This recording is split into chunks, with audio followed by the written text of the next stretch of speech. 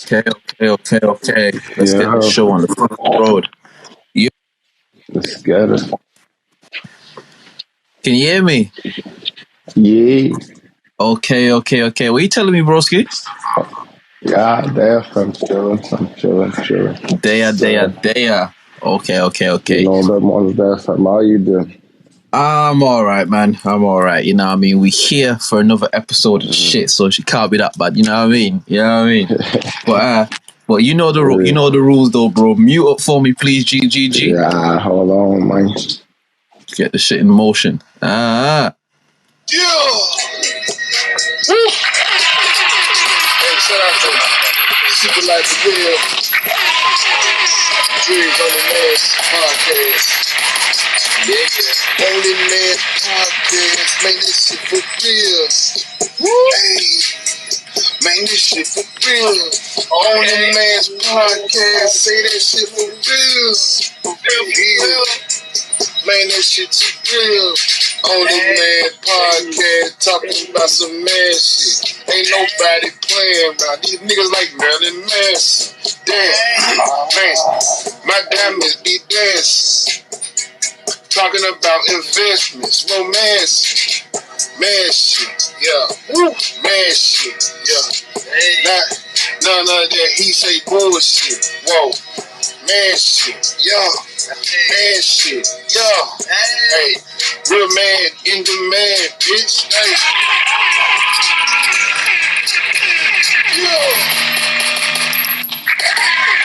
You know what it is? You know the fucking vibes. You know what I mean? Yeah, I'm saying we here now. We Properly here this now. time. Yeah, you get me. Peoples, you know what it is. This is the OnlyMans podcast, episode 96. Like Jordan and Chicago Bulls champions year, my nigga. You know what I mean? Episode 96 of the OnlyMans podcast here. So what I need y'all to do, if you're listening on the stereo app, you know the roll call already. Hit the YouTube, go to the YouTube, subscribe to the YouTube. It's all so simple. Man. It's all so simple. You know what I mean? And if you on YouTube listening to this shit, I'm gonna tell you the truth. You lack it if you ain't subscribed already, fam, because you already there, bro. All you gotta do is hit the button and listen. Look how many hours of content we gave y'all. You know what I mean? What's the maths on that, Will? What's the maths on that? Say we started uploading like around episode 62 to YouTube, and they all 4 hour clips. Don't start me doing that. What's the maths on that, bro? That's a lot of hours of just content, right? That's a heck of hours, fam. You know what I mean? So, and listen, man, we ain't put this behind no paywall. We ain't put no YouTube ads on it, so y'all can just get the real shit. You know what I mean? No ads in the middle of that shit. Because I hate that, you know, when you listen to something on YouTube and like, or watching something or whatever, and just an ad will come up, but now you can't skip the ad. You've got to wait, sit there like a dickhead for 7 seconds. And then the second ad comes on after that, and it's like, blood, what is this, bro? You know what I mean? So it's like... Yeah, that one there, fam, that one there. Blood. You know what I mean? So we ain't doing none of that to y'all. You know what I mean? You can listen right through clean. Stop it when you want to stop it. Do you get what I mean? So make sure you subscribe to that YouTube, man. Follow the Instagrams and the Twitters and all that and all that. But really, the YouTube is where you need to be at. Do you get what I mean? So all of that is now said. You know what I mean? My guy, how are you? Yeah, I'm all right, man. Just a little tired early start today. You know what I mean? Yeah. How about you, man? Is early? Like 7-ish, 6-ish. Okay. Early for me. How you like construct your day? That's quite early. Yeah. Like, yeah. What was you doing? Usually, like, I just was up from, and then I like made the beat for a bit. It's actually pretty dope. And then we went to the court for a bit with Mags before he left. Right. And then just been here. Oh, so it wasn't like you got up at 7 for a specific thing. It was like you just kind of not for specific reason. Oh, okay, you was just up and got active. Yeah, one of them, fam. Okay, well that's all right. The sleep cycle lined up with the proper daytime. For once. The amount of times I've called this guy at like 11, 12, even one sometimes I'll belly me be like, yo, fam, yo. I was like, bro, get used to the sleep. Nah. Yeah. But it's not because he lazy or nothing. It's because he be up like nights, you know what I mean? Like, do you know what I mean? Yeah, nah, these times I would have gone to bed at like 5 from. Yeah, exactly. 6 or so. You know what I mean? Oh, So yeah, it's like, don't judge too harshly from. it's like this flip this way around, you get me? But now, what's Mag saying anyway? What's my guy saying? Nah, he's good, man. He got back on the train earlier on still. Oh, he didn't fit? Back. No, he wasn't driving this time still. Oh, nothing. Yeah. Nah. To be fair, if I was a pettier person, like if I was a more insecure, pettier person, I could definitely feel a way about how much Mags and Terrence and them will come up to your size. I just don't have a clue, bro. Like, I'll be like, oh yeah, Mags is like, oh, swear down, yeah. Oh, big. And Mags like, yo, what you saying, Driz? You good, yeah? I'm like, I'm good, bro. How are you, bro? How are you? You know what I mean? I always told them, like, I don't understand, fam. Like, you're going to wait for me to be there for you to link up. You're like, let's go to each other, fam. I know, man. It's bad, bro. It's bad. Niggas in it. It's just how it be, man. It's calm, you know what I mean? It's one of them. Yeah. All right, bro. Where do you want to start this week? Where would you like to start? Where to begin? We talked about the Gold Mafia people last week, right? Gold Mafia? Yeah. What the hell is that? Oh, my boy. I don't know. Inform me, bro. Educate me, bro. I have no idea. Okay, so basically, yeah. The Gold Mafia is basically like a 2-in-1 service kind of deal, yeah. It's like you got their cash that need cleaning, they got gold that need exporting. So they're going to do this twist and this turn. They're going to take your gold, you know what I'm saying, get it certified properly, boom, take your this, set you there. Your money doesn't even enter here, fam. It goes to another bank account in another country where the broker is, where they get the gold now. Then y'all swap, and then you get the gold. Your courier take you the gold, the courier take them the cash. Except the cash doesn't blood. It's mad. It's mad, fam. Right. So but people like, are like buying gold bricks type shit, like. Nah, but gold, fam. I'll put it like this: on a small scale, yeah. There's like one guy, yeah, doing one trip, yeah. This one trip, yeah. He had like not loads, like 5 kilos, not a huge amount, yeah. Right. But this is one trip, fam. And this geezer does this like 14, 15 times a month. Oh, so he's up. Oh no, it's not just one guy though. This is what I mean. It's like it's on such a massive scale. So like they basically got like all the presidents and shit like in their pocket, fam. Because all them men are also like doing that shit. Right. It's mad, fam. Yeah.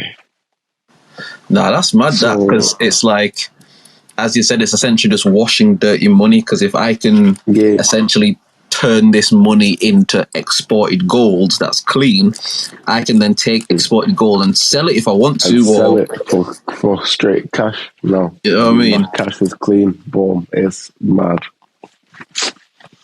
Yeah. That's crazy. That is crazy. Yeah, fam. And like, surprise, fam. Our fucking government guys and shit, and they fucking homeboys are up there as well. Fucking oh yeah, but you've been all that though, innit? Nah, but like not just like shoulder rubbing with these niggas, but like they're the facilitators. Yeah. Nah, yeah, they're the ones that will procure the gold for like it's fam. So where are they getting all this gold from? From wherever the countries that they're doing the deal in. So like Zimbabwe, South Africa, Zambia, them sort of places. Kenya, Zambia, wherever you want from, wherever there's gold there from. Because you have to think like they right there doing to a degree, like the gold reserves are only thing, unless there's just mad gold reserves there, which wouldn't surprise me. Bruh, there's so much gold there, fam. Like, a lot, fam. Wouldn't surprise me. Yeah, nah. There's a lot, fam. They've been digging that shit up since I don't even know when, fam. Since at least I know where I was born, that shit was happening. Right. They still ain't ended yet, fam. Like, don't look like it's ending anytime soon. Bruh, they still out there digging, fam. And finding more, fam. No, that's wild. That's wild. Out there, fam. It's kind of like the art world, innit? Like, it's the same type of premise, you know what I mean? Like, a lot of those guys that are in the art shit. Because I used to always think, like, yo, why are motherfuckers buying a painting for $20 million? What kind of bullshit is that? Like, someone fucking dash paint at a canvas, $20 million. Like, are these niggas high? But then, like, when you break it down and shit, and you realize, like, oh, these niggas is laundering money, bro. You know what I mean? Because if I just purchased this painting, now this painting is, what's the word? Not accredited. What's the word they used? Like, it's valued at that price. There's a specific word, man. It's evaluated. Yeah. Essentially, it's now evaluated at that price, innit? And the painting will hold that price. It's not like it's not a deteriorating product. To get what I mean? So once something is priced at something, that's the price of it. You know what I mean? And also, fun fact with the arching, like there's some kind of wacky loophole where however much like that artwork costs, is deductible from your like end of the year like tax bills and shit. And there's some kind of wacky loophole there where it's like, if I spend 100 million on like this, I don't know, fucking Van Gogh painting real quick, like that means, you know, it's tax deductible, especially like say if you are licensed as a collector. Any art purchases you make, bro, that's tax deductible. You know what I mean? You might end up paying minus 50%. Yeah, trust me. I mean, my 50%, guys. And a lot of them, man, bro, like it's a deeper thing. But a lot of those guys, like they use the artwork or the art collections and shit as collateral for shit, bro. Yeah, you know what I mean? Yeah. You know how like they check our credit scores and shit. These niggas ain't got no credit score. It's like, I need this bread, yeah. So I tell you what, bro. This painting here, this Van Gogh is my collateral in it. Anything go wrong, you can just have this shit. Do you get what I mean? Like, you can just have that. It's mad, bro. It's a whole different game. So that's a whole nother, you see, because that's a whole nother revenue stream. Yeah. You take that 3 million, flip the it's fucking, goddamn. Yeah. It's a crazy world, fam. But you know what the wickedest thing about these gold mafia geezers, especially like in Zimmy, it's the church leaders, fam. They're they're poking their heads in the midst, fam, talking about, I'm right next to the president, shit. I can get you a meeting for 200K with, man. What the fuck? I thought you was a church guy, fam. What are you doing with these, man, talking about you can get meetings? Oh, I can take the shit across the border for you because I got deployed. What? Yo, a lot of them, man, there, bro. A lot of them niggas is scammers of the highest. Money launderers, fam. Nah. Figured it, fam. It's money laundering, fam. Yeah, what do you think scamming is? What do you think scamming is, bro? What do you think scamming is, bro? It's like man saying, like, you know what I mean? You a musician in it. It's like, nah, bro, I'm a rapper, fam. It's like, well, all right, bro, you know what I mean? Nah, it's different, fam. More specific, I'm saying?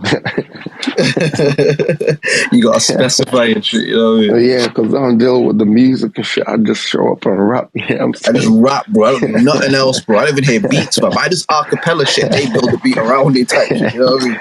Like, in fact, I never even wrote a verse, fam. I just rap, fam. And then go home.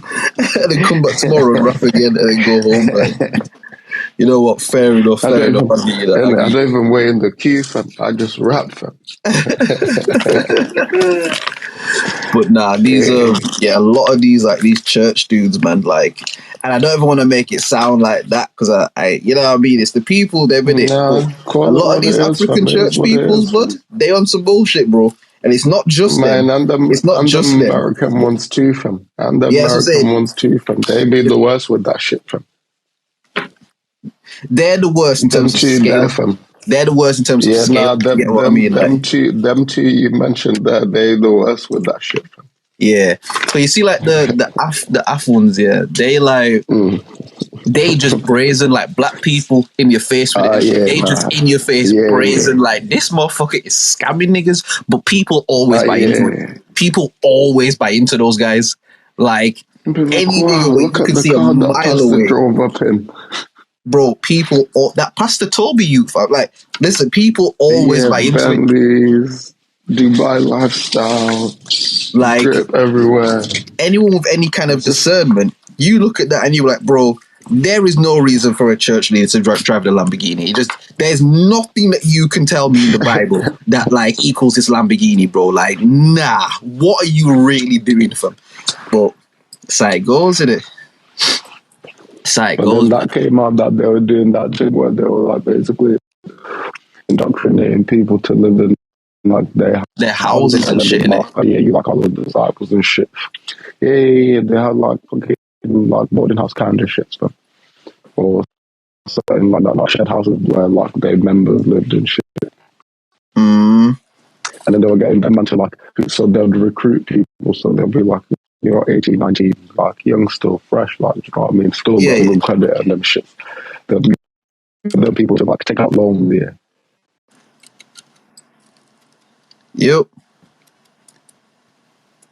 They just keep them. And all them people will like, if let's say there's like some kind of special event or something, like they all gotta like share clothes and shit, and they all gotta like swap around and shit. So that it was a mad fam. The shit that was coming out about that SPAC Nation shit, because that's them man, isn't it? Toby and them man. Yeah. SPAC Nation. Yeah. No, they were on a whole different time, bro. A whole different type of time, bro. Like, because to a degree, if you're like a wicked enough like lawyer and shit, you could probably get a human trafficking charge in there if you wanted to. You know what I mean? Like, you could probably find a way to get a human trafficking charge somehow, fam. Because you know what I realized about that as well, human trafficking. You know what I realized?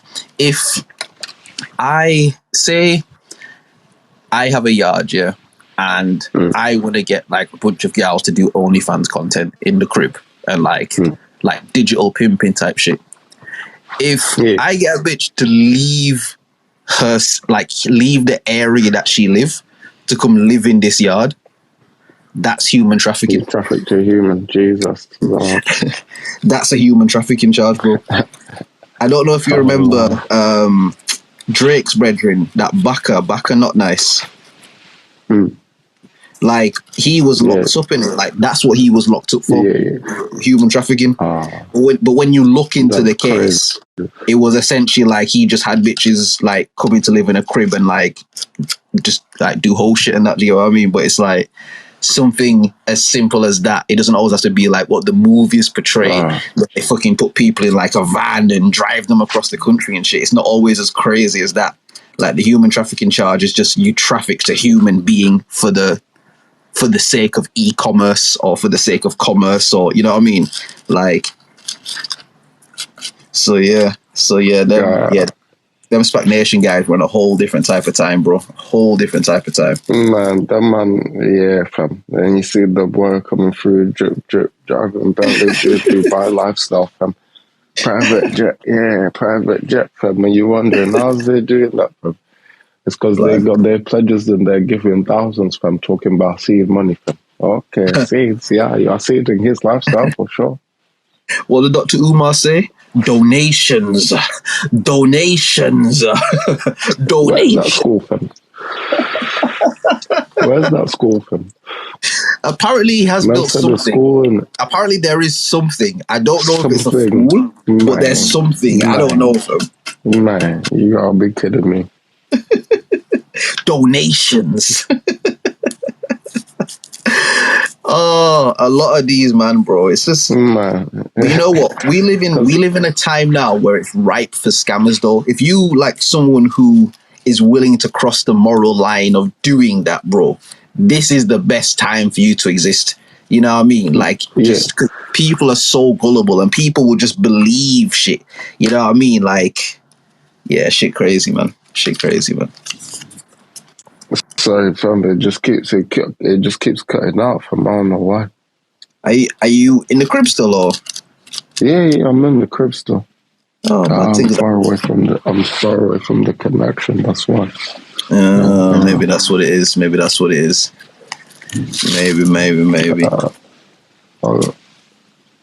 I'm closer to it now. Right. Yeah. Hopefully that will stop it from like. No pun intended. I mean, you know what I mean? Can you even say that anymore? Nah, you definitely can't, bro. I'm talking about Spac Nation, bro. We just talk about Spac Nation, innit? Like, I know. I can't believe they got away with calling themselves that, fam. To be honest, that was egregious in itself, fam. Because think about it, fam. Think about the deeper play in that, fam. You basically calling these people dummies from the offset, fam. Calling them a nation of dummies, fam. And then you suck them in, and you make them get loans for you, and then you leave them high and dry, tell them to fuck off. Yeah. And you know what? Peak, fam. I would be inclined to believe that they are dummies, but the only thing that sets it apart is, like you said, like they would take young people or new internet.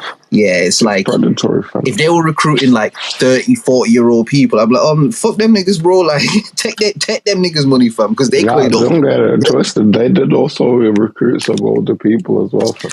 But you know what I'm saying, though, innit? You know what I'm saying, though, innit? Like, it's like you said, it's people like that and those sort of like organizations and shit.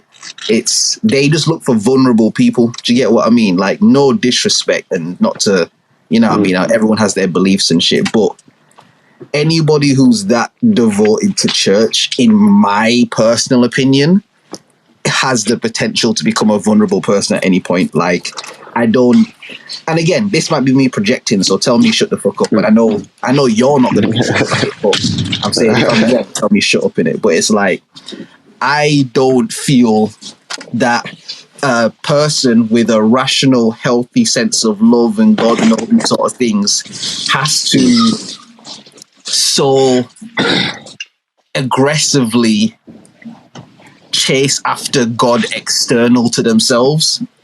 So I'm not just talking about people who go to church, but I mean the type of people who would be drawn into these sort of shits. It's like someone who is that desperate to find like peace and solace and like, you know what I mean? That sort of shit. It's like they're always going to be potentially vulnerable people. And it's like I said, it's a predatory thing from the time the church asking niggas for money, bro, and expecting money from niggas. It's like, again, shout out to my guy there. Like, he said the sickest thing ever was. He was like, yo, do you want to know how I knew church was cap, yeah? He was like, they say this is the house of God, innit? They say God lives in here. Like, this is the house of God. God. You know the way he does it, fam. But it's like, if this was the house of God, then why are these niggas paying electric bill?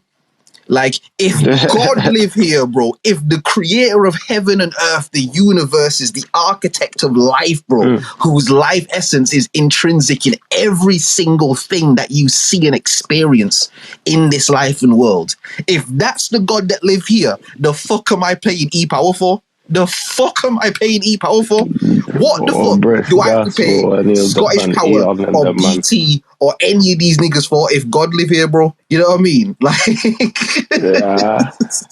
listen, it's a peak one, fam. And it can sound like a dumb thing to say. It can sound like, oh, come on, be realistic. But I mean, if you just think about it, this nigga get up here every Sunday and tell me that this is the God of this and God can do this and there's nothing greater than God and God and God. Well, brother, the tax man's clearly greater than God. You know what I mean? The tax man be kicking God ass. Well, actually, I redact that. God told the people to pay their taxes anyways, fam. So they linking up, fam. They in accord anyway, fam. Yeah, God said to the taxman, yo, listen, yeah, I'm not gonna pay you because I'm God and shit, but like, nah, charge them in it, charge them, bro. Like, charge it to the company card, fam. Bro, oh, fam, fuck off. That man got it. That's the company card in the tax bucket. That's crazy. Yeah, that man got it from. God be looking at like Shiva and them, man, like with all they drip on and that, you know what I mean? 4 arms, elephant head, big chain, big this. Christian God looking at these niggas like, man, nah, fuck that, bro. Nah, bro, nah. I'm the God of Abraham, nigga. Fuck that. Now I'm getting my shit right. I need a golden staff up in this bitch. You know what I mean? I need some 50,000 thread count fucking shits. I need my sandals to be made out of pure gold. Like, no. Go tell them to offer it up, fam. Tell them Jesus coming back again, bro. No. You know? Can't have Shiva out here stunting on man like this in the afterworld, bro. Like, Shiva out here killing this shit, bro. He got all the angels on him, fam. You know what I mean? God, this and all that man just dripping his gold. And he's just chilling with this little cross, fam. His little Jesus piece. His one cross, the one Jesus piece that used to be hard back in 04, innit? In 04, that Jesus piece was killing blood. You know what I mean? Listen, the day that he saw that giant gold statue of Buddha, he spat his coffee out in the morning. He spat his coffee right out. This nigga's just what the fuck? This fat ass nigga, y'all got a statue of this fat ass nigga, man. Jesus, like, nigga, they tell me he's making the statue. These motherfuckers put me on a cross, nigga, and it wasn't even gold, bitch. It was wooden. Like, you're just going off, bro. Like, just complaining about all the shits. Peak. Man said, yo, how Kendrick take my crown of thorns and his is diamonds, bro? Like, what the fuck? Why? Run the Times basket in it, cause they play with me. They play with big Jesus in this. Swap the card, fam. Yeah, it's big Jesus, fam. You know? Yeah. Swipe the card, fam. Them man got Swipe that shit, but nah, cause they play with me, bro. How they giant golden fucking Buddha, fam? What? You know what I mean? Man. Oh, that's at least there's a big Jesus in Brazil, fam. Yeah, but you think Jesus' small ass is gonna be liking that shit now? I keep telling you, bro. He was damn homie in high school. You was the man, homie. You know what I mean? You go back, bro. He was the guy in it. He was him, bro. Like he was him back then. Yeah, nah, he was. You come to these times now, bro. Niggas is like, I don't know, fam. Scientology, bro. I don't know. Niggas got all sorts of shit now. I know about this Jesus guy. You know what I mean? Like, there's Andrew Tate in it. Like, bro, these days is wild, fam. Like, niggas is doing everything these days, bro. You know what I mean? Andrew Tate, you know, bro. Oh man, fucking Andrew Tate. Andrew Tate. Bro, listen, couple of these loser like online niggas worship that nigga like he the guy, bro. You know what I mean? And okay, let me not do that because that's mean. Let me not do that. Let me not call them losers. But there are definitely a lot of losers who are into this nigga shit. But I don't think that everything that this nigga says is terrible. I'll say that. Like a lot of the shit with like women and stuff like that, it's like it just reeks of low self-esteem. Do you know what I mean? Like I've just never been a guy, like you don't have to fucking destroy a woman's self-esteem to make yourself feel better. Like that's just weak, innit? But I've definitely heard him speak about some shit where I'm like, that makes sense, to be honest with you. Like I kind of, you know what I mean? It's not. But I've noticed about myself, and I think I said this on one of the pods before, like all of the most problematic people in the world, like all the people they say are the most problematic, I've heard them talk and agreed with at least one thing they've said. Like any person you name, bro, it's like, yeah, I mean. Yeah. You know, brother, you got a point. Goddamn. You know what I mean? Hey. Have you seen the speaking of the Andrew Tate, you seen the video of him like smoking a cigar coming out of jail, like paced up and down the room and shit? Oh yeah. Bro, the internet is undefeated, but because some of the memes I have seen for that shit are fucking hilarious, fam. There was one meme that's again, it's him paced up and down the room smoking a cigar and shit. And the caption is like, Year 7 me at 9 p.m. trying to figure out how I'm going to tell my mum that I need the ingredients for DT food tomorrow. Hilarious, fam. Fucking hilarious, fam. One of them was like 10-year-old me contemplating how I'm going to run away after my mum gave me an arse whooping. Like just funny shit, bro. Like some of them memes are just fucking hilarious, fam. Right. I didn't see no memes, but you know what I thought? My immediate thought. Right, he can grow hair. You know what my thought was after that, bro? but I see why he doesn't. But I see why he doesn't, bro. It's like, oh shit, he really can grow hair, bro. But yeah, you can't be talking about alpha male and all that sort of shit with that receding ass hairline, bro. Respectfully, he should help Tory Lanez and get his hairline guy from. Help Tory? Nah, Tory got his shit patterned from. Why do you think that nigga in jail? No, I'm saying he should hit him up in it and get the contact details. Well, to be fair, if you remember, like there was an interview time ago when Tiger came out and said that Tory hit him up in it. Because Tiger debuted his new hairline and Tory hit him was like, yo, who's your guy, bro? These niggas are sick in it. These niggas are fucking sick in it. Like it's fashion Paris. Bro, he debuted his hairline, bro. What the fuck? I came out in public with the hat on and then he was like, are y'all ready? Y'all ready for this? Do. I was like, hold on, I'm going to play my new single. But no one cared from they came for that. They came for that. They want to hear no music, but we're trying to hear no new Tiger release. We don't care about none of that shit, bro. Show us this airline, bro. I say, yo, when the beat drops.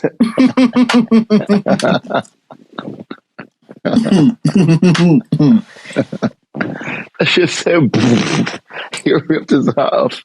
The cameras were mad from. Bro, record scratching everything in it, like everything, but hear people gasping in the background and shit, like. Boy, he was head top looking like the briefcase in what's that movie called?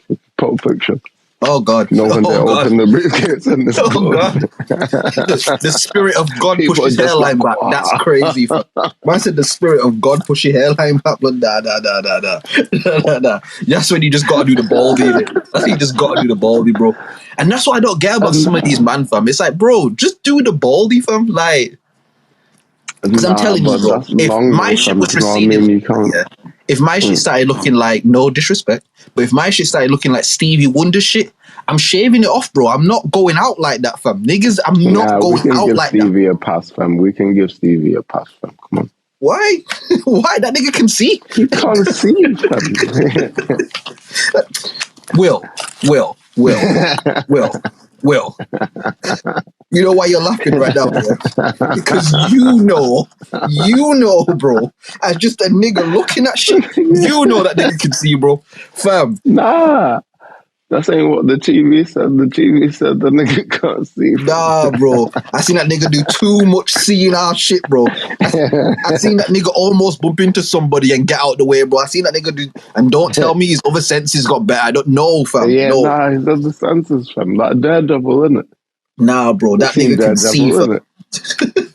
Yes, I've seen Daredevil, Will. Nah, he can hear so good he can see, fam. That's how it works, bro. You see that shit? When he's like doing the tap. Like a bat, like fucking sonar and shit. Nah, bro. Man said he's doing echolocation of the piano keys. That's rude, you know, fam. That's rude. That nigga, he's standing on stage singing the shit. The microphone fall over, he reach over and grab it. Brother, like that nigga done way too much seeing that shit. He done way too much. I need both my eyes to see shit. You get what I mean, bro? Like, nah. Nigga can't tell me that he was not blind, bro. Like how he did that. Yeah, nah, that shit was hilarious. But then, that hairline is the wild one, fam. It's like them dreads are just hanging on, fam. They're just trying to hang on, fam. Bro, it's like, fam. If this nigga's supposed to be blind, and people around him, his handlers, family, friends, somebody gotta tell him his shit is going out bad, bro. He is down. His hair is down bad, fam. I'm telling you this, Will, if my faculties leave me for whatever reason, bro, and I can't keep my shit together, don't let me go out like that, fam. Don't let me have 75% scalp and 25%. Do not let me go out like that. You supposed to be my brother and love me. I've told you on and off the mic, bro. I've told you, bro. I need real niggas around me who are willing to tell me the truth when no one else will, bro. I need that. Do you get what I mean? I need someone to pull me aside and say, Driz, you going out bad right now. Like, do you get what I mean? Cause Stevie shit look crazy, fam. But I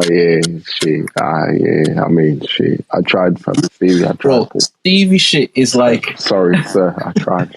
Bro, that's crazy. I didn't say anything yet. That's so wild, fam. Oh, you know what? Fine. I'm gonna allow it then. Because you're right. I was gonna be mad. Nah. This is what I said, and I called him bro. That's crazy. What did you call him? I called him bro. Oh. I said, bro, I tried. Oh, yeah, calling Stevie Wonder bro is crazy. Okay, no. Oh, but now. Flipping. Still. Nah. All them, back to the church scammer thing for a second. Like, all them man there, bro, it's such a, again, having grown up in church and shit, and like, what's mad about church and shit is like how many things. It's similar to the hood in the sense of like there are so many things that aren't normal that are normalized. Do you get what I mean? Like there's so much shit that it's like when you get out of that bubble, it's like, oh rah, bro, like this, like people don't just live like that, or people don't just do XYZ. It's like, but that's the whole thing with those sort of communities and shit. Like they gatekeep their communities in it, so they might let you in, but they don't really try to let you out type shit. Do you get what I mean? So you get indoctrinated with their shit, and you walk like them and talk like them and dress like them and all kinds of bullshit. You know what I mean? Yeah, it's indoctrination, isn't it? Yeah. Culture, sir. Culture. Culture. Cult. Yeah. See, we didn't have culture, fam. We had customs, fam. I see. It's a different thing, traditions and customs, innit? Yeah, exactly. It's a different thing, fam. Yeah, for real. And rituals and all these other things. It's these niggas that came with this word culture, bro, and reverse psychologized the man them to take that on shit like it was their shit, bro. Bro, in the first place, we ain't even know what all that was, fam. We just were there, fam. Yeah, just existing and being and thriving, fam. Yeah, because again, I feel like the being that our lineage was so much more in tune with this whole world, not just like, oh, the flowers and the trees and the birds, like not just fucking that, but like actually really in tune. Remember, again, it was a previous episode, not the previous episode, but a previous episode, and you were talking about how you just go down to the court sometimes, just ball out and stuff, and we're just talking about how crazy it is that your brain has figured out like the geometric science of how to like shoot a free throw, like, and we were just talking about what it actually, like what your body actually has to do that, like the high level of maths that you're doing in like a split second, you know what I mean? In a split second, and it's like it's like a similar type of thing. Do you get what I mean? It's like a similar type of thing in the sense of, I believe that our lineage, those that came before us, that we draw our DNA from, like they were just so in tune with shit. Like I remember a story my dad told me when I was younger, in it, and he was, again, a similar sort of thing. He was just saying, you know, when, you know, he used to live back in the islands when he was a kid, like he used to see people do like supernatural shit in it, like shit that today you would call supernatural, but just as a kid, it's just kind of the shit that people do. But he was telling me a story about like an older guy or something, and there was like a fruit on a tree, it might have been a mango or something, some fruit on the tree, and my dad must have gone over because he's trying to get the mango and shit, and he's like taking the mango like off the tree, but the mango ain't ripe yet or something. And he said the guys like come over to him, talking to whoever, and he's like, yeah, nah, you can't eat this yet, man. If you eat this, it's gonna mash up your belly, you know what I mean? It's not good yet. And my dad was like, he took the mango and he held it against like the branch, and he like spun it. Like imagine how you like spin something with your hand, so it like spins fast. He like spun it and he said the fucking mango went back onto the tree, bro. Like he said, he put the mango back onto the tree. And I'm there like, oh, Dad, please. Oh, Dad. Like, he was like, yo, Dre, listen to me. I'm telling you, he took the mango from me. He held it up to the tree, kind of lined it up, like made sure the thing was in line with the store. In the right place or whatever. Yeah, he put it in the right place and he just spun it one time. You're not even like where you hold something and you turn it and hold it and turn it and hold it and turn it. He just like, you know, when you almost, like where you almost like just run your hand across something really fast. Yeah. Like the Beyblade kind of effect. Like you just that type, like he said, he literally just spun the thing and it spun back onto the tree. But he's told me like a bunch of shit like that, bro, from like when he was a kid. He's told me like a bunch of different stories. And even my mom's told me like just little things, in it, like just little shit. You know what I mean? It make you wonder, fam. Yeah, but it's like you're clearly were tapped into something else over there. Do you get what I mean? Like you're clearly, there was something else going on, and that's one thing. It's the food and the sunlight. And the air and the water, and again, not even to make it a racy thing, but deeply melanated people, when they exist in communities onto themselves, like even if those communities have been like infiltrated before, whatever, like when deeply melanated people exist in a space where it's just melanated people, I do believe there is a different energy that's conjured up like in the surrounding areas. I just believe like the nature of the environment reacts to these people. Do you get what I mean? Like, yeah, true.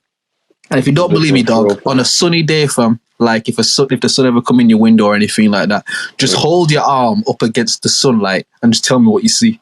You know what I mean? Just hold your arm up against that shit and just tell me what you see on your arm, bro. Like, there's a different kind of connection to this shit.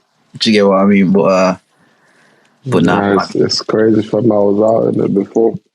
It's like a charge up, fam. Yeah, it's a different. Like being on charge, literally. Yeah. Nah, it's the sun and the melanated people. There's a connection there, fam. But I guess that's the whole point for the whole deception and the whole fraudery and what. Yeah, for real. You know what I mean? Because really, this is not such an unnatural existence. Is not really our kind of thing, but it's our, I guess, participation power that like powers the shit. Oh yeah, absolutely. So because we just keep participating. We're an adaptable people, and again, that's not even just black people. Like human beings on a whole are like built to adapt. Do you get what I mean? And I think again, it's what I was just telling you about the church shit. Is like any kind of stimuli or surrounding or whatever you place somebody in, if they're in the shit long enough, they will find a way to navigate within that shit. Do you get what I mean? Like, whatever that may be, whether it's detrimental or not, or like, we're an adaptable people. Do you know what I mean? Do you get what I mean? I get you, man. Yeah. Nah, but it's just, the church thing is just a mad thing, because I fucking know. How are you going to pull up to your mega church from? You got thousands of people lined up outside. You know, like, the majority of them people's, like, there with their last few, trying to, you know what I mean, see some miracle in their life. And the way they're going to do it is by giving you their last few. That's nice. That's crazy. That's nice. And it's like, not only are you willing to take their last for the sake of your own shit, but you're actually willing to coerce and manipulate people into giving you their shit. Like, it's not just because, again, there are certain situations where, say if there's a guy who he might be a pastor or something, but he might genuinely just be trying to give the word and just trying to uplift people and and if people want to show gratitude by giving money, I'm not mad at that. That's what tipping is. Do you know what I mean? Like, I'm not mad. Man compared that to tipping, bro, like a strip club. That's crazy. That's tipping from that's wild. Well, that's what the pastors is doing, bro. That's what the pastor's doing, man. The pastor up there shaking ass in it. Like, he up there putting on a goddamn show, goddamn it. Like, you know what I mean? I also heard another thing. I don't know. That's unverified information, fam. Nah, do it. You've prefaced it now, fam. So, right. So the unverified information is that don't get mad at me. This is just what it is, and I'm gonna just say how it is, what it is, what it is. Will's I can see Will violating me right now. You know, if I'm like, just that little don't get mad at me is like, yeah, don't get mad at me. But like, any nigga called Drizzy who's got dreadlock hair and like any nigga like that, bro.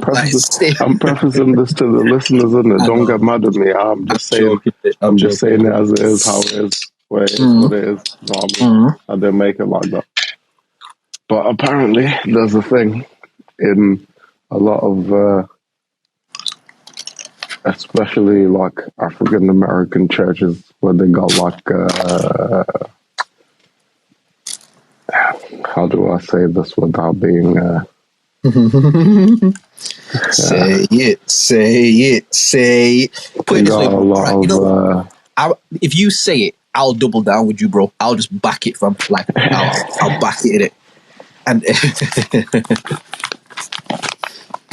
all right, so basically they got a lot of the alphabet folks doing their thing, fam. Like fam. And apparently like the ones that do that, it's like them showing that like they are down for the brotherhood or whatever. It's like them showing that like they part of the thing, and like they shit is like one of the little traps that they set or whatever. Brother, there's a pause as well, deeper, because you can't talk about this and say deeper, bro. Yeah, pause, man.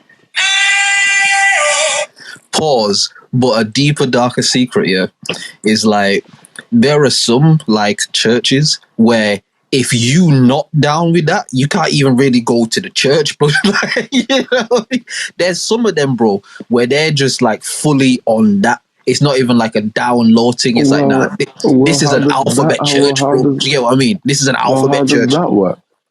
Brother, hey, they made it work, bro. I tell you all the time, I'm a living contradiction in it. Like, I know that I can be a contradiction. So, yo, I don't know what to tell you. Anyways, I've said it to you. I've said it to my girl, my mums, whatever. Listen, I know that I have the capacity to be a hypocrite in it. I don't try to be, but I know that I can be in it.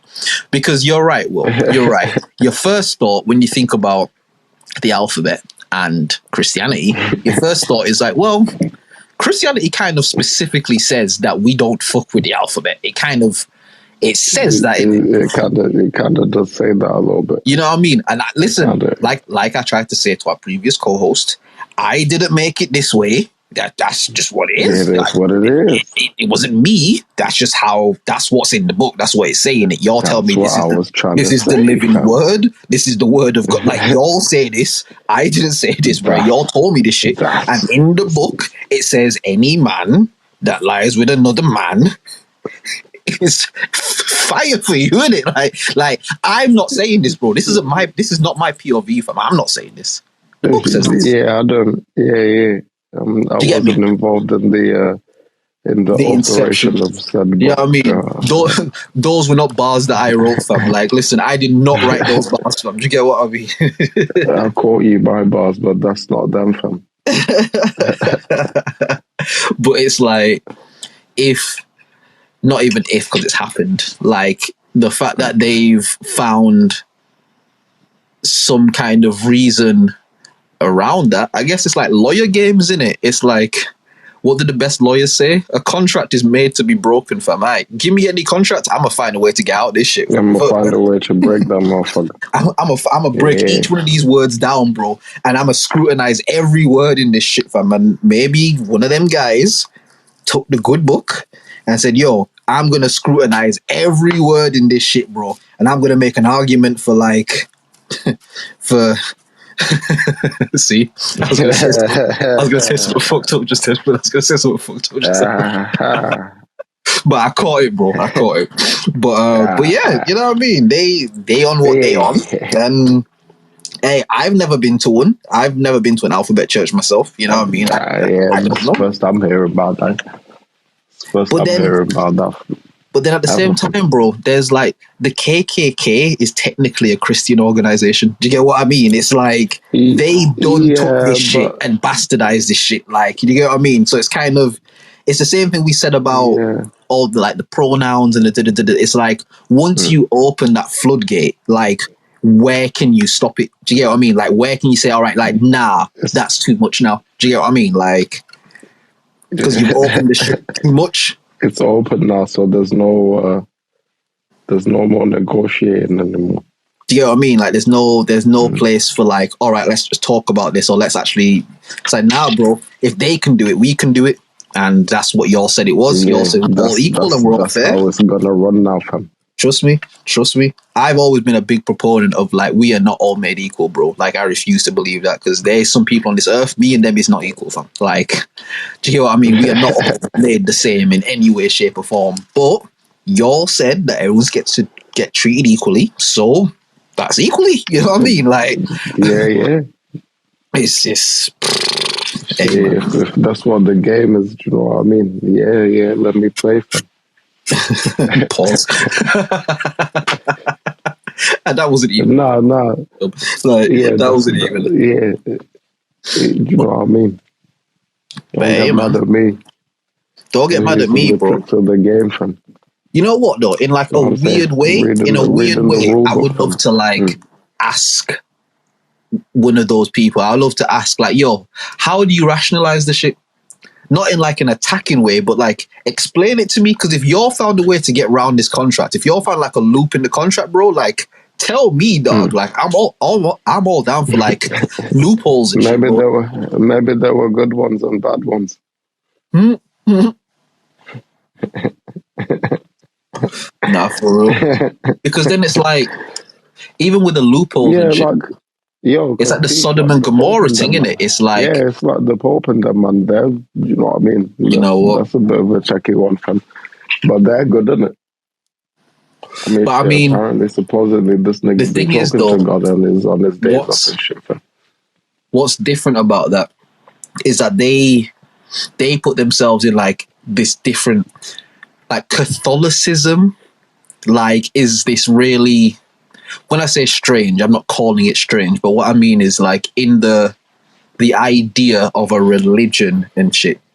Catholicism is both a religion and not a religion, meaning it is just it's an offshoot. It's an offshoot of Christianity, but it's also not Christianity at all. Do you get what I mean? It lives in this really vague space. You know what I mean? It's like this really. I don't know. And the fact, bro, I've said this so many times, but the fact that motherfucker live in Italy, but he said, yo, this little bit of Italy is not Italy, bro. This is my shit, man. Yeah, this is my thing now, fam. And Italy said, nah, you got it, bro. You right, fam. That's your shit, bro. Like, the fact that motherfucker lives on sovereign land, bro, like, they on some... Yeah, they on some different type of time, bro. Like, yeah. Them motherfuckers... the block to take the bag, fam. Bro.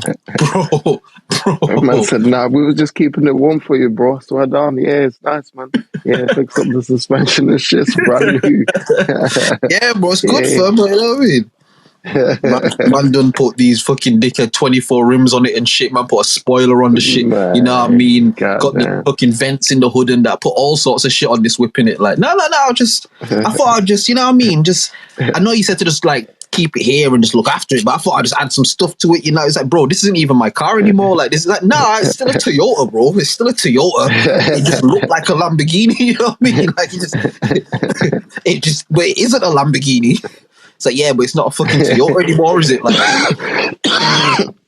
but again, bro, you have to remember, not even to make the shit serious or nothing, but it's like, you have to remember, bro, like, these motherfuckers was fucking little boys for years, bro. Why? You think they've stopped? You know what? You're right. I said was. Bro, did you hear that news story that came out maybe about just under a year ago, maybe 6 to 9 months, give or take, about fucking that Catholic church in Canada, bro? There was a Catholic church in Canada, and for anyone who doesn't know, there was a Catholic, and they exhumed like the grounds in it. They like exhumed the grounds, and they found fucking hundreds and thousands of child skeletons and bones under the grounds of this place, bro. Yeah, it wasn't like one or two people. Whole, bro, like children's bones under the ground of this place, bro. Like they've been on some different shit. You know what, bro? You know what? I've got this new saying that I use with my girl, and it's like, whenever I have a strong opinion about something, and then I get like new information, I call it like a U-turn on the highway. In it, it's like, because I will completely change my opinion if someone presents like more information. After this conversation, you know what, bro? Pastor Toby and them live, bro, live. Fuck that, live. Man said live, bro. No one saying anything about these, man. Yeah, let them man be in. Yeah, bro, because there are children bones under the church, bro, and no one said a fucking word, fam. Let Pastor Toby drive any way he want to drive, fam. Nah. They said a word, fam. They said a couple words, fam. But bro, all right. Put it this way, yeah. Imagine if they found them shits under Pastor Toby's church. Oh yeah, he in jail. Like, jail, my nigga. You might see the first nigga get sent into split space and blown up, bro. They gonna find a whole different kind of punishment for a black nigga killing white children in a church. No. They gonna find the old school shit, fam. My nigga, business, fam. My nigga, they would like reinvest into like the evil sciences and shit to find a way to bring people back to life, so that they could cut this nigga head off, bring him back to life, draw and quarter this nigga, bring him back to life, electric chair this nigga, bring him back, bruh. They gonna kill that nigga at least 22 times, bro. Like, you know, like. So nah, fuck that, bro. Pastor Toby, live, bro. You right. But yeah, stop stealing from the people, fam. They need help. Yeah, that's the only thing. Go get them, fam. Go get them, bro.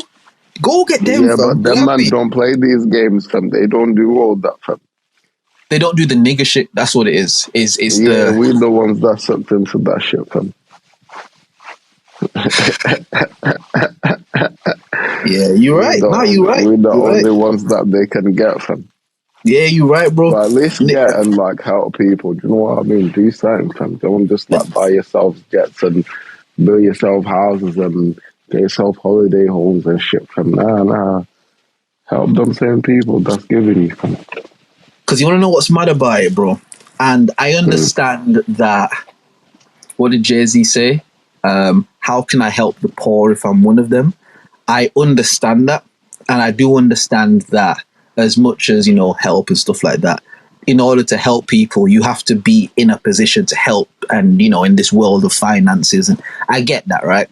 Yeah. But at the same time, it's like, don't people get that especially when you're in a position to be able to do it and it's not going to kill you and shit? Like, when you actually help, bro, then people will never leave us. Like, bruh, like. But even bigger than that, it's like you can get richer still, fam. Yeah, that's what I'm saying. It's like, bro, when you actually help, bro, them motherfuckers will spend the rest of their life giving you shit. Like, that's what these fuckers do. Like, they keep trying to squeeze people for the right now shit, and it's like, bro, if you actually help these people, that these vulnerable people and shit, these people that are looking for a savior and that, bro, if you actually help them, bro, do you think they're going anywhere? They doubling up on the donations, bro. If Dr. Umar actually opened this school, like, do you know how many of them people that fuck with that shit are going to be all in, bro? Like, do you know what's really cool though about them churches? They got people that look like church goers that are actually part of the thing and part of the like whole production and shit. Fam. Oh yeah, bro. So make it look like, when last week when I gave 10 racks here, And then this week I miraculously pull up in like a fucking Lamborghini Urus or some shit. You know what I'm saying? Yeah, bro. With my suit and with my Rolex on the shit, I look like, you know what I'm saying? Bro, listen. But really, I'm one of the inner circle guys. Yeah. Listen, I studied drama and went into acting school as a kid. When you put it on a production, you know the first thing that you need? A cast, bro. You need a cast, bro. you need the people to act this shit out, fam. Like, yeah, you can do a one-man show, but if you do a one-man show, you know what happens? The people know it's a one-man show. Do you get what I mean? Like, and everyone's looking at you.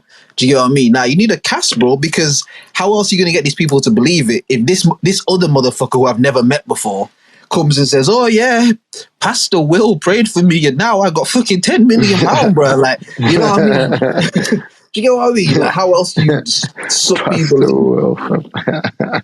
Bro, listen, in like a funny kind of thought and shit, you know, when you have like them down times where like the pockets may be hurting a bit, I thought to myself, man, again, like all this rapping that shit, I should just fucking start a church, bro. I should start a church and start going. Yeah, man. I've said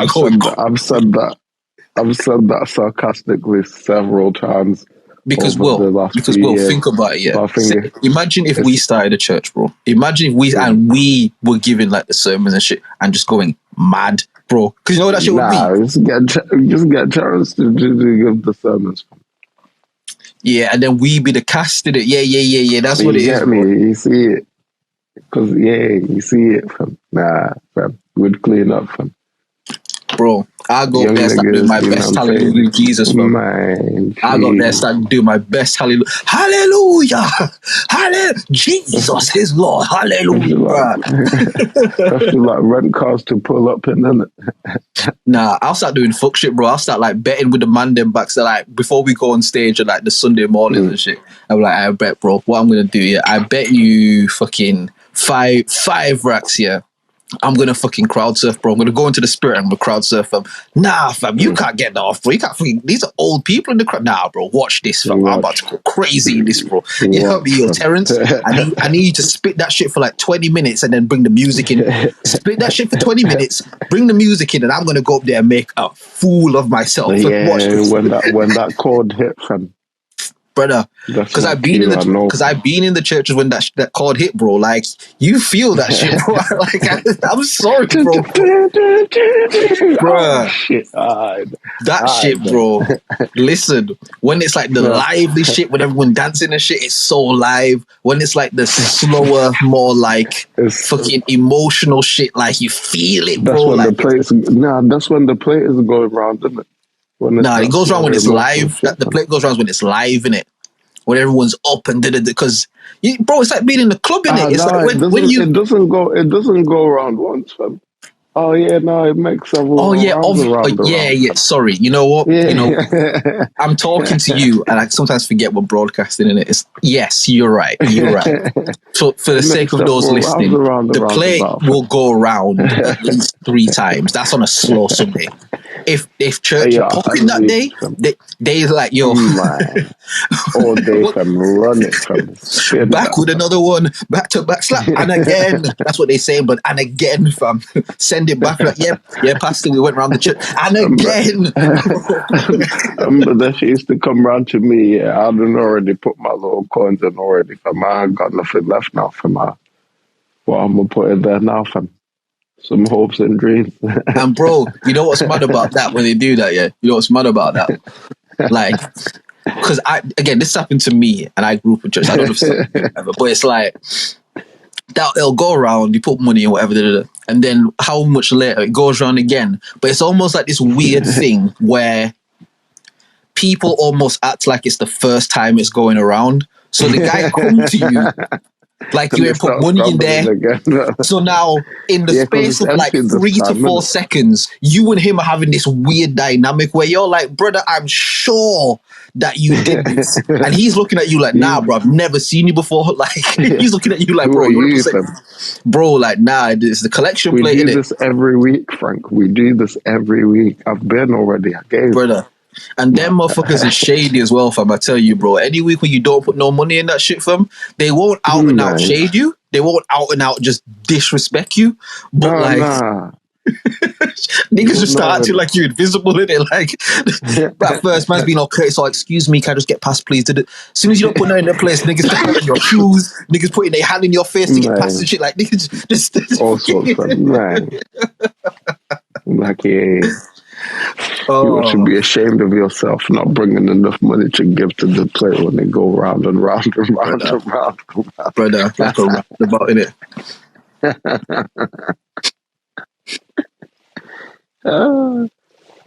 Yeah, that little slow music be playing, you know what I'm saying? I should be walking around with the little plate, you know what I'm saying? And that's when he'd be praying for everybody to be prosperous and whatnot, you know what I'm saying? For their blessings and their healings and their what, fam. Yeah, that plate come and pop up right in your face. Fam. Yeah, right there, bro. Right there. Well, you know, the Bible says, give so that thou can receive. If thou does not give, brother, just take it, fam. Bro, come on, fam. Bro, you was here 5 minutes ago. Leave me, but you can't just say leave me alone in it, because now you the dickhead in the situation. You can't just say like, bro, what you doing, fam? Like, you know what I mean? You've got to do the fucking fake polite smile thing. It's like, oh, I ain't got anything else. Sorry, man. Sorry. And they kind of go like, all right. Yeah, like, I don't know what you'd call it. The little down the nose look. Yeah. It's just very like, all right. And you're like, damn, homie. Like, I thought Jesus was here, bro. Like, bro, you try to tell him discreetly, fam, and he's like, he does no reaction, fam. Now all the people in your rows looking at you, fam. Yeah, and like you don't say anything in it. It's all just like hand and body movement. So it's like he lean in to hear what you're saying. He lean in to hear what you're saying. Then he sort of step back and look at you like confused, and then he points at the ball, and then he shakes his head as if to go like no, and then he points at the ball again like no.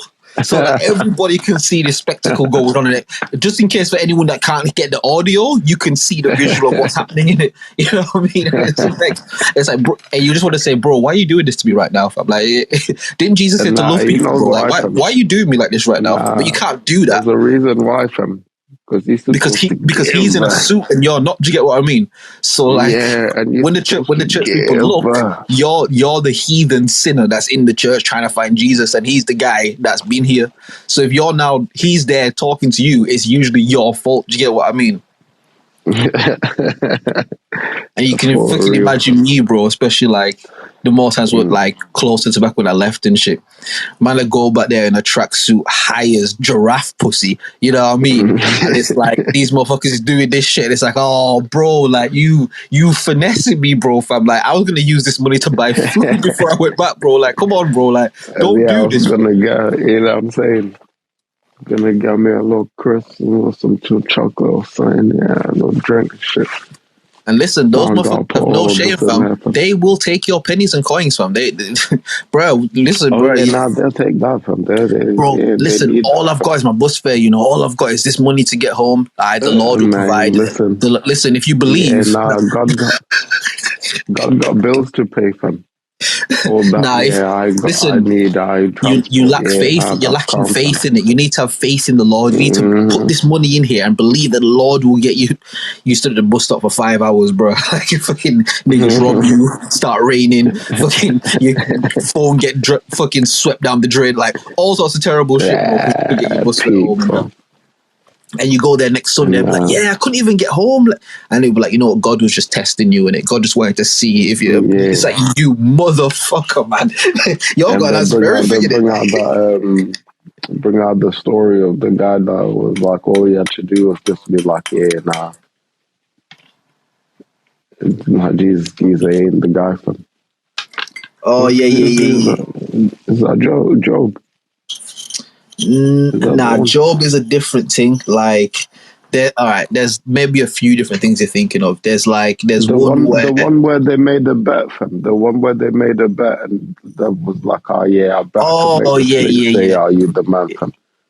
Yeah, now it wasn't Jesus, it was God in it, but I was gonna bring that one up to be fair. Yeah, with God, with God in it. And again, shout out to my guy there. Apparently it's the same nigga still. I heard him break this shit down, yeah. And he was like, yo, yo, if you ever want to realize like the petty kind of nigga that God is, because his statement, not mine, his statement, and I quote, is like, yo, God is just some giant super like deity retard nigga. Like, if you look at the world and shit, like this is some retarded shit that's going on, bro. He was like, yo, who the fuck like just make an anteater? Like, that's some retarded kid, right? Like, that's some special needs, you bro. Like, nobody just create an anteater, but what the fuck kind of shit? Anyway, the point he was making is like he's talking about Job in it, and he's saying, yo, this is how you know that God is a cold nigga, you know what I mean? He's like, yo, Job was doing his thing, living his best life, you know what I mean? He was on his thing, doing what he's supposed to do, and God was like, yo, yes, it's all good that he on me and shit, but he ain't on me, you know what I mean? Like, he ain't on my dick like that, you know what I mean? Like, yeah, he say thanks God and shit, and he, you know what I mean, he prays over his food and shit, I guess, you know what I mean? But this nigga ain't on my dick like that. Yo, Satan, yo, blood, aight, go and fuck with this nigga Job, fam. And then Satan was like, yo, brother, like, bro, me and you don't even, like, Satan like, yo, dad, we don't even talk like that, bro. Like, you know what I mean? We fell out, blood. Like, you told me I have to fucking go down to earth and shit. Like, you know what I mean? You love this nigga Adam more than me. Like, bro, like, why you call him? He's like, yo, listen, son, you know what I mean? I know in it, but, yo, there's this nigga joke, because got a cold nigger in it. Like, got a rolling stone, you know what I mean? You're a cold nigga. You're like, yo, listen. Go fuck with this youth in it, because I know you like to fuck with people and shit in it. So go fuck with this youth, bro. I just need to see if he on me in it. And Devil's like, yo, I'll fuck with him, bro, but he ain't really gonna be on you like that, because I'm not on you, bro, because you a dickhead, bro, because you just some dickhead guy, bro. Like, you just make dumb shit and then you make it better than all the angels and shit, and like, you've got this dumb motherfucker Adam walking around with his dick swinging and shit, and you say he's better than me. Like, but fine, I'll fuck with him, innit? The devil go fuck with Job, ruin his life, fucking turn his life into turmoil and shit, but Job is still like, oh God, oh God, oh God, oh God, oh God.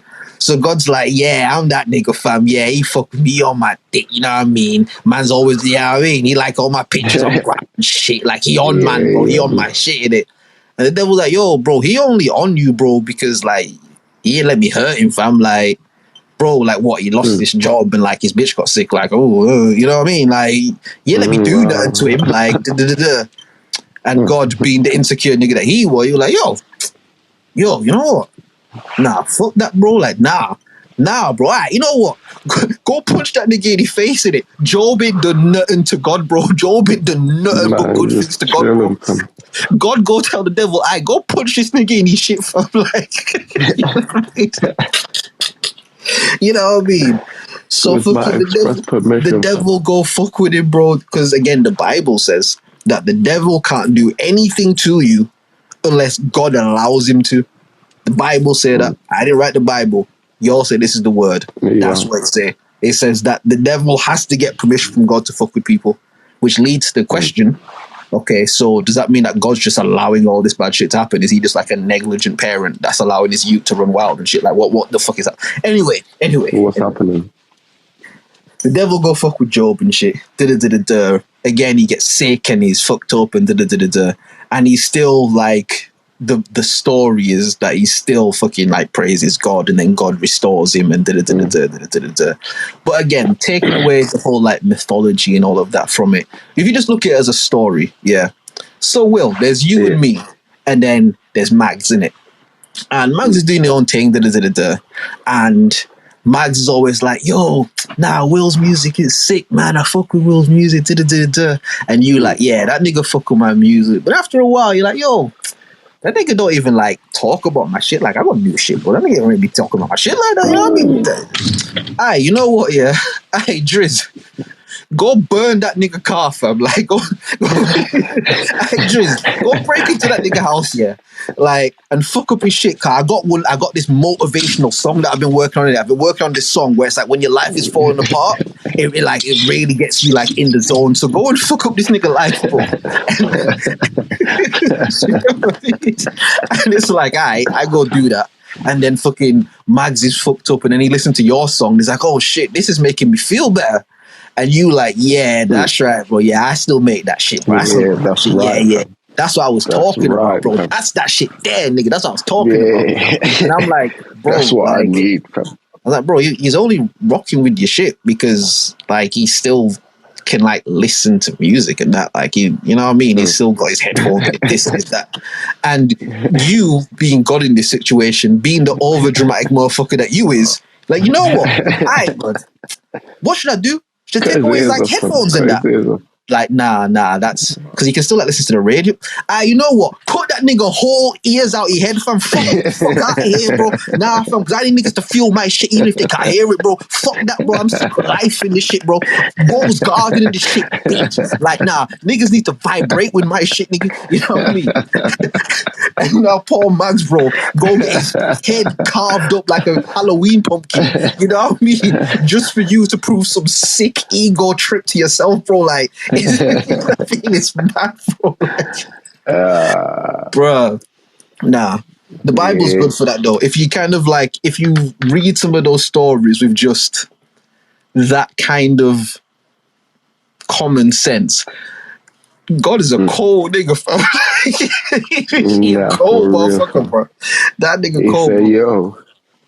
He say, yo, don't be killing nobody, don't be stealing nothing, don't be doing none of that shit. That's wrong, fam. And then a couple minutes later, he like, hey, yo, gather round.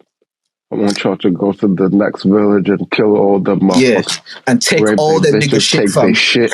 In the name of the Lord, fam. Like, yo, that was one thing that fucked me up when I was reading the Bible, bro. As a youth, fam, in church. Because I'm reading this shit and I'm like, wait, did God just tell him to go murk this whole village, fam? Did he just say that? In the name of the Lord? Like, and then just read out on this whole... You are dismissed, fam. Bruh. Yeah, he said it, fam. Cold nigga, fam. Even fucking, like, Noah's Ark, bro. Noah's Ark, fam. Like, the whole thing, the world's living in sin. And was it Sodom and Gomorrah, all that sort of shit. You know what the shit I think the shit really was, bro? God's created the world, he does people, and what basically ended up happening, is God just became played out, bro. He became the Jesus piece, fam. He just, like, these niggas was on earth, living it up, partying, doing their thing, they had bitches in there, whatever the fuck they was doing. They vibe, and they stopped inviting God to the parties, innit? They stopped inviting him, bro. It's like, nah, whenever that nigga God come around, he just always get too drunk, man. He just, you know what I mean? He be scaring the bitches and shit. He be talking all this fire brimstone shit. This nigga, he's scaring the hoes, man. Like, aye, bro, aye, Joseph, you throwing a party, bro? Yeah. Can you do me a favor? Don't tell that nigga, fam. Bro, like, just please, fam, just don't post it. Just don't tell that. Because you know what he gets like, man. Because if he finds out, then he's gonna come here and we have to let him in because he's fucking God Almighty. You know what I mean? And then he's just gonna make a dick of himself, bro. Like, you know what I mean? There's one short. I've been talking to a couple of weeks. You know what I mean? And you know what he's like, innit? Aight, saying nothing, bro. And then fucking Noah, being the goody two shoes, he was legit. Like, one day he was walking past the party one day, and then he fucking went home and prayed. And it's like, yo, God, do you know that man? Like, they throwing parties and stuff. Like, that is crazy, man. Like, you know what I mean? It's really. And God was like, what? Nigga, what? Spat his coffee out again, bro. Nigga, what? God was like, God fucking kicked his dog. Like, nah, fuck that, bro. Nah, fuck all these niggas, bro. I'm killing all these. And Noah like, nah, God, whoa, God. I was just asking you to tell him to turn it down. That's all. Nah, Noah, no, you my G, bro. Fuck that, nah, me and you, bro. I tell you what, bro. Listen, let that man turn it up, fam. God, like, tell you what, I gotta go make a couple phone calls and do a couple things, I'm gonna be back in like 2 weeks, bud, and I'm gonna drown all these niggas, fam. I just gotta go to the nether realm because there's some other gods I've gotta fucking make some deals with so I can get the rain and shit. It's bureaucratic shit, don't worry about it, But yo, listen, I wanna build this boat. In 2 weeks, bro, I'm drowning all these niggas in the river, bro. Fuck that nigga. Not invite me to a party, niggas. Bro, that's my house, bro. It's my house, fam. I built the house, bro, and I let them niggas live there, bro. And they don't invite me to their fucking party, bro. I didn't want to go to their fucking party, bro. Their party's shit, fam. They even got angels in their party, fam. You know what I mean? Like, God just start going off on his fucking drunk tirades, bro. Like, God going crazy. Because God is a crippling drunk, in it. Like, you know what I mean? He's just going crazy, fam. Why do you think I like this rated episode, bro? You know what I mean? It's like, man, I bet you that nigga got some shit that'll put some shit on your shit, fam. Bro, That nigga drowned planet Earth because they didn't invite him to the parties, bro. That's a cold nigga, fam. That's a cold nigga, bro. That's a cold nigga, bro. Y'all niggas out here having fun without me. Fuck y'all niggas. Hey, yo, Noah, you the only one that ain't having fun. Yeah, because you told me, blood. Yeah, you down, nigga. Bro. And that's why all the people was like ridiculing when he was building the boat in it. The Bible says they were like making fun of him and shit, but I think they was there like, look at this pussy motherfucker here, this snitch ass Takashi Gunner 6ix9ine ass nigga, this telling ass nigga. Now he building a boat. This pussy nigga here, fam. Look at him, bro. Look at this Egypt, bro.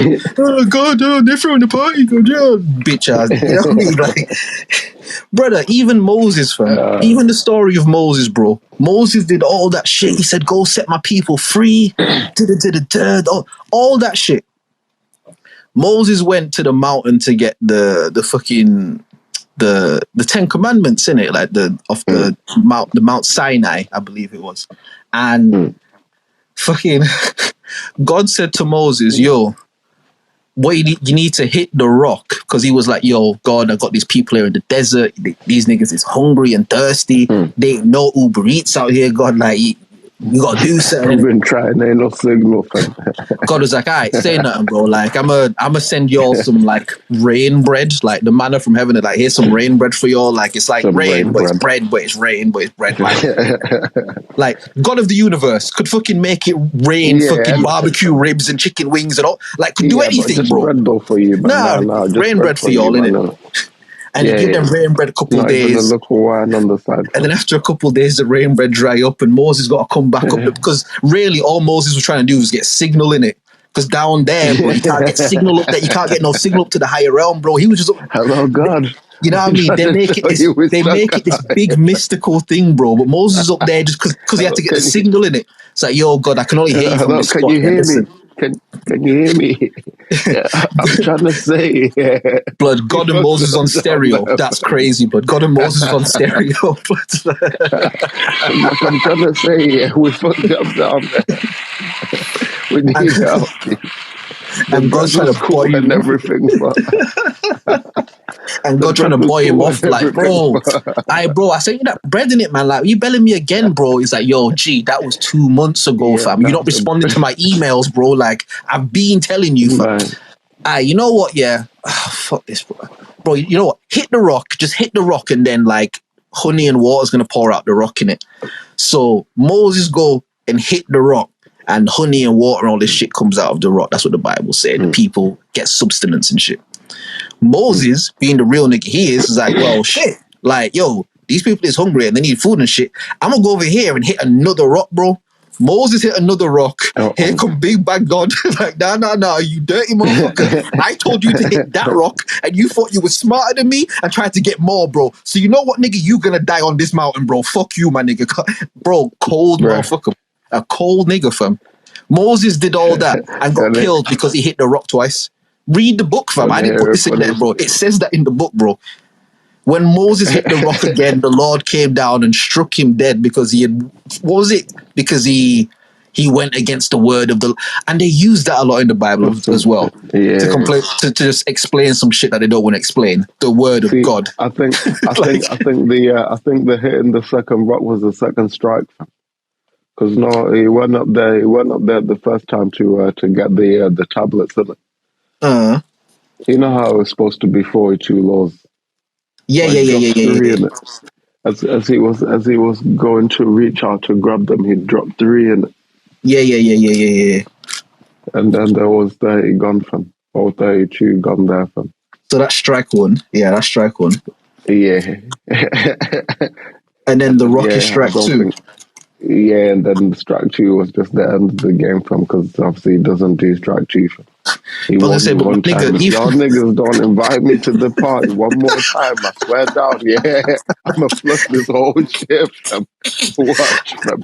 And you know that they was on earth, because you know that God would have been threatened them so many times to flush them in it. He would have been threatened them in it. And you know they was on earth like, yo, just let him rant in it. Just listen, just let him rant. Just say sorry, like, because you know they'd be the one person like, no, but God, you know what? Sorry, but God, we only do this because shit's fucked up. Like, and person's like, yo, don't argue with that nigga, bro. He he is not. He's not here to have a discussion, bro. He's just here to hear himself talk. Just let that nigga talk, and he's gonna leave, and we'll get back to partying, bro. Just let him get the shit off of it. And he been threatening them for years, bro. You pussy niggas, because you know God like Rick Sanchez in it. And he pull up and he see another party you lot is throwing, and he all tipsy. He got out his whip, tipsy and blood. Fucking force his way into the party and that.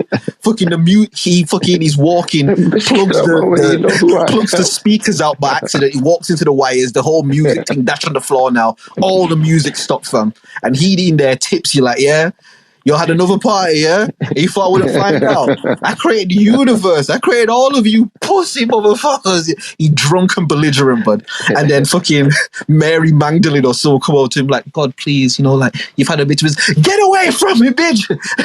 I'm God, bitch. And tell Jesus, give me back that 200 he owes me. I ain't forget. Yeah? You think you was the only one Jesus was talking to? I'm his daddy. I know him. I know what he would do. Yeah, fucking don't tell me chill out. Tell him chill out. Yeah, nah, because they married, didn't it? He said, tell him bring me my 200, fam. Yeah, who do you think paid for that wedding, fam? Huh? Who do you think paid for that shit, fam? Huh? You think walking on water is free? Huh? Who do you think did that shit? It was me. I'm God, but it's me. Then he started whispering in a drunk voice like, "Yo, it's me. I'm God in it. I'm not being loud."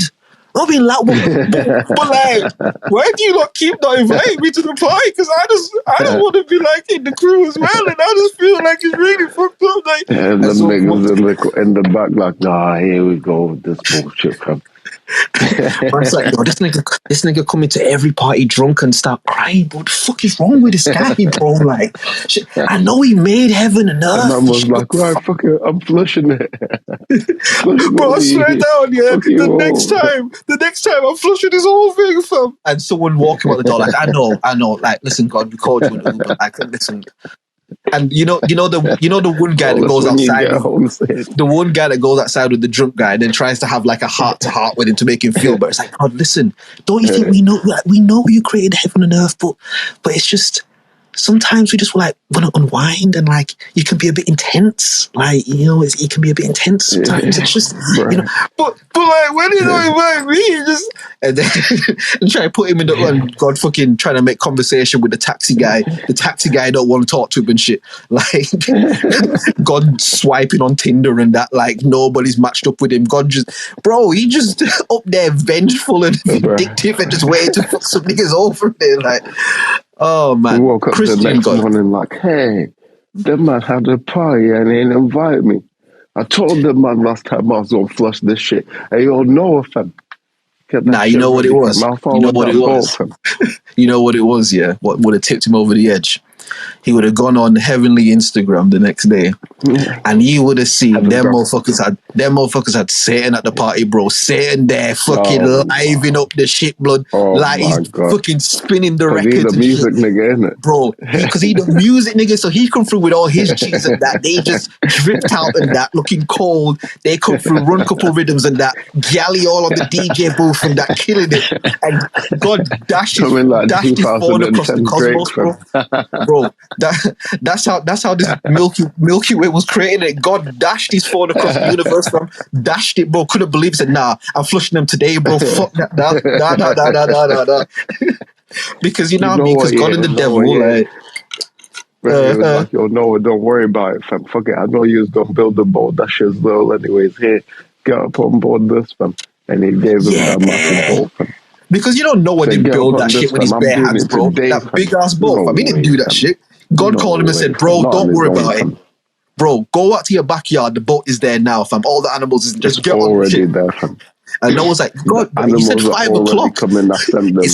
It's 12 minutes past 11 in the morning. He's like, God, you said 5 o'clock in the afternoon. No, just get on the boat now. The animals are coming, innit? The animals are coming, fam. Don't worry about that. Bro, now Noah's waiting at the yard for like the Amazon Prime delivery of the animals, bro. Like he waiting, he's trying to track the tracking and shit. The tracking says it's here, but he's outside and can't see nobody. Like, yo, fam, still no delivery. Now God's got to find the tracking number and send him the tracking number. You know what I mean? And he put it in, and it don't work the first time. So he's like, now God, the tracking number was wrong. Like, bro. And then because God, he's like, yeah, nah, they've been delivered now. Look inside. And he walk inside and it's just man. Yeah, they're all just in there and shit. Oh shit! I fucking know. Right then, I guess it's happening now, right? Jaws guys. It's like, yo, God, are you sure? Because listen, you still don't actually have to do this. You go, no, fuck that, bro. Nah, fuck them man, fam. Fuck them man, fam. Because Satan's trending now, but like, nah, bro. Fucking Future just retweeted him. Fuck that. No. Yeah, nah, we're flushing man today, fam. We are flushing man today, fam. Yeah, bro. Fucking Satan Satan started dating Laurie Harvey and shit, bro. Like, yeah. God lost his mind. You know what I mean? Because all the hoes is on Satan. All the niggas want to be Satan and that. You know what I mean? He's just him in it. He's the him of Himothes. You get what I mean? Like, and God was like, nah, we flushing. He's the him of Himothes, bro. Like, if God is the Lord, the King of Kings and Lord of Lords, then my...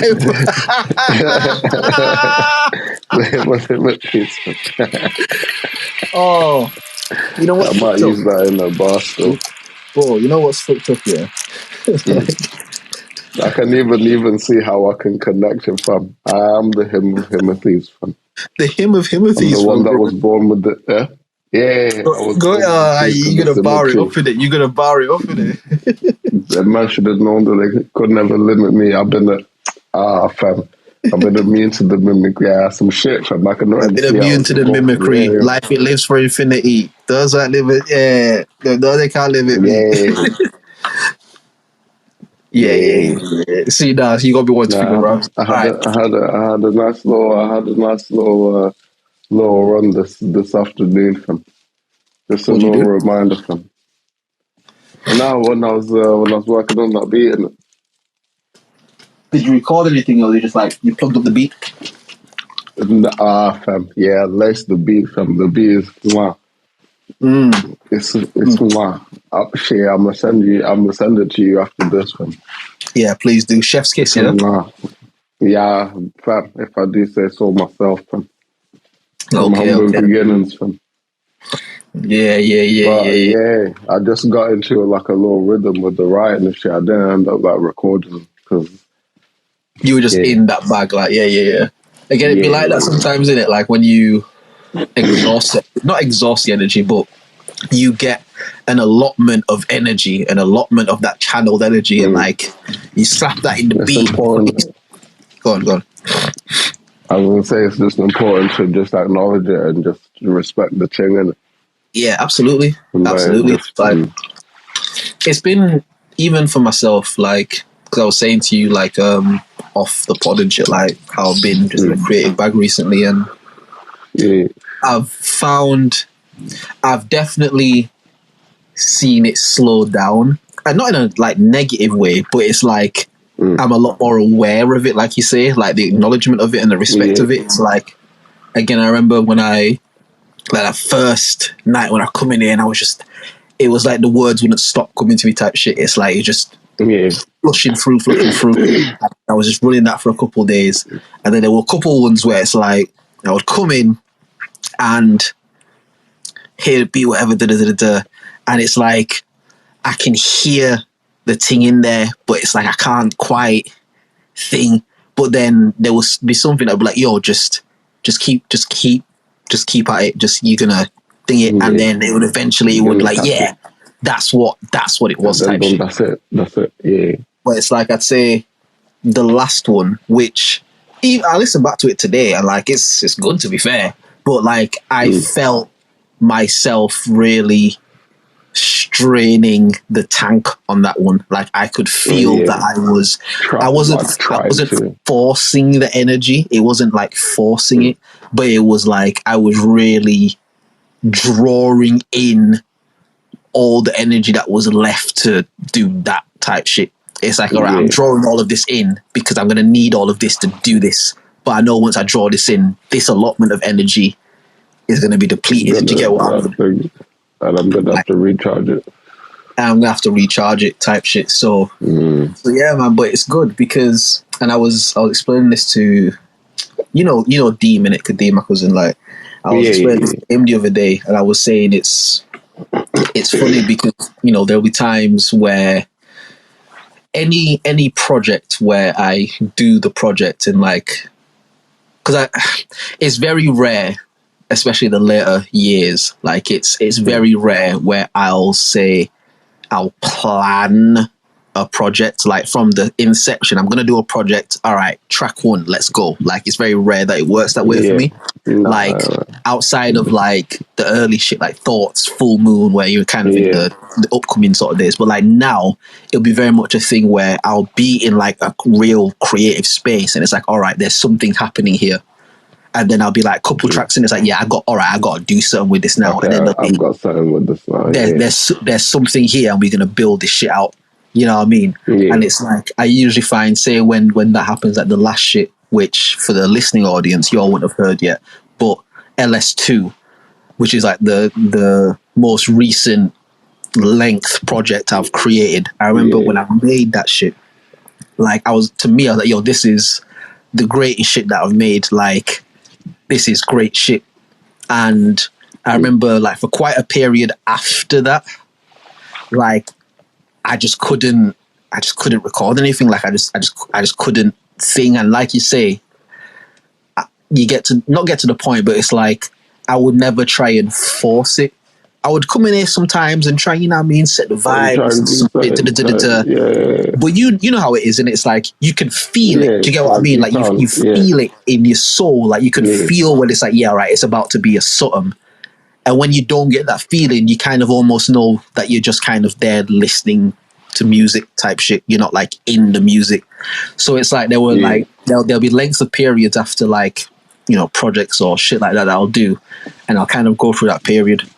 And because it's happened a few times, exactly. Where there's not, the way that I phrase it is like the music isn't in me to put out. Like the music isn't in me right now.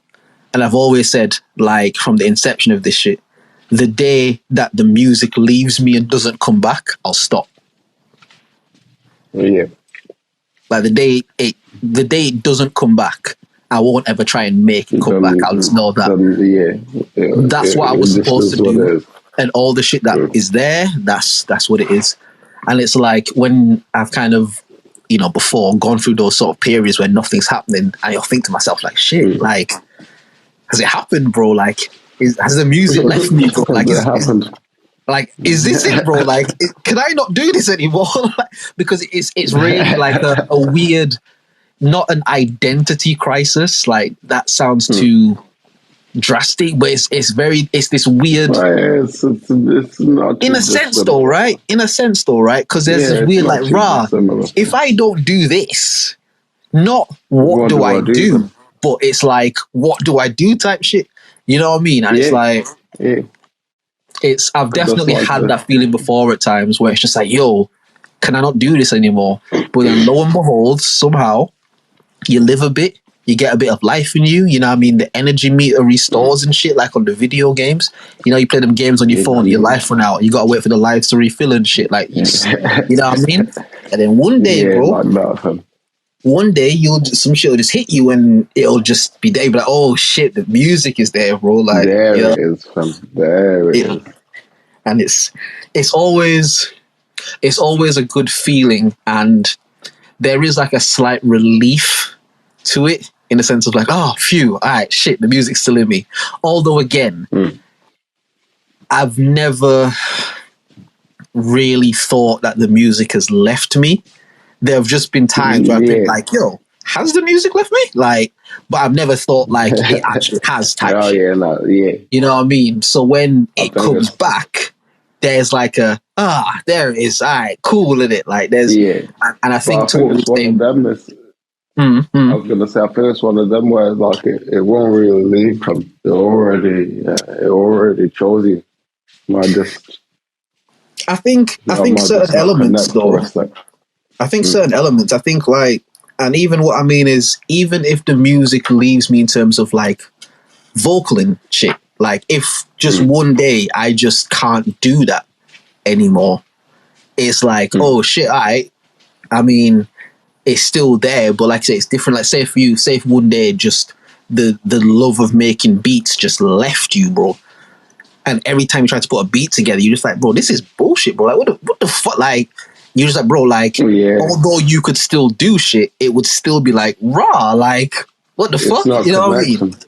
It's not connecting, you know what I mean? And like, I definitely think for not even just music, that's what we're talking about, but any kind of creative process. Because I've had these similar conversations with Brandon as well, and he's told me about like similar experiences that he's had. And I think in any kind of creative field, like, you definitely have to let the energy meter recharge.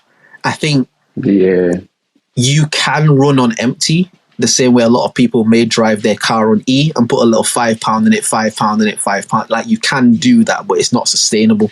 You know what I mean? It's like, not really.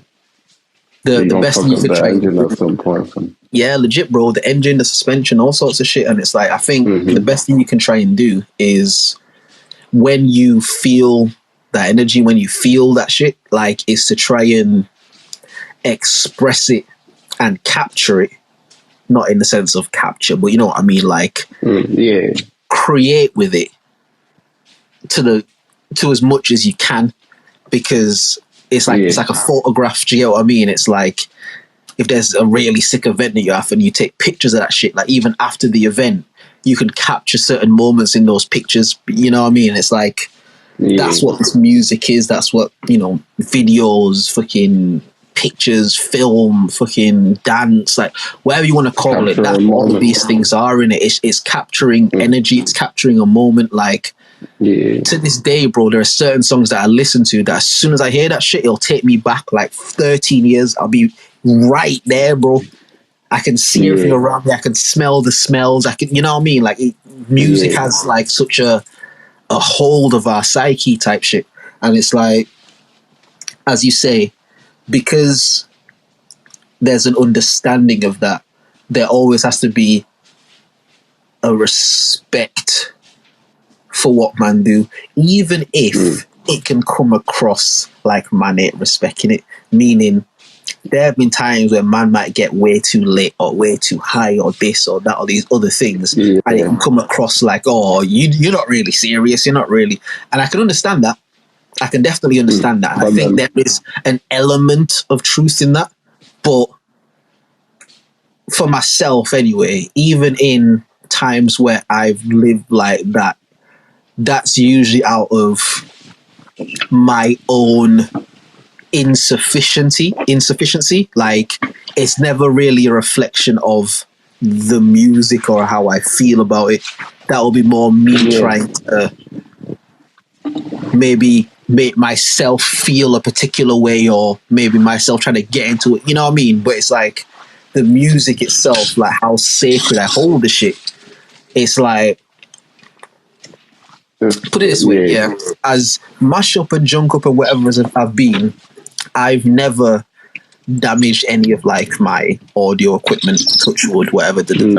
Like, as falling over, fucking vomit in the bin, like whatever the fuck. Like, I've never fucked up none of my shit, because even in that inebriated state, my essence is so devoted to doing this shit that I would rather dash myself on the floor and broke my arm than fuck some of this shit, because I can still record with one arm, bro. You know what I mean? I can still get that shit off, bro. In fact, I tell you what, I'll probably have so much content off this broken arm. Like, I'm probably gonna get so many different kinds of shit that I can. You know what I mean? It's like, there is still a passion, a respect, like a real, again, like, you put it in a sacred place, do you get what I mean? And you hold it dear. And it's like, for me, it always has to be that way, which is, you know, why I've never tried to do the commercial thing.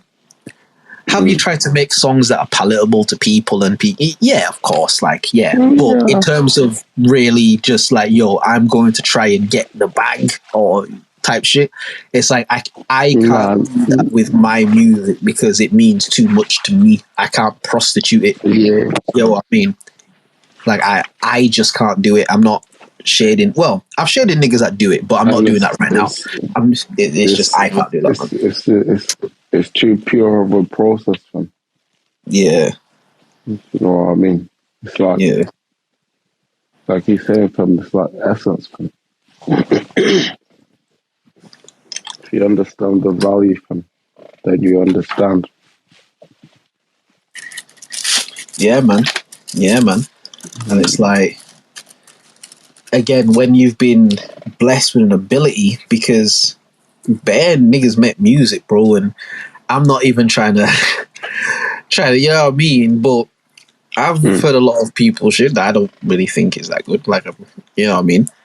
But it's like, when you've been blessed with something that not only you on your own level fuck with, but you've had, I guess, what you would call even external affirmations, meaning external people from outside of yourself in your circle or whatever are like, yo, this shit, this is some shit. Like, this is some shit. Do you get what I mean? It's like, my thing is, there's a gift in there. Do you get what I mean? There's a gift in there, and it's like, I'm so appreciative of that gifting that even down to the content and stuff, it's like, that's why I try to do what I try to do with it. Because it's like, right, I've been given this ability to do this shit.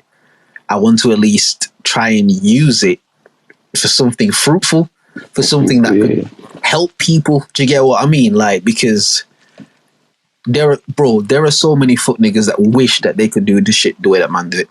Wish that they could do this shit the way that we'll do it. Like, wish that they could just be in the shit like that for their own twisted agendas, but they ain't got the sauce like that.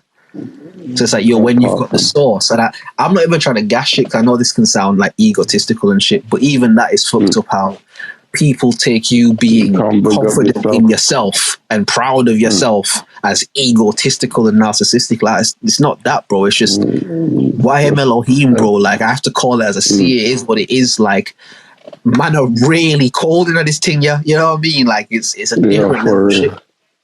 You know what I mean? And it's like, there are so many people who would love to be that in tune and gifted as we've been blessed to be. Because if they could have the source like that with their agendas and stuff, bro, bruh. They're spinning the block in the new ghost, fam. Bro, they going hours, fam. Yeah, they going crazy, fam. So it's like, so the tank runs out, fam. Blood till everything runs out, bro. Till the wheels fall off, bro. Like, they going crazy, man. And that's why, again, just even how, you know, things have gone and progressed and stuff. I'm so grateful. Not even like just for yourself. I was going to use you as the example, but like the network of people in this particular creative endeavor that like I have around me. Like, I'm just grateful that I've been blessed to be around people that get that. Even if the way that they do it may be a different version of that manifestation, it's like, it's all the same thing. Do you get what I mean? It's like, it's all blue. Like, some of it is sky blue, some of it is navy, some of it is like royal blue. Like, you know what I mean? It might be different spectrums of the shit, but it's all blue. And it's like, I do love that. That's kind of the network that has kind of organically, you know what I mean, been able to kind of connect and shit like that. And I just, yeah, man, it's dope. You always got to respect the craft, you know what I mean? Always got to respect the craft. Even just like the I guess like the journey that it takes you on, you know what I mean? 'Cause everyone got a different walk in the thing, fam. Like, yeah, you gotta also respect that too, fam. You know what I mean? No, for real. And the way that this shit works is like it's tied in with your life, and like somewhere along the way you agreed, fam. You stake your life on this shit, fam. Yep. So now, yeah, it's very lit, fam. And that's how it goes, man. And that's how it goes, man. It's like you signed up for this shit. Do you get what I mean? You signed the dotted line. These are the terms and conditions, and you gotta do what you gotta do. You know what I mean? But even that, man, it's weird. It's like, I don't know if it's just me. I don't know if you've noticed this as well, but I kind of feel like there's not been a lot of like. It feels like people care a lot less about music now, and I don't even just mean that on a surface level. I mean, just what was the last outside of the G's and whatever? Like, what was the last project that you were excited about? Like, oh shit, this is dropping. Do you get what I mean?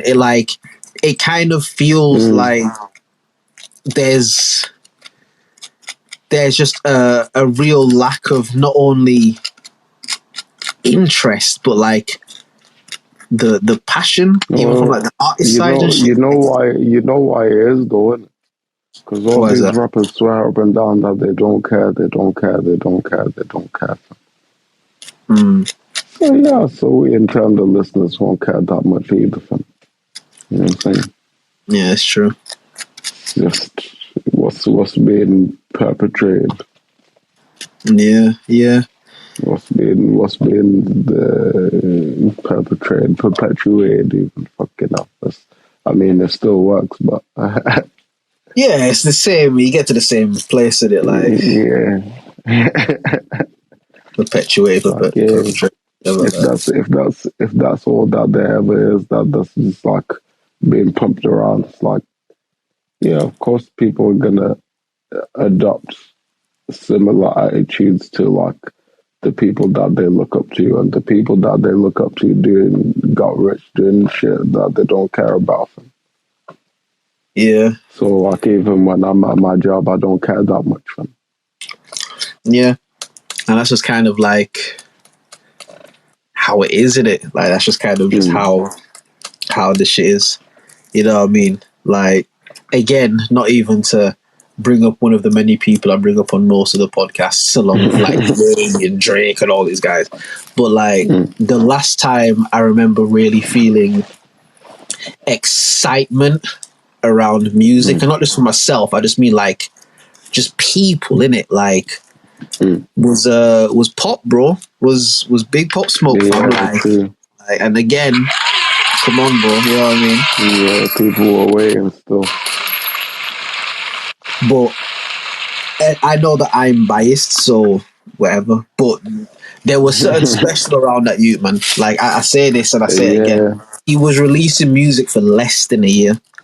Like, and I understand that people can be hot out the gate and did like I understand all of those things. But it's different. But when you talk about like impact and just feeling shit in the street, like we came up in a time where fucking like the music, you could feel the shit in the street, bro. Like you could feel people in the street like waiting for shit, but this person gonna diss that person or whatever the fuck it might be. Like I remember that feeling. Like you go to school, link up the man, them like, yo, or whatever it might be.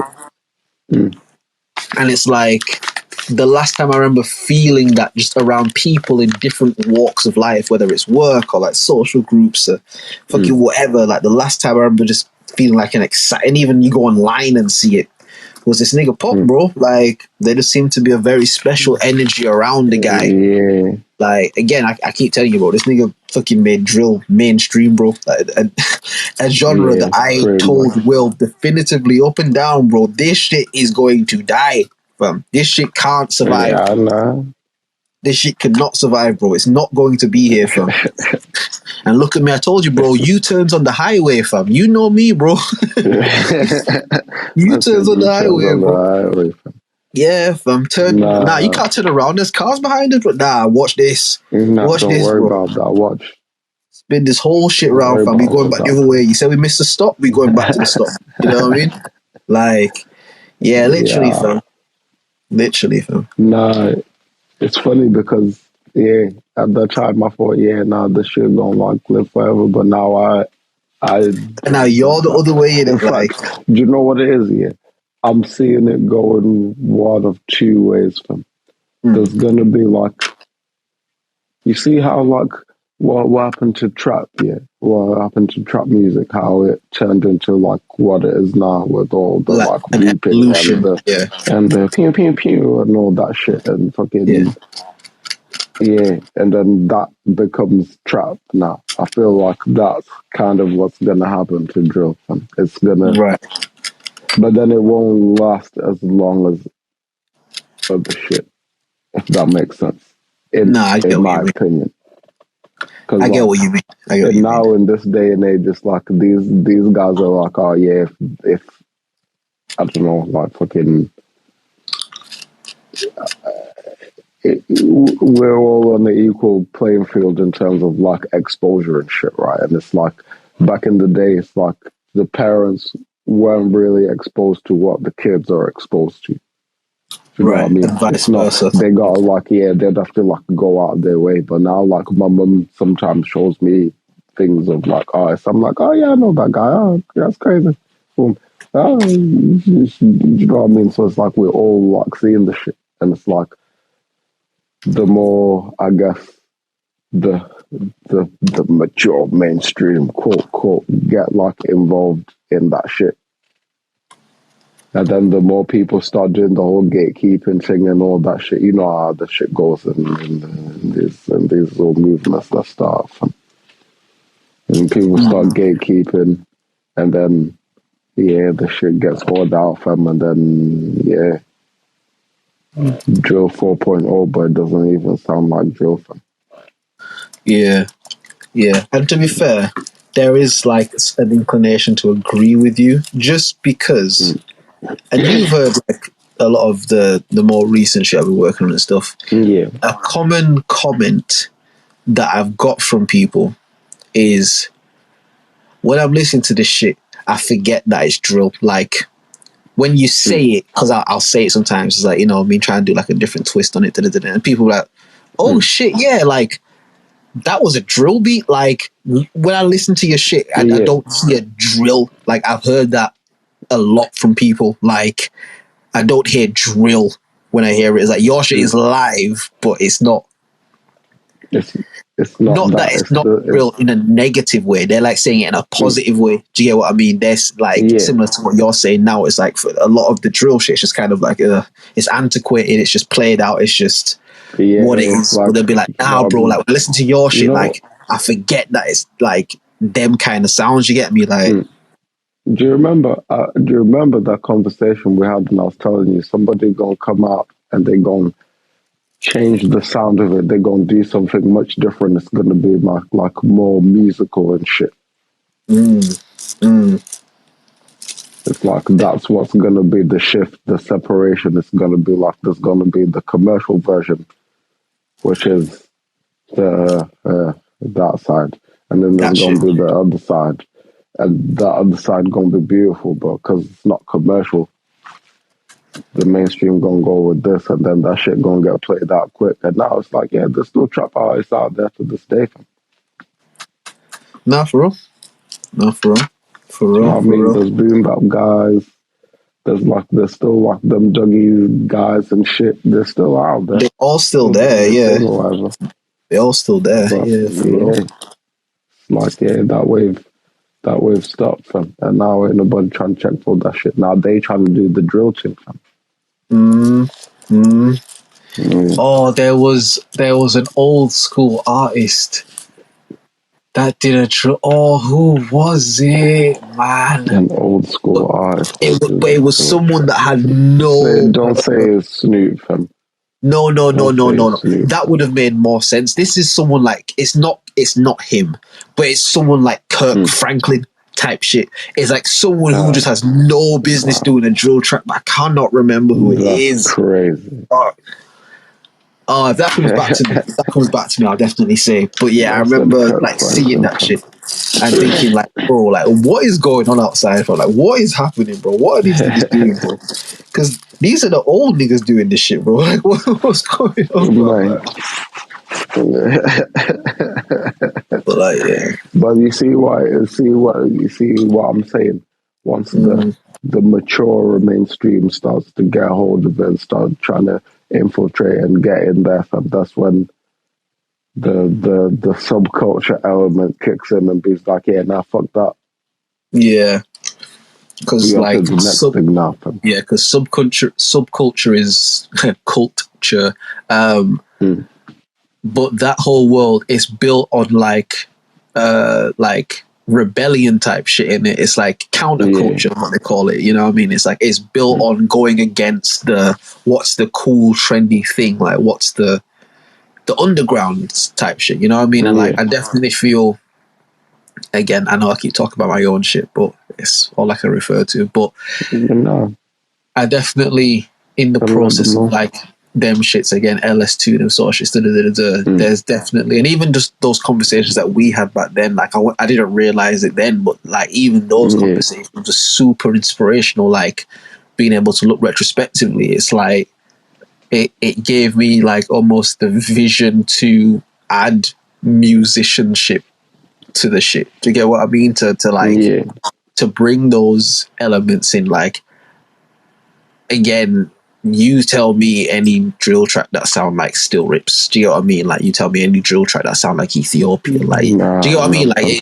you know what I mean? It's just like it definitely was a creative kick in the butt, if you will. Like, you know what I mean? They say pull your socks or whatever. Like, it kind of motivated, man. Like, like there's something here. Because again, I always say this to people and stuff whenever I'm speaking about you and shit, but it's like, you're so musically inclined, but you're like bilingual musically. Do you know what I mean by that? Like, how so? You do the vocal, the production, and the mix and master. Those are all different languages in music. They all intersect and they're kind of similar and stuff, but they're all different languages in music, meaning someone who's just a vocal artist may really excel in what they do. But if you say, make a beat, you might as well be talking to a 5-year-old. Do you get what I mean? Like, that doesn't know what they're doing. Same with like mixing or mastering, whatever. It's like a lot of people, and then even with producers and shit, a lot of these niggas that might make the hardest shit in the world, bro, you tell them to go rap on that beat. Like they can't catch the pace, they ain't got the tempo, they ain't got the tone for it. Like, because even recording vocals, there's a skill to that. Like, it's not just you go up there and say shit. Like, there's inflection, there's breath control, there's so many things. There's like all sorts from do you get what I mean? Like enunciation. Do you get what I mean? Like, anymore because you've done it so many times. Do you know what I mean? There are things that you don't think about anymore because you've done it so many times. Even just positioning, just how to stand in front of a microphone to project your voice in the best way. To, you know what I mean? Just things, as you said, that when you've been doing it for a amount of time, it's like second nature to you. But I remember, again, when I first started working with Dean, like maybe like 2 years ago or so, like when he like first kind of started, and seeing him go through that process, I remember being like, oh shit, like I remember that. I remember being in front of a microphone and like feeling nervous. Like, I remember that. Do you know what I mean? Like, I remember how that felt. I remember trying to read the words off my phone, but I'm not really catching the pace and the tempo, or you know what I mean? Like, I remember what that's like, and it's like, or like I catch the tempo but then forget to read the words. shit like that. And again, even to this day, it's not. I'm not trying to make it sound like man going there. That happens. One take Jake every time. It's like, man can definitely be in here try and record like a one line, and it can take man like 25 minutes, bro. Like, that can happen. But I'm just saying, a lot of those second nature things, like a lot of the things where, if I didn't know what I was doing, I would need someone else in here to tell me, like, all right, this is where it's not sounding right, or, you know, you need to bring this back here, or, you know, take a breath here and then say on the, you know what I mean, or say this on the beat, or, do you know what I mean? Like, the things that I can calculate, it's like you throw the free throw in it. It's like, I can do a take, listen to it, and be like, I know what I need to do. Go back, maybe still do the take wrong, and come back, listen to it. All right, I know what I need to. Do you know what I mean? It's like, I don't have to sit and think about what's wrong with it. Like, your ear is what you're trying to hit and what you're trying to hear in it. That also comes with the whole thing of like, you know, like getting comfortable with hearing your own voice and shit, because that's the thing. Everybody don't fuck with their own voice and shit. Bro, even that is something that I forgot was a thing, bro. Even that, we were doing like this, because again, I'm obviously training like this new thing, but day job in it, like in training and shit. So they had us do this exercise, and it was basically like for you to like record yourself talking and then just listen back to it and just try to pick up like how you talk, bro. When I tell you, bro, there was people in the thing that was nervous. We didn't have to play the shit for each other. We didn't have to fucking share it. It's just you do it and listen to it yourself, bro. And there's people in there who were genuinely like really having a difficult time with like, oh, like, do we have to? Like, I really don't want, like, and it's like, fucking hell, like, there are people who genuinely really dislike the sound of their voice, like, I forgot that was a thing. Because you know what I mean? Because they never hear it. You know what I mean? Because they never hear it, in bro. Between your own head and in between your own ears. I mean, in this like thing that we do, bro, you forced to sit and hear yourself for maybe 3-4 hours straight. Yeah, I might have to listen to me going est for half an hour. 25 minutes until this volume sits right, until everything sits right, bro. You know what I mean? Like, I gotta get choice, that sound there, fam. Because it is hissing too much, but I can't take it all out. I can't use the whole de-esser because it makes it sound weird. I need it just subtly to come in. Do you get what I mean? Like, you know what I mean? Yeah. Every once in a while, I might switch it back and let it play the whole word, fam. When you kind of think like, all right, I've heard this S. Yeah, I think I got it. I think I got it. let me hear it in context real quick. Yeah, and you have to do that too, bro. Because certain times when you listen to it in that one context, the S context, and it sounds right, when you play it, it's like, no, that shit's still not right, bro. Nah, that's crazy. And then you're like, how did I think that was right? Like, what the fuck? Like, man, you know what? I also like what I learned to do, like especially when like mixing this shit. I like usually will do like let's say like I'll work for 30 minutes and I'll like have a 5-minute break. Go and have like a cup of tea or something. Come back, work for 30 minutes, have a couple minutes break, and it's like every time I come back, I'm like, bro, how the fuck you thought that shit was matching? That's a good idea, to be fair. Because when you're in it, when you say you got your headphones on, whatever, like, you're just so entrenched and drenched in what you're doing that like shit can start to sound good because you've just got like audio trauma. You just got used to it. You've listened to it so much, it's almost programmed into your head, and it's like, no, that sounds good. And as you say, you come back, and you know, to a certain point, like you stop hearing the shit that you're listening for. If that makes sense. You're listening for it so hard. Yeah. It's like, I don't know if you had that thing where if I try and think about, like, say somebody's face, like someone I know. If I try and think about their face too much in my mind, I can't see their face anymore, type shit. Yeah, because you're trying to define it and put this there and then it goes. Yeah. I know what you mean. Or, you know, like when a word is on the tip of your tongue and it's like, bro, like I can feel that I know this word. I just can't, you know, like it's just not there. Yeah, like. I know it. It's right there. I said it the other day and I was like, it's a good word. I've been there lots of times. Man. Yeah, trust me, man. I mean, I know there's a word for this one. And it's man, because you like, I know the word. It's not even like you trying to fight. It's like, I know this word. As I said, I used this word the other day, bro. I know this word, and it just will not come to you, bro. Like, nah. Yeah. I see what you mean about it being like different languages and shit. Because like, it's the same thing, but like, there's different things. Like, it's like, and there might be like, obviously there gotta be like some overlapping, like, we gotta like be able to communicate and translate like my language to your language, so we can get the desired outcome, as it were. So like, I see what you mean. It's kind of like if you imagine, like, I don't know, a car, let's say, and there's one camera that's like a point of view shot, like a direct down the lens, like in front of, like from the like you're looking at it POV type shot. There's one camera that's got like the bird's eye shot, so it's looking directly above and then there's one camera that's like on the ground looking up at the car type shit. It's like they are all looking at the same thing, and like the focus is the same thing, but they're all seeing completely different shit because the angle and the side that they're looking at it from is all completely different.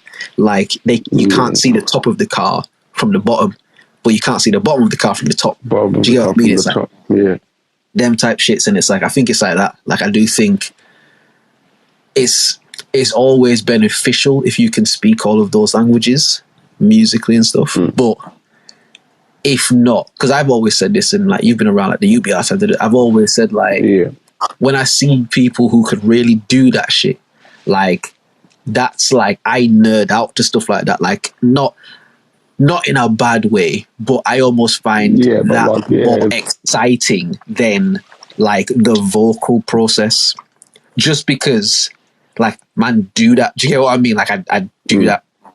But like again, the times we've been in there with Grizzy or whatever, in times like I've been with you, whatever, like, and I just see man like mixing and doing the shit. Like to me, it's just so fascinating. It's like, rah, bro, like you made that sound exactly how I wanted it to sound, but I didn't know how to do that.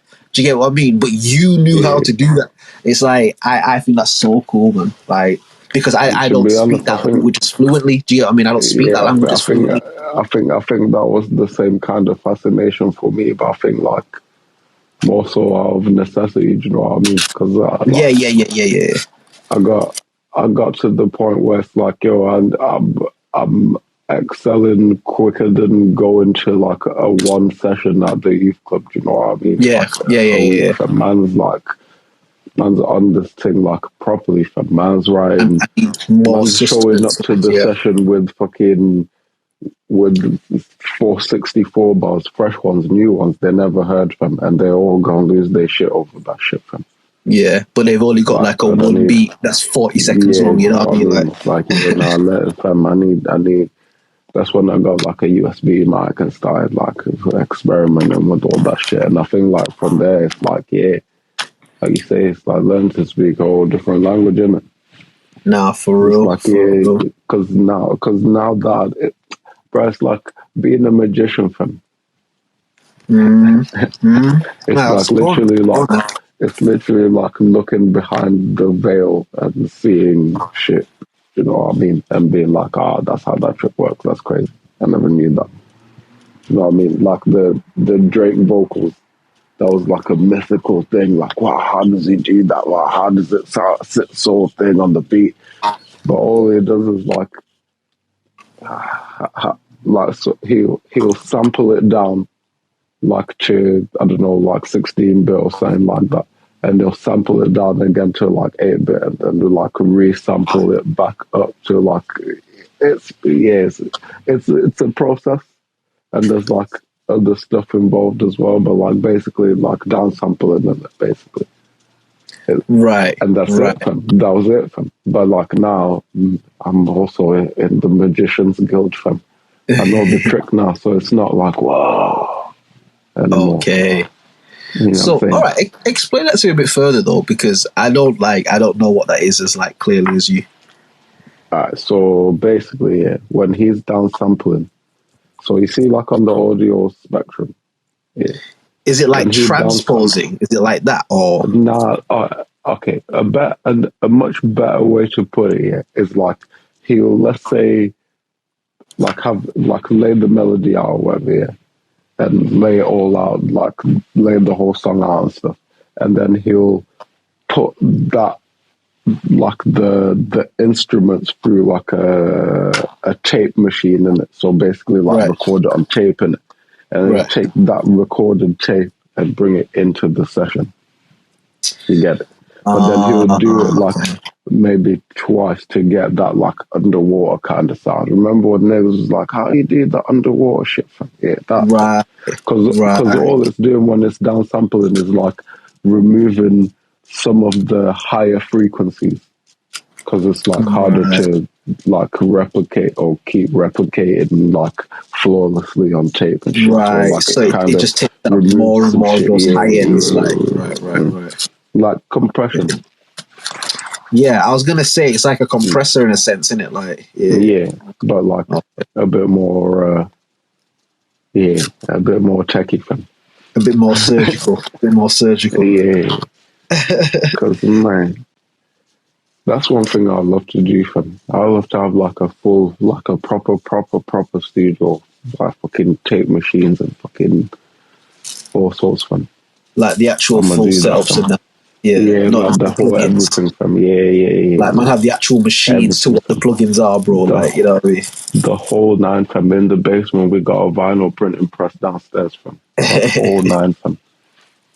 Yeah, because that when you can record like on analog shit like that, bro, like the sound you get is different, bro. It's different from it sounds alive in it. You know how our parents used to always say how much better vinyls were and da.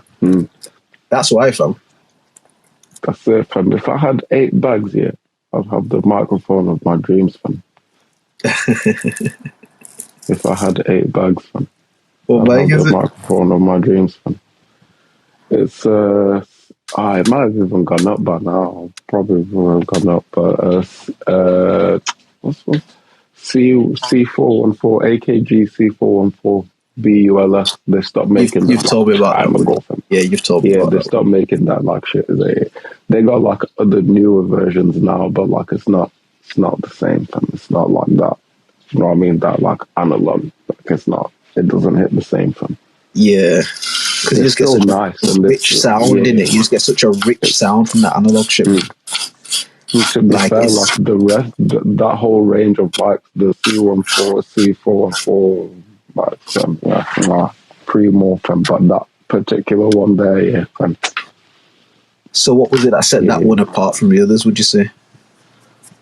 I don't know. It's just got like a thing that it does to the voice, fam. Even like a just speaking like untreated, nothing. It's like I don't know. It's like like the texture of it. Would you say like how it captures the texture? Of it recorded it the way I sound in my head, if that makes sense. Okay. Yeah. Okay. I can hear that. Like, it was closer to what the sound that I hear in my head when you're actually spitting the shit or singing the shit, like how you hear it, it sounds okay. I don't know what it is about that shit, fam. Maybe like some sort of true tone type thing in it. It's so rich in the low ends, fam. Like the mids, beautiful, no like spikies, fam. The high end is clear, fam. It's like air up there, fam. Nah, it's different.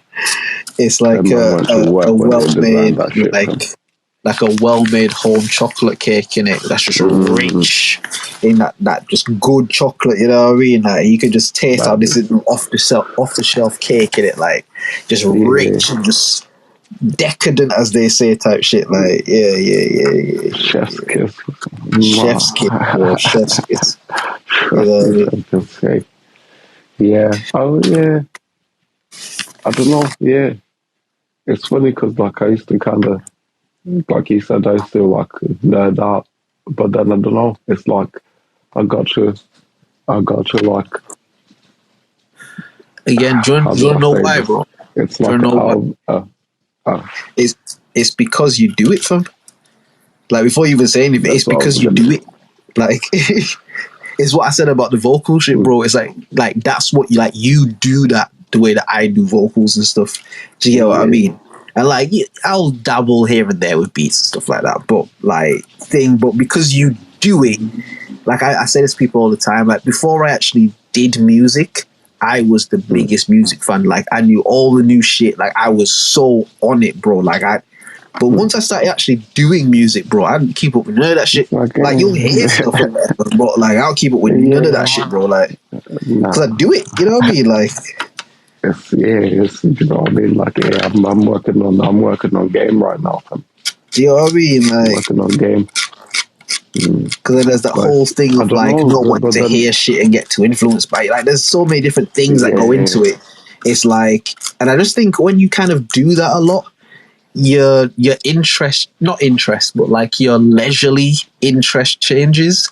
Like, again, music for me, although it is something that can be used alongside leisure, is like more so like a spiritual thing, or like, again, like a professional thing, or whatever you want to call it. Like, it's not just, oh, I listen to music for fun. Like, I can do that, but that's not really my relationship with music, or like it was at one point. You know what I mean? And it's like, I think when your relationship with anything like that changes, I think naturally your leisurely things change. So you might find that you might like just watch YouTube shit more. Do you know what I mean? Because it's something else.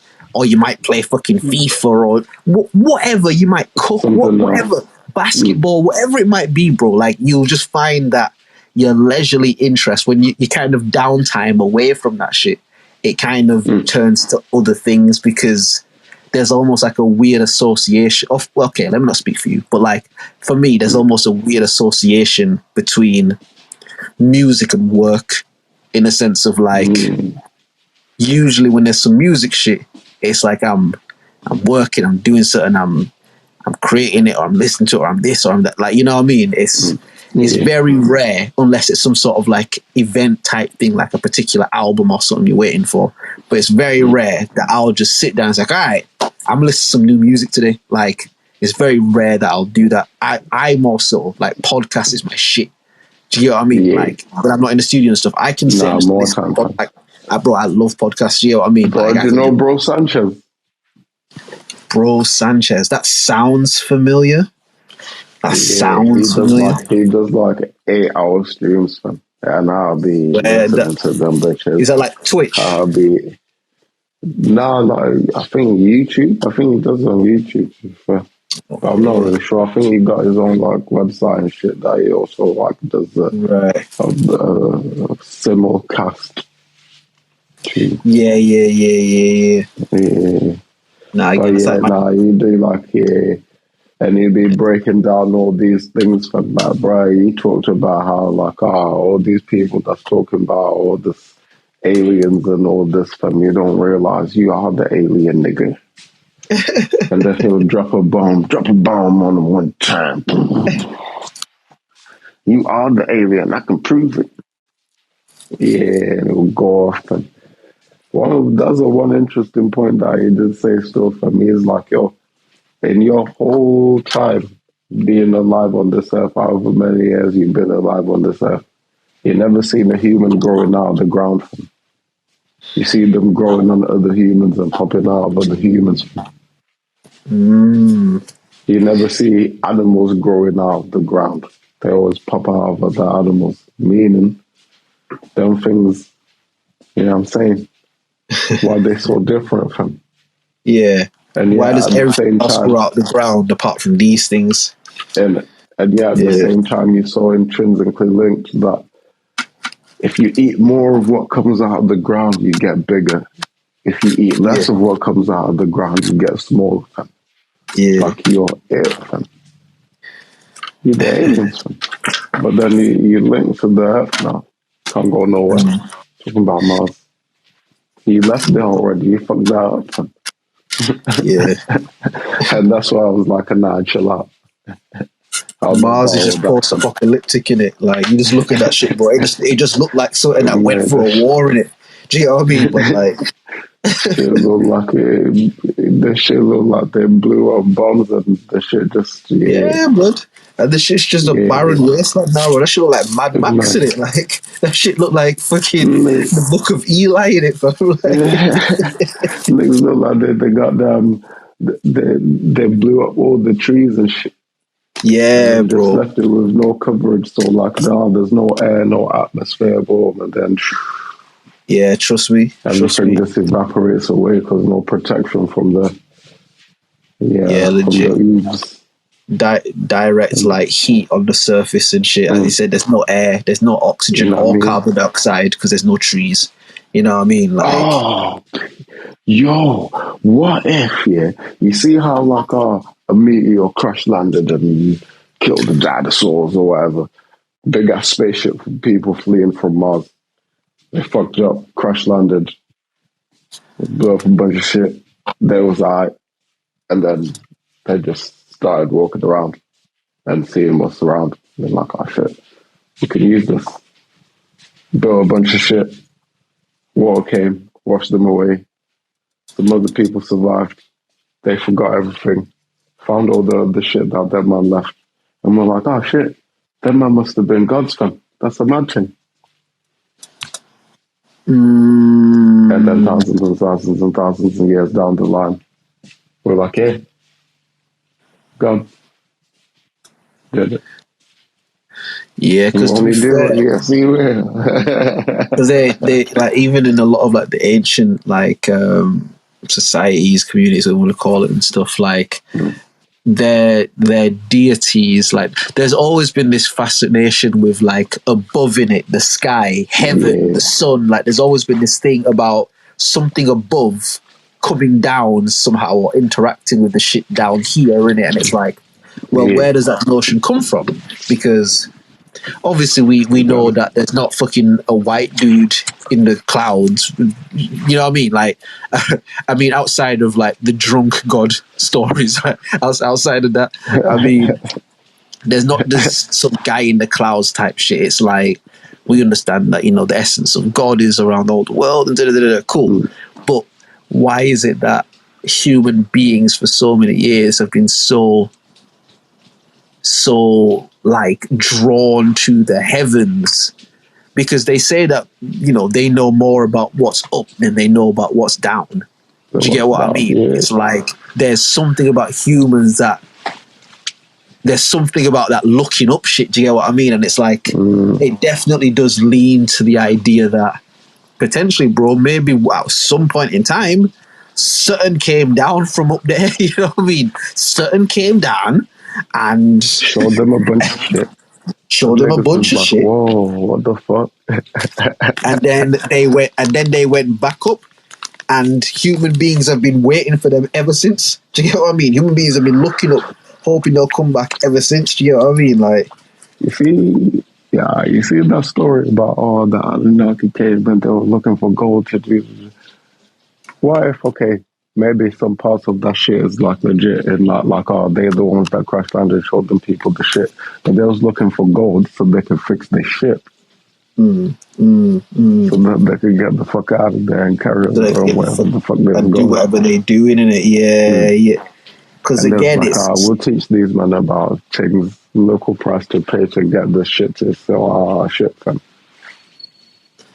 Yeah, no, legit. Because even like gold, the reason like it's actually valuable is because of its level of conductivity, its malleability, its density, like because of the actual properties it contains as a metal, meaning you can mold it and manipulate it and change its shape if you expose it to certain things. But at the same time, once it sets, it's a solid, dense, strong metal. It's a metal that interacts with human beings well.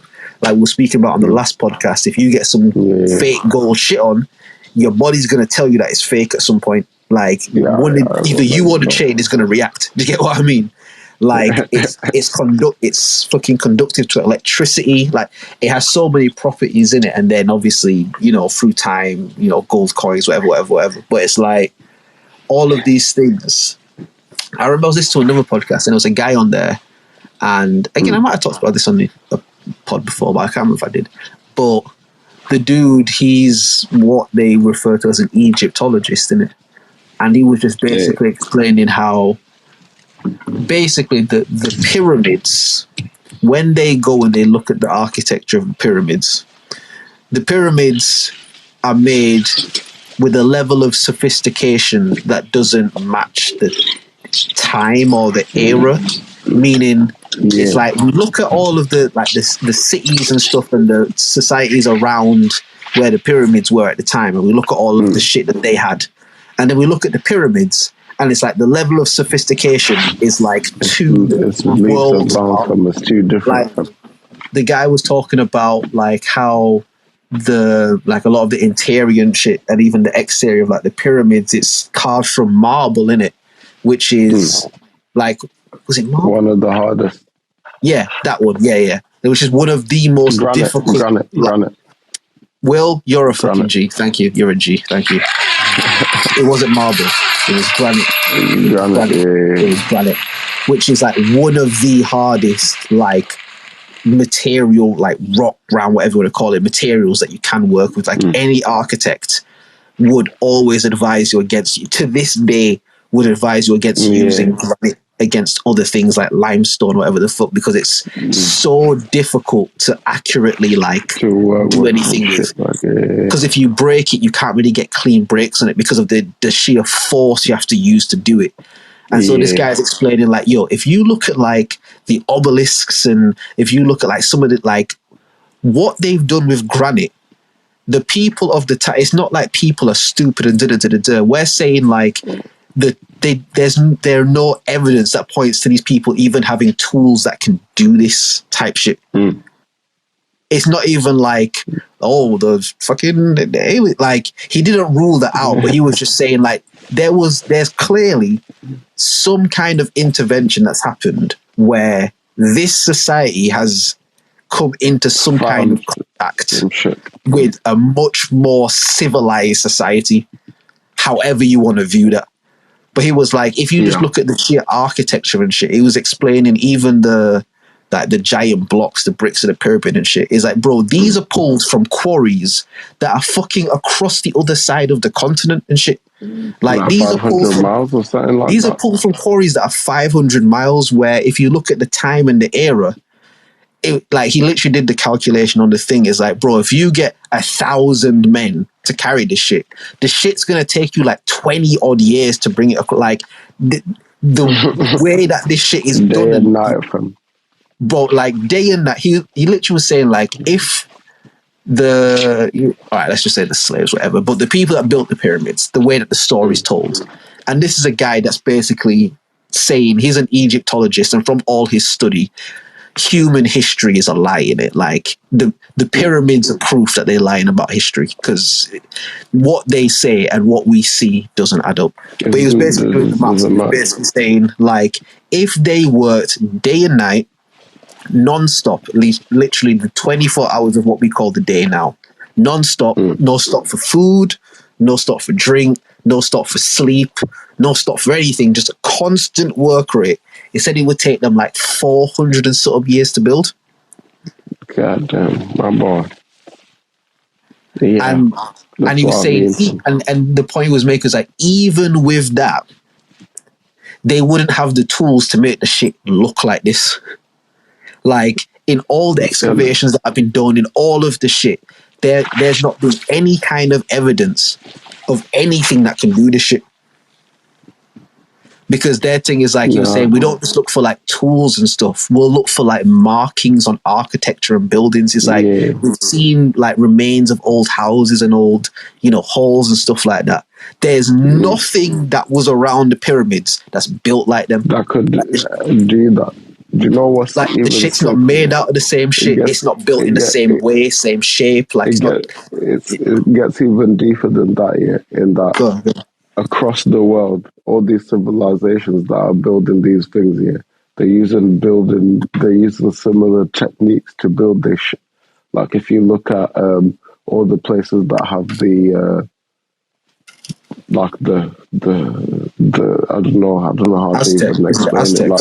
The Aztec kind of style, like, where it's like stones, but they're like different shapes and sizes and shit, but they fit together so close he can't even like put a piece of paper in between. Yeah, that's what the guy was saying as well. He was saying that. Drill holes and shit, and like little notches and shit. All of them got like these like just like perfectly circular drill holes that go deep into the granite, fam. It's like, but you're not doing that with no chisel, fam. Yeah, the guy was literally saying like to the same ones that you're talking about, the ones in like, Peru and the Aztec more side of shit. It's like, bro, some of these shits are built where you can't put a razor blade in between the blocks, bro. And he's like, my nigga, they didn't have anything that could cut rock like this. Like, there's nothing that could cut rock. Like, bro, we can barely cut rock like this today with our technology. It's like, some of them shits you can't fit. He's like, bro, I've been there. The guy wasn't like, I've been there. I'm not just chatting to you. Like, this is my job. We go to these places. Some of these places, bro, a razor blade wouldn't go in between the blocks.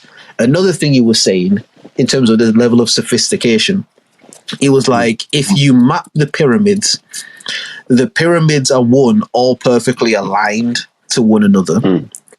Two, the pyramids, like mathematically, are all aligned to the equator and the angle that the Earth is supposed to sit on. You know, they say it sits on like, I can't remember what the angle is, but basically it's aligned, like the sheer level of maths and precision for someone to build a structure. You can work out the distance work out the distance from the Earth to the moon, from the Earth to the sun, how big the Earth is, how big the moon is, how big the sun is. All of the maths of this shit, bro. And the guy saying, like, the way that he put it was like, basically, these shits were made how many thousands of years ago, right? Cool. It took us until the 1990s to even be able to do the math to figure this shit out. Do you know what I mean? He said, bro, in all of the investigation we've done before, we didn't even have the intellect, technology, or understanding to work out the math that they done. It took us to the 90s where we could get like this higher level shit done, where we could actually be like, oh shit, bro, like, look at this shit.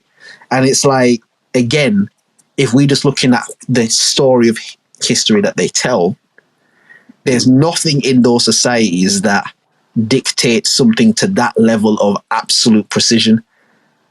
And so it leads to two things. Either they lying, like they just big lying, or there was some kind of external thing that that did all of this. Either way, they lying. Either way, they lying, because if they lying, then what are they lying about? Do you get what I mean? Why would they lie?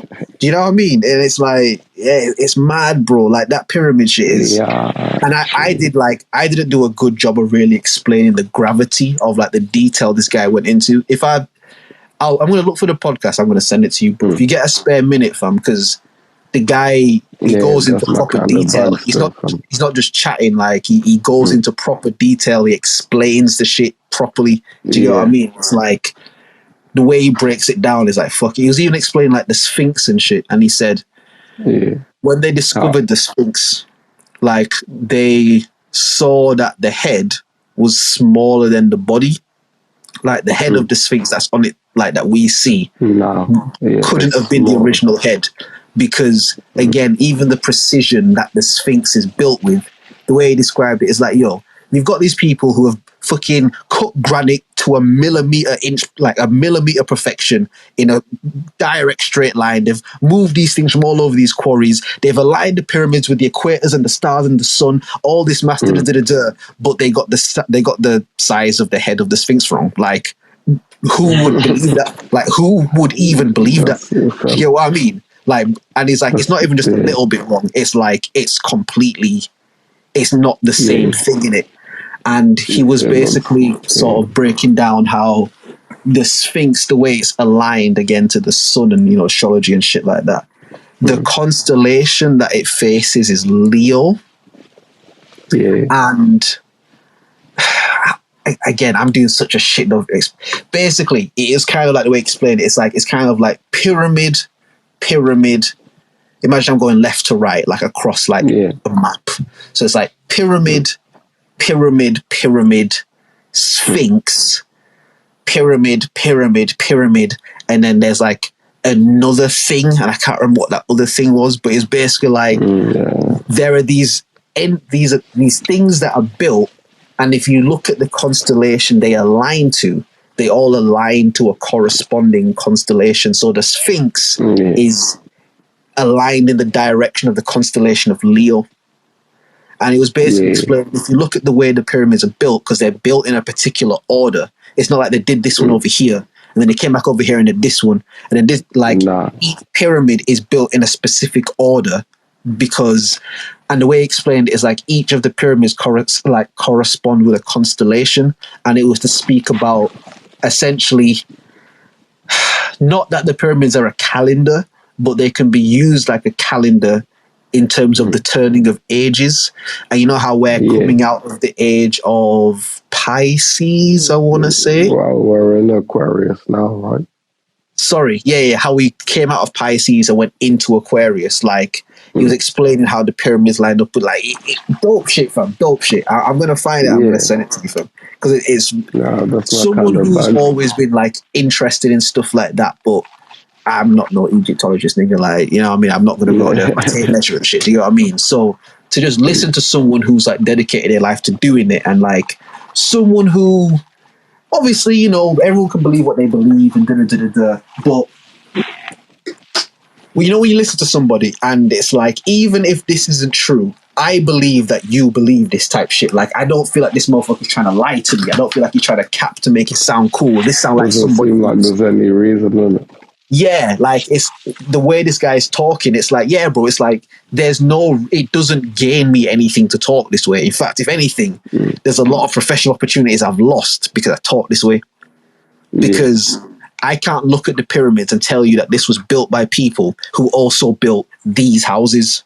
Like, I can't look you in the eye and tell you that's the case, bro, because this is clearly two different levels of sophistication that we're dealing with. You know what I mean? It's man. The shit crazy, dog. The shit crazy, dog. Nah, them Egyptians, fam, they was on some shit, fam. Yeah. So they don't want people walking around in them pyramids because they're scared that some people gonna figure out what it really is, fam. Because if everybody could just go in there and just do whatever random shit that they do when they get there, fam, somebody gonna crack the code. And that was another thing as well. He was saying, like, with the pyramids, basically in Egypt, there's like essentially like a council for the pyramids, like a governing body in it, and they basically set the rules on the shit. So it was like, and again, I can't remember specific numbers, but let's just say there's 30 pyramids, right? It's like, of those 30 pyramids, we're actually only able to look in 3 of them. And there's 3 specific pyramids that they let us look in, and we can't go anywhere near the other ones. And if you do want to go near the other ones, you have to raise a formal request, and then they're gonna charge you out the nose. And he said, like, bro, like the way he sort of described it, take you on a tour around where they want you to see. Yeah, and what he was saying as well is, like, say if you make a request to go to one of these other pyramids, you have to submit essentially like a full dissertation as to why you going there, what you looking for, what you gonna do. Like, you have to give the full reasons, and you can't go there without them. Meaning they can send people with you and shit, and at any point they could be like, yeah, nah, stop, it's done now, and everyone get out. Like, type shit. Do you get what I mean? And the way that he explained it, he was like, obviously, I know there's a lot of conspiracy people, and I can understand that. And I won't say that it's a conspiracy. It could just be, you know, Egypt doesn't really have a lot going on for it, and they're like, hey, we got the pyramids, so we just gonna fucking charge everyone out the nose for it. It could just be that. Or it could be them potentially not wanting people to see certain shit, you know? So, but yeah, I'm you know what? I'm gonna say a whole name on this shit. Actually, let me find the podcast. Let me actually find it, because I'm gonna give this guy his credit, because that was a proper interesting episode that I listened to, man. What podcast was that? Flagrant 2, Andrew Scholes. The comedian guy in it. But so the guy who the pyramid guy I'm talking about, he's got a show called Uncharted X. His name is Ben Van Kerkwyk. So I'll spell that for people. That's Ben VAN Van, and Kerkwyk is KERKWYK.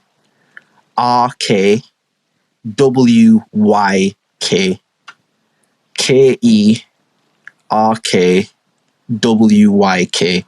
But yeah, he's like, and I don't think it's just like pyramids and stuff that he does. I do think he kind of goes around looking at different shit as well. But the episode I listened to, he was just talking about the pyramids and shit, and like, it was, fucking super interesting shit. Like super interesting shit, man. You might find Graham Hancock very interested in that case. He got this theory that the Amazon rainforest was like a planned thing, like they did that on purpose, basically, kind of thing. What do you mean? Like, did what? Like the whole Amazon forest, whatever like civilization was there like before, like they did that. Right. Like it was manufactured as opposed to being like naturally occurring. Right. Type shit, and then obviously like some shit just like evolved and new things started popping up and more. Yeah, of course. Yeah, so because basically he was explaining that if you go to there and you like start digging and shit, you're gonna find there's like black soil in it. And that usually only happens when they do this process. I can't remember what he called it. But basically they like smoldered the ground in it back. It's just like scorching. Right. They like turn it and shit. But then what that does is I guess it like releases some kind of like nutrients or whatever. Then they're like, yeah, they did some of the shit. I can't remember. He explained it all like full. But it's like that soil can only be like that because of that process. Like you see on farms and shit, like where they do it sometimes, or like in the where they burn the ground in it, like they burn it. That soil then becomes like that, basically, and it's like you can only get that by doing that. So, which means like that vast area is like it was like a planned, I guess, garden or whatever. I don't know. So then, okay, so how would, and I'm just asking, I'm just because what you said it, how would the soil still be like that? I mean, like, say when the farms do that, say if the guy burned the ground, like after hundreds of years, that shit's going to be gone in it. Yeah. Like, I mean, we've been cutting it down now and shit, and obviously, like, you know, and all that, but then prior to that, it's been relatively untouched. Shit just been growing. No, that's the point. You know what I'm saying? And protection from with the leaves and shit as well. Yeah, as well. You know what I mean? Because like things fall to the ground and blah blah blah blah blah. Because there's fucking like lakes and shit in it, like. Yeah, man. It's like there's a lot of shit that like questionable. That's some other shit. Yeah, that's some other shit. Yeah, nah, trust me. Questionable out there, fam. It's like, goddamn. But then I think sometimes also that's like on purpose. They're definitely sending out people with like some, because I mean, there's a bunch of shit. Do you know what I mean? So they're just sending out a couple people with a couple bits. Go on, you tell them about that. Go on, then you tell them about that. It's like all the shit that just keeps coming out. It's like, goddamn, so much information. It's like a deluge of information. Yeah, but like, I guess that's the age of Aquarius, isn't it? Yep, the age of information. So it's like, too much. And then like, you gotta really like hone in to get like a real read of like,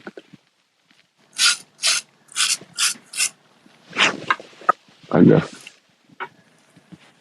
you got really just clarity in it. Just clarity in it. Like what's really real. You know what I mean? Like what's really real? Just because again, we live in the day and time now where if you say it's real and enough people agree, then it's real, bro. Like again, I don't want to keep coming back to like the alphabet shit and that, but there was a time where like like just nah in it, like.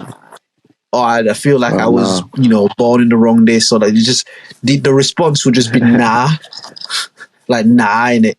Like, and I'm not saying that's right. I'm not saying that's wrong. I'm not judging it. I'm just saying that's how it was. That's what it was.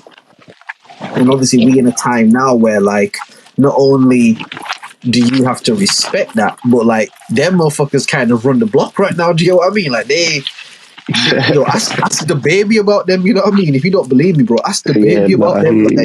He down bad right now, fam. Damn, homie. Bro. Damn, homie. In lockdown, he was the man, homie. Bro, do you ever think he just sit in his yard sometimes and just looking in the mirror and it's like, yo, why the fuck did I go on that stage and say it? Like, why the fuck did I even say that shit, bro? Like, because again, it wasn't like no like mad political thing. If he went up there and he was on some like, I'm against this and I don't believe in it, whatever you would feel about it, it's like, you know what? He went up there and said some shit that meant something to him. Do you get what I mean? Like, whatever. Do you get what I mean? But it's like, it was just so inconsequential. You know what made it worse as well? You know what made it even worse? They were like, yo, apologizing. And then obviously him being the real nigga that he is, he was like that. Yeah. And that was his mistake, bro. That was the mistake, bro. It's one of those ones. You either apologize or don't. If you say you're not going to apologize, you have to stand in it now. Like, you have to just go down with the shit type shit. Because if you say you're not apologizing and they bully you into apology, bro, if a bully come and take your lunch money one time, bro, you think he's not coming back tomorrow for it? You think he's going to be like, you know what? I actually only need the lunch money today. You know what? So I'm never actually going to bother you again. Cool, it's like, nah, bro, you marked out, fam. You marked out now, bro. You're a mark, bro. Do you get what I mean? He's waiting for you outside the door, fam. Every day, fam. Because I was waiting on you at the door. Because now I know I scare you, bro. Because now I know you're scared of me, fam. Do you get what I mean? And you thought you was bad, and you was talking all your shit, and now I know you're scared of me, bro. They got him the clean fuck out of here, bro. Like they got him out of here, fam. And like, again, it's fucked because he's not an artist that I ever listen to. Like, it's not. I don't mean it in a fucked up way, but it doesn't really make a difference to me in that sense. But it is just mad because it's like, of all the things to throw away your shot with, you know what I mean? Like, everyone gets they shot in the limelight. It's like, of all the things to throw it away with, man said, shout out to all the people who didn't have to suck another man's dick to get in the concert tonight and do gay shit. It's just like, bro, like... Oh, wow. Huh? Like, what? Like, huh? Bro, you are Rolling Loud, fam. Like, what's even going on right now, bro? Like, play the music, fam. Boo! Hey, you talking the homophobic shit. For tickets on Rolling Loud, fam. Shit. Just put the music back on, bro. Like, bro, like, and he been out of it since, bro. They down bad. And even if he's still even if he's still with the wrong nigga as well, fam. That's even worse, fam. He sided with the wrong nigga, fam, and he sided with the wrong nigga, fam. They sided with with this nigga, fam. But even that was weird, bro, because like he dashed himself in it.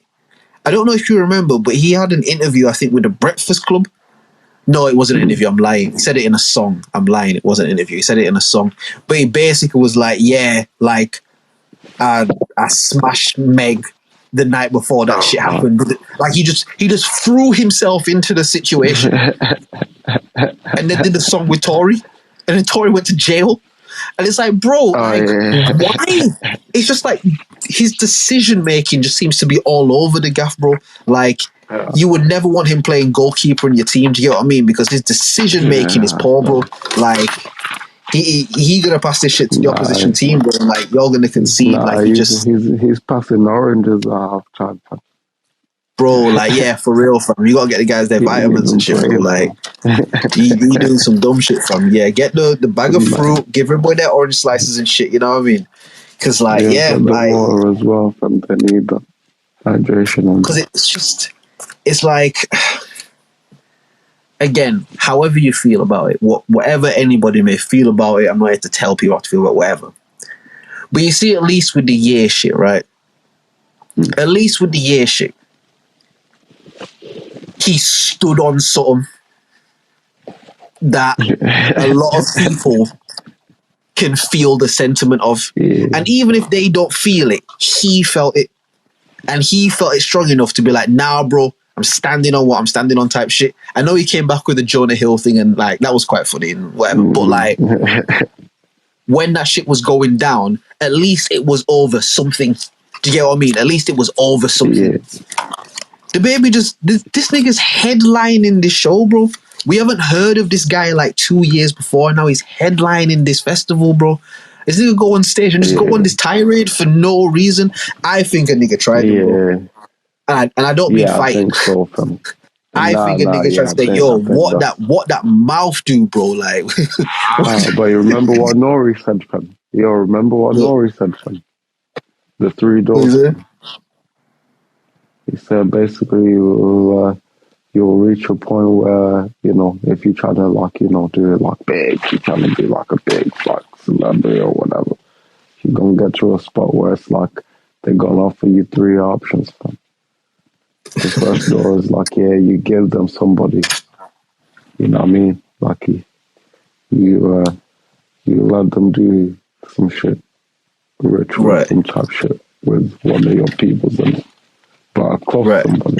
Gotta be close somebody. And then the second door is basically, yeah, you do things with another man if you're a man, or you do things with another woman if you're a woman. Right. And then the other door is you say no to all that and you go down your merry way down the independent road. Let's see how far you get, because we own everything. Bro, it's a mad thing, fam. I think somebody tried that nigga. I think he doing his rich shit, doing his super clout idiot all over the place. He got this new money, this new, like, you know what I mean? He the man and da-da-da-da-da. And I think he was in one of them places, and one of them people, like you're saying, these niggas that really is one of, like, instrumental in the shit that go on, but you don't know this nigga face. You don't, you know what I mean? He's not someone you'll ever know. I think he was just there, and somebody probably put their hand on a part of your body, and he's like, yo, my nigga, what the fuck, my nigga? And the guy's looking at him like, yo, whoa, hey. Yeah, you know what we do here, right? And the baby trying to be a real street nigga and shit, because man don't do nothing, pause and all that. He trying to be a real street nigga and that. You know what I mean? Because in his mind, he's thinking like, nah, I'm lit because I'm lit. You know what I mean? I did this, bro. Like, I'm the man in it. So in his mind, he's like, nah, I ain't doing that shit, nigga. I'm a real nigga. Yeah, they even tweeted that when the whole shit went down, wanted to apologize, innit? He's like, nah, I'm a real one. Y'all ain't never seen a real one before, and you about to see it. I'm the realest nigga. I ain't apologizing for nothing. They was like, all right, bro. Yeah. all right, my nigga. Cool, same. Remember. Cool, don't complain. That's all right, bro. You know what, bro? That's cool. You don't even have to apologize anymore. We got you, bro. Don't worry. And now this nigga offering apologies for him. This nigga's like, yo, I just want to remind y'all that I'm sorry. Yeah, like, I'm sorry. Like, yeah, bro, nah.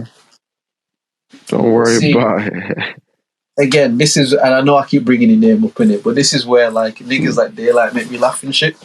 I remember he was talking about it and stuff. He was there, yo, the baby Mr. Lick, man, like, if it was me and that happened, I would have just come out as gay the next day, bro. Fuck him. I would just come out as gay immediately, fam. Like, what now, bro? Like, nigga, I'm gay too, but what? Nigga, I'm gay and I'm trans, nigga. What, bro? Run it. Fam, what you mean? That's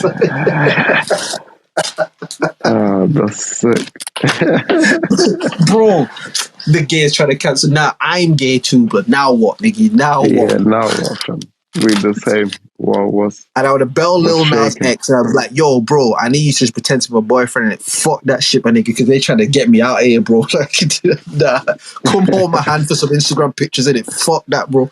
Like, yeah, fam. And listen, be like, oh shit, you too? I thought I was the only one that figured out the hack, fam. Can we talk about that? Hey, man, nah, that's not. Nah. You know what we talk? You know that nigga lying, right? I said, you know that nigga lying, right? About which part? About the fact that he gay, bro. Lil Nas X. That nigga there is not gay, bro. I've said it. Mark it, bro. What's the date? The 6th of April. And this isn't even like a hot take, I don't think. That is not a gay nigga, bro. I'm telling you, fam. Give it a few, fam. It might not come to light just yet. Give it a few, bro. When all the shit goes on and passing, that nigga's gonna come out one day and be like, yo, it's mad because I wasn't actually gay. That nigga's not gay, fam. No. That looked like a nigga who trying to convince people that he gay, bro. Like, nah, I don't buy it. Man said I don't buy it. Will is speechless. That's so funny. Will is speechless, you know. Will is speechless, fam. He don't know what to say. Like, I don't buy it. Yeah, I mean, he seems pretty gay to me. I mean, I don't know. Shit. And you see, like straight heterosexual niggas and shit, like, you would say that, right? Because any dude who do that, the way that we raise, like, oh yeah, that guy is that. You know what I mean? I mean, yeah. I'm not going to tell you to watch any interviews of his. I'm not going to tell you to watch any long-form content. I won't tell you to do that. What I will say is if you happen to, at any point, just pause. Hold on.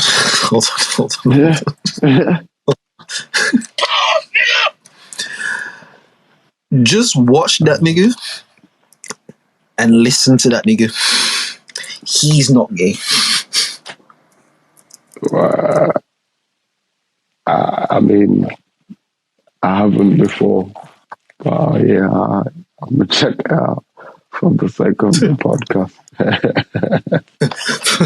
For the podcast sake only, fam. Will's like, I'm not doing this for my own entertainment. You know what I mean? This is research purposes only. Why? You know, is there rumors that he got a gal, or what is there what? I think some rumors had come up before that apparently had a girl, but I think that went away. Like, I'm not basing this on any particular thing that has happened. I'm just basing this on my gut instinct. And see, me, I can't really talk about this because I'm not gay. Do you get what I mean? So it's like, to a certain point, niggas will be like, bro, you don't know what you're talking about. And then what can I say? Because you know what? I don't. So fair enough, innit? But from any kind of small interaction I've ever had with any gay people, especially like black gay people, and I know not everybody is the same, and like I understand that, but gay black niggas that I've seen, even on TV or whatever, like I've never seen no gay black niggas act like that. I'm not saying it doesn't happen, and I'm not saying it can't happen. It just seems very forced. It just seems very like, yo, you know I'm gay, right? It just seems very like he trying to convince you that he gay. Most gay niggas like that shit jump right off them, bro. Like as soon as that nigga walk in the room, like, yeah, that nigga gay, bro. Like you don't have to say a word, bro. So, yeah. But that's why I was like saying, no, yeah, you know what I mean? Game the system and like, oh, you too? I didn't know. I thought I was the only one. Yeah, that could be like a South Park episode, isn't it? Yeah, legit, bro. Absolutely. Him just being like the most toxic masculine, like fucking like, yo, the South Park episode is like fucking Lil Nas X is actually Andrew Tate, bro. Like he just hired this guy to get his shit off in it. Like he's feeding him all the scripts and all the lines, bro. Like it's actually him in it. Like fucking yeah. Like I don't know, fam. It just him in a bodysuit, fam, with the bald head. Yeah, literal. Yeah, literal. It's just with my man. It just seemed like. Do you remember in school when people who were virgins would try to convince you that they weren't virgins, and they would, and even not even just in school, even like maybe older ages or whatever, but like the way that certain people would say talk about like having sex or whatever, it's like, bro, you've never had sex, bro. Like that's not how sex works, fam. Like no, my like nah, like nah, innit? Like again, I can't speak from experience. I'm not gay, but it's just whenever I hear a man talk, it just comes across to me. Pause. Yeah, quite pause, fam. That's but crazy. it just seems like somebody who's trying to convince people that he gay. Do you get what I mean? It just seems like someone who's trying to like remind you at all time that he gay. It's like, oh, and by the way, and oh, because I'm gay, and oh, by the way, I'm gay. And it's like every opportunity, fam. I in it. Like, yeah, we can see what you on, fam. Like, you don't have to explain. What does Shakespeare say? Thou do protest too much. Like, it's like, if you have to tell me, bro, it's the same problem that people have with Logic, the rapper. It's like, brother, if you have to keep telling me you mix race and your dad's black, and I say, nigga, man, if you have to keep telling me that, bro, like, who are you trying to convince, me or yourself?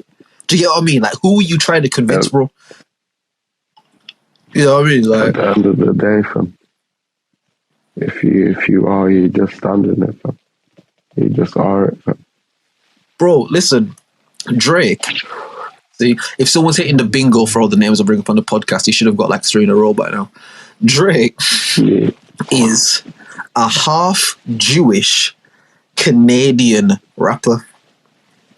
We let that nigga say nigga with the freedom, bro, because he bring the slaps. You know what I mean? Like, we very clear in our shit, bro. Like, listen, like, if we fuck with you and you bring them slaps, you can run that shit, bro. And it's not to diss Logic. It's not to say he's not good or anything, because I think he can rap. Like, I think he can rap and shit. But it's like, there's clearly a disconnect in it. There's clearly something that just doesn't connect. And it's like, if you keep having to try and make it connect, then like, who are you trying to convince that you really that? Are you trying to convince us? Are you trying to convince you?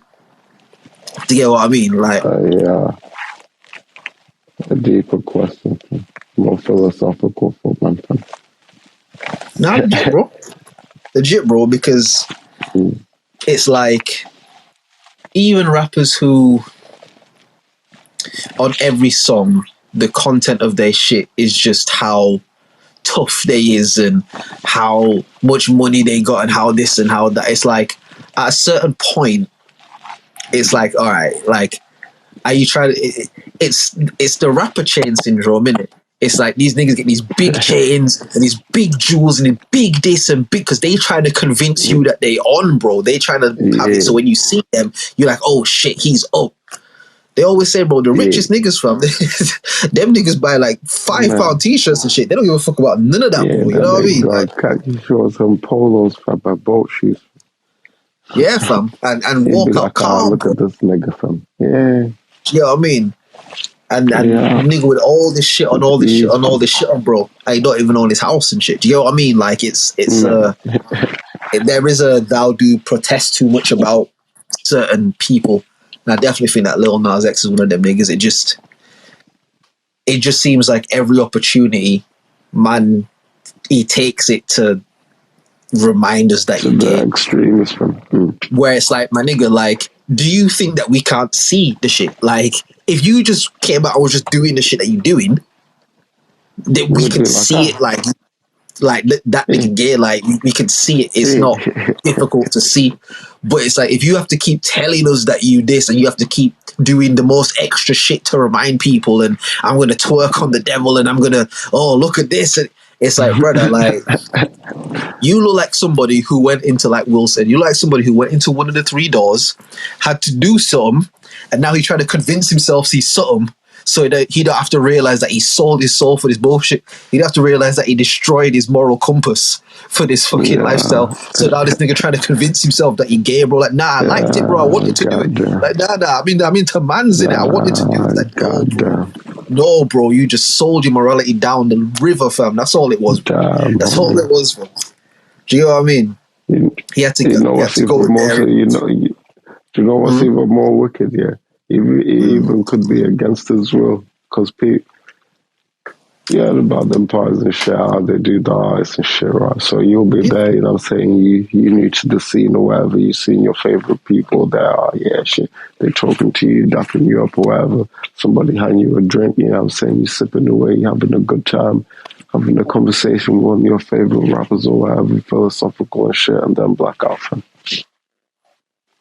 And then you wake up the next day, everything's hurting, and everything's... That's not yours, fam. And clothes are some other place, fam, other than on your person.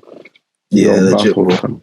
And then they come in, they play you the video and be like, hey, that's what we was doing yesterday, fam. Remember? Oh, yeah, here comes the best bitch, check out. That's crazy. Trust me. Trust me, bro. Like, you know what Obi kind of remind me of? Like, you know, in jail, innit? How obviously them man that are doing like big bids and shit. Like they live a different... So you spoke about on the last pod before, innit? Like how them man, they be getting different, innit? Pause, fam. Like, you know what I mean? Yeah. But like, it's kind of... He kind of remind me of, say, the guy who, let's say, was overpowered by another guy, and now he walking around the prison like putting his shirt in like tank, like little tops, and he doing all the feminine because he tried to convince himself he a woman, so he don't have to admit to himself that something terrible happened to him. He's trying to convince himself that like, nah, I was into it. Do you get what I mean? But really, it's like, nah, something really bad just happened to you, and this is like a coping mechanism. That's the kind of vibe I get from him. It kind of just feels like he tried to convince himself he this thing. And so the more he do shit and then people react and it's like a validation of like, all right, yeah, I'm that. Do you get what I mean? But I don't think I just don't believe it. You know what I mean? Listen, I said this about the Megan Tory shit. If I'm wrong, then I'll be wrong. It's cool. I just don't believe it, bro. I just don't believe it. Well, I mean,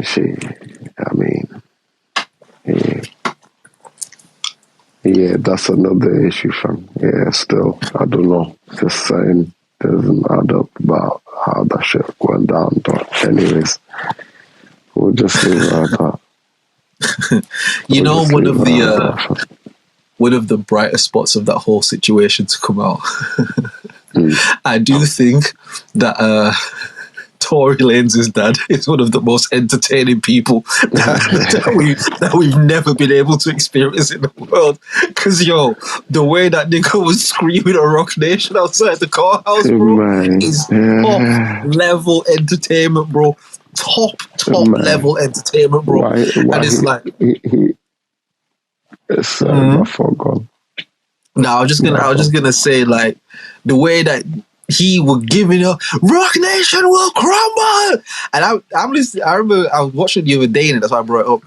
And I was thinking, like, how did Tory not put his dad on the intro of one of these shits, bro? Like, if I knew my pops had this shit in him, bro, it's like, nah, you got up one of these albums, bro. Like, just get on there and talk that shit, fam. Like, you gotta say something to the people on top, bro.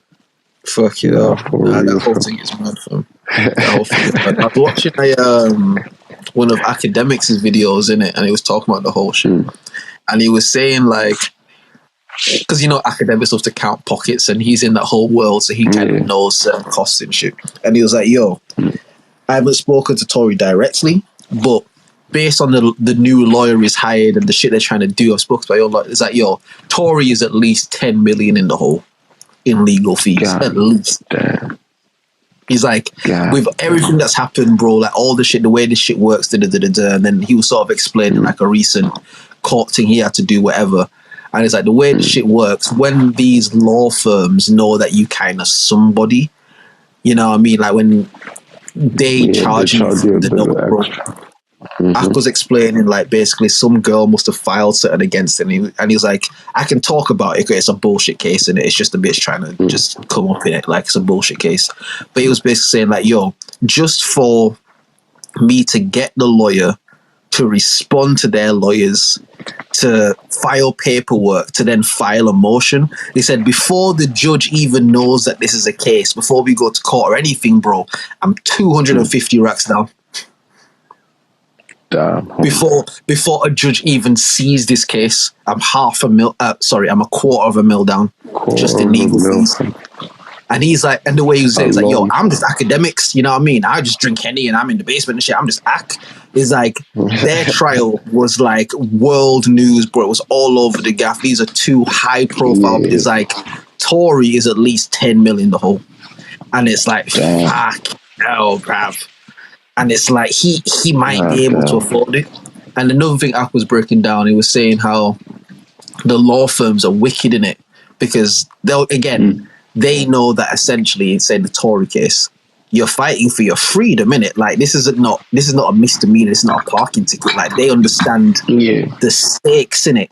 So they're gonna hit you over the head with a bill and say if you're in a position you can't pay and shit. They do you like the labels, bro. They're like, you know what? I say nothing. What do you have now? I've only got 6 million. all my assets sold, all that sold. 6 million is all I have. I don't have anything else. Alright, bro. Say nothing. We'll take the 6 mil now, yeah. And if we get you out of this shit, you're actually gonna pay us 20 mil. Because if you come out of this, what's going to happen is your career is going to go through the roof because of the publicity you're going to get. You're going to start to release music. People will flock to it. Like, we believe really in terms of what you're going to be able to return because of what we're going to do, which is keep you out of jail. Give us 20 mil after. And if we don't get you out of jail, then you only got to give us 4 extra. Like, he's like, that's the sort of shit law firms do. Do you get what I mean? So it's like, and because... And they do shit like that because they know niggas is fighting for their life. Do you get what I mean? Like niggas in the position to be like, fuck out of here. It's like, you can promise me 20 mil in the future and be out of jail, or you can take the risk and maybe go behind for 25. Because wasn't that the max he was looking at, 25 or something? Yeah, something like that. 20 something, I think. They haven't charged him yet. They haven't charged him yet. Yeah. Oh, they're not? Yeah. No, literally, he's awaiting sentencing. They haven't said when they're going to sentence him. They haven't said anything like that. I was going to say, I thought they're guilty, man. Now they did. Now they guilted him, but they haven't sentenced him. So they haven't said what he's going to serve.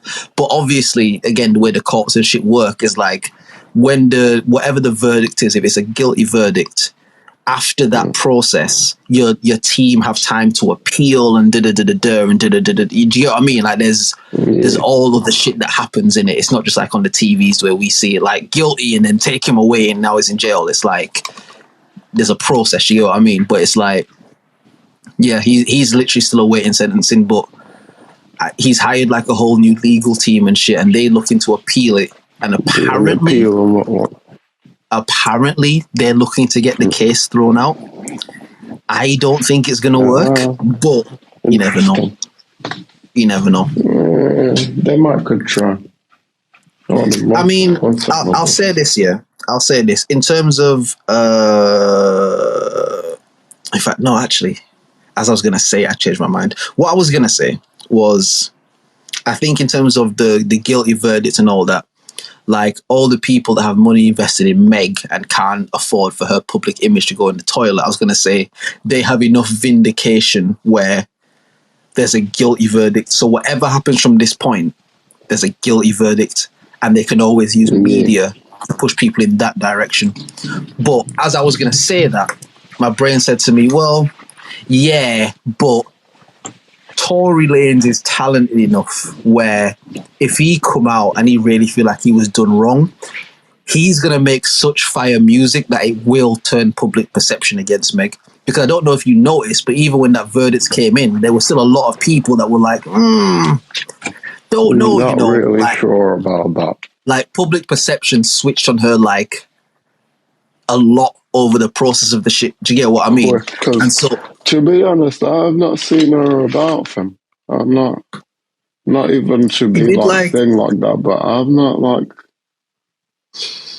I know recently she did like, you know how they'll have people like do little baseball stuff and shit like that. I know there was something like that, and people were like going mad about it because she like twerked on the baseball field or something. I don't know. I haven't seen it, but I know people was talking about it. That was it, and it was a something in it.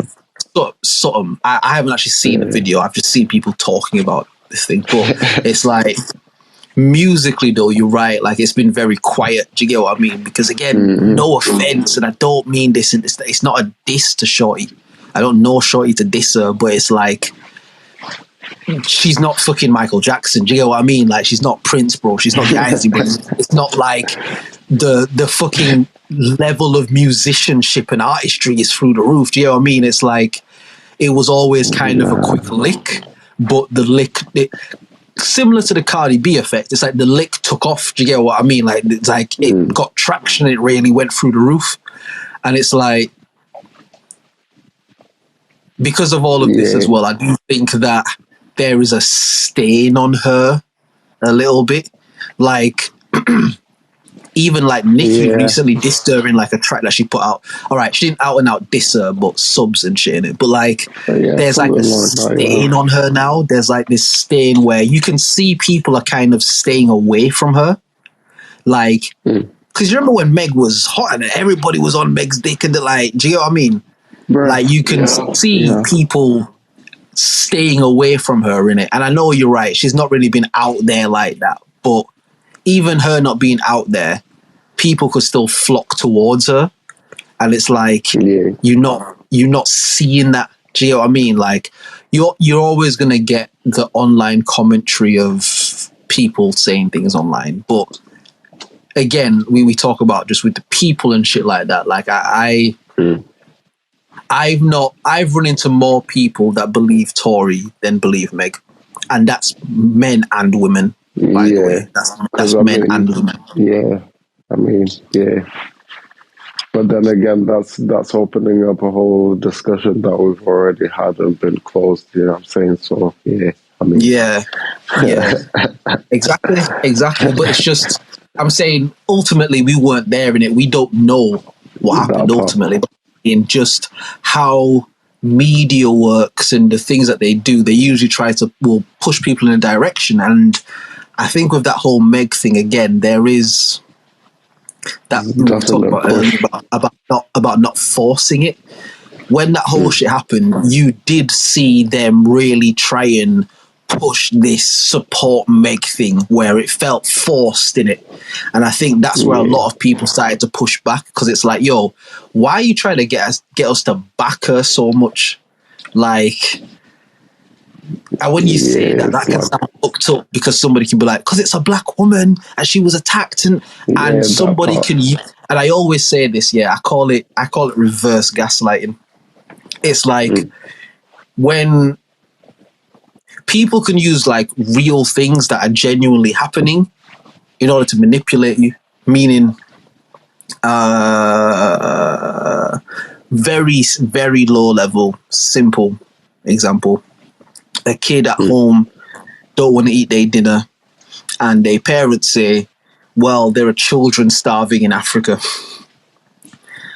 The reason they say that is to try and get you to understand that you're fortunate and you have food here that you have the choice to not want to eat, because there's people in the world that don't have a choice, and if you give them the food, they will just eat because that's all they have. But really, you're only telling me this so that I'll eat the food. Like, you don't just walk around the yard telling me that kids in Africa don't have food. Like, you're just telling me this so that I'll eat the food. Like, really, you're trying to manipulate me right now. Do you get what I mean? That's the only reason you're saying it. Although what you're saying is true, you're only saying it for a particular reason. And it kind of felt like a lot of that with Meg. It just felt that way. It just felt like any kind of victimization thing they could attach to her, they did. Like, and again, even in that, I think what started to happen was she started to like trip up at certain parts of herself. Like when she did the Instagram live video and she was saying certain things, and then she did the interview with Gayle King and she said things that contradicted it. Do you get what I mean? It's like, it's like they were so thirsty to put her out there. It's like, yo, we need to get out there and make people really feel sorry for you. Like, they were so thirsty to get people to believe it that they were pushing this girl out there, and her story started to fall apart. So now people is watching this like, wait a minute, did this bitch just say that her and Tory never had intimate relations? Did she just say that? When they both told her, wait. Like, did she just say that she never met him? But wait, if she But in this one before, she said that he was there, but now she's saying that she didn't actually see him and she was facing the other way. Do you know what I mean? It's like because one thing about the truth, bro. One thing about the truth is that you don't have to try to remember it. Do you know what I mean? Yeah. You don't have to try to remember how the story goes. If you go, yo, Driz, tell me the story of fucking you and Secret Life making sometimes one time, more time. Oh, shit, you know, it was mad. Will and Mags were here, man. We were just catching fire, you know, it was lit up and shit. And we got this tune and, like, you know, we all were doing... Like, I can tell you what happened. Yeah. And if I go somewhere else and tell somebody else the story, even if the story isn't word for word the same, when you compare the two stories, the story is the same. Yeah. Do you get what I mean? If there begin to be large discrepancies in the stories, and someone goes, wait a minute, you said before that you and Secret Life, like, and Mags was in there and you made sometimes, but this next time you said that you sent it to them and, like, they wasn't actually... So, like, which is it? So do you get what I mean? And because now you've said that, you can't come back and be like, oh, you know what? I got that wrong or this, because people are like, well, okay, well, what else did you get wrong? And you can't come back and say that you lied, because if they, well, what else did you lie about? Yeah, so now you just got to stand in everything. And it's like, no, that's not even important. The important thing is that we made sometimes, yeah, and fuck it. Do you know what I mean? Like, it was such a vibe for me. Bro, do you know what I mean? And it's like, when someone's, especially again, I don't want to make it sound like I'm trying to come at Shorty, because it's not. I don't know her to have any problem with her. Like it's not that. I mean, it's just just watching something unfold and taking information as it can be given, and just using your own sense of deduction and just understanding and reasoning and shit. It's like I find it difficult to believe that this shit went the way that y'all are trying to tell me that it went. I'm just finding it difficult to see that. Again, I remember when the shit first happened, and one of the first things I said to you, and the first thing we spoke about, is just before any of this, what he said, she said, whatever shit, there is no way on God's green earth that a short nigger from Toronto, who is not a citizen of the United States, who is covered head to toe in tattoos, fam, who would have smelled of weed and alcohol playing loud music in the affluent area of Calabasas, bro. There's no way that nigga shoots somebody on the street and don't go to jail that night, bro. That doesn't happen. The only way he don't go to jail at night is if he gets shot dead, bro. Do you get what I mean? There's no way that happens, bro. There's no way that nigga's just out walking around making tunes, doing NFTs and shit. That does not happen like that. Right. No way. Making albums about the shit till you get a season. Making albums about the shit until they got to go and get a fucking, like, a gag order put on him so he can't talk about it. Like, bruh, like, it does not work that way, bro. But that also was another thing as well. It's like, yo, if you ain't bullshitting, why are you not letting him speak about it, fam? If you're not bullshitting, why can't he talk about it? Because you're talking about it. It's not like you say no one should talk about it. You keep telling us about it, but you won't let him tell his side. It's just, there was too many things going on. Like, there were too many things happening where it's like, yo, you forcing this. Do you get what I mean? They're spooky. Like, you forcing it. Because it's, again, I don't want to make it sound like I'm defending Tory. I don't want to make it sound like I'm defending Meg. I don't know any of the people in this situation. We're just talking about it from a neutral standpoint, innit? But whenever Tory spoke about this shit, the few times he did, whether it was, I remember he did an interview with academics, whether it was that, whether it was in his music, whether it was like tweets or posts or whatever, it never felt like a nigga forcing it. It never felt like he was desperate to have people believe him. It never felt that way. It felt more like a nigga saying, are you really trying to tell the people I did this shit? Is this really what you're trying to say? That's more what I got from when he would talk. It was never like, nah, you lot, listen, actually, I'm the one that's being done wrong. I'm not even, it's just like... It was always like, yo, I can't even tell you all this full story, but if y'all just knew if y'all knew what happened, bro, like, do you know what I mean? It's just, yeah, from the time you put in gag orders on niggas and like all this sort of other shit, it just starts to look a certain way. And especially if you won't just come out, because if she just came out and be like, yeah, fuck that nigga gag order, fam, like, yeah, nah, I'm not letting this nigga shoot me and then talk about it. If she even just came out and just stood on it like that, you could even kind of try to understand it, but it always just seemed like tactical. Do you know what I mean? It always seemed like you would let this nigga talk until enough people were listening to him, and then it's like, oh no, now we gotta shut him up. I mean, like, man, and then all of a sudden she's getting like Grammys and this and that and all these things, and it's like, for what, bro? Like, Grammy for what? Like, what is this look that she's getting? And it's not hate, and it's not anything. It's just being in this music game and shit. Actually, for real. Like, bro, she got a Grammy, fam. What song? I don't know. It might have been the one with Cardi B, but I don't even know if that came out at the time. But it might be the one with Cardi B. I'm not sure though. You know what? We have the internet. Why are we speculating? Let's see. If what got a Grammy, fam. Would it surprise you? Because again, the Grammys is not hugely. Yeah, I was gonna say I wouldn't be hugely surprised if I'm being very honest, man. But if I'm being nostalgic, yes, I'd be quite surprised. Oh, it wasn't even for a song. Meg Thee Stallion won Best New Artist, the Grammy for the Best New Artist, 2021. Huh. The best New Artist. That's what it says. New Artist. Okay. 2021. That's what it says, bro. I can only tell you what the thing says. Best New Artist film. And we won't get into a music debate because, again, we understand that the Grammys ain't really rewarding music. It's really that normal. You know what I mean? But it's like, even still, there's still like a certain cachet you have to get into to even begin to be in that conversation of that shit.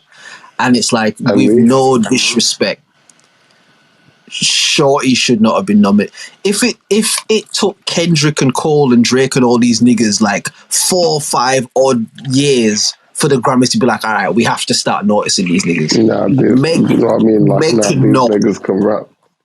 Bro, Meg could not in her second year, third year of an artist be not even nominated, win a Grammy. No is the answer. Like, no is just the answer in it. So it's like when Shorty started getting all of these different big looks while Tory's being silenced, it's like it's hard to not notice.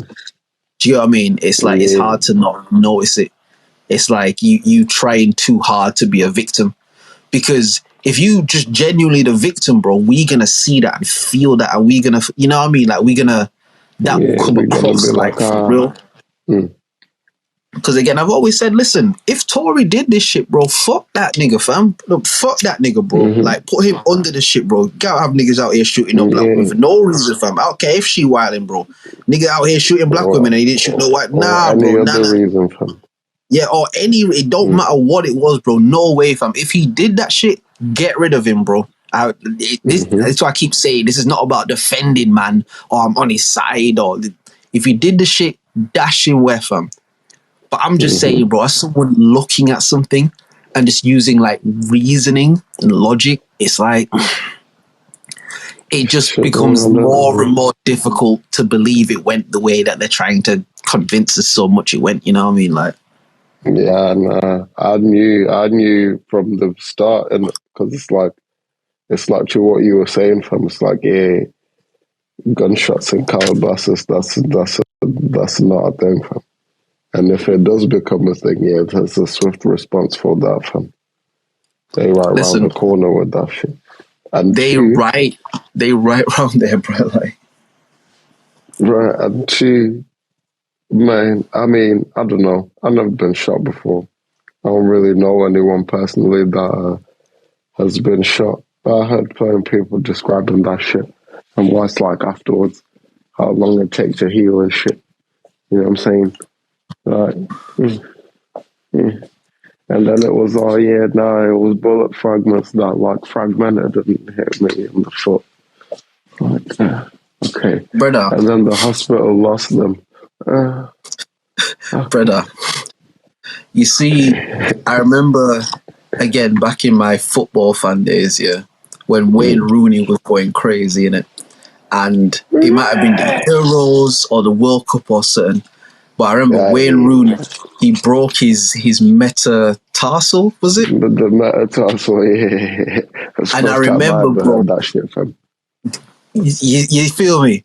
And I remember they were sending this nigga to like fucking these hospitals in Sweden and putting this nigga in oxygen chambers and all of this shit. Cause like, yo, we need to try and get this nigga's foot to heal. It's like, all right, the World Cup or whatever it is, all right, that shit's in like 3 months time. Yeah, all right, cool. We need to try as much as we can to get this nigga shit to heal, bro. We put him on these special diets, special physio, this, that, the third, oxygen chambers, fucking like all this shit to get the bones in this nigga foot to heal from playing football.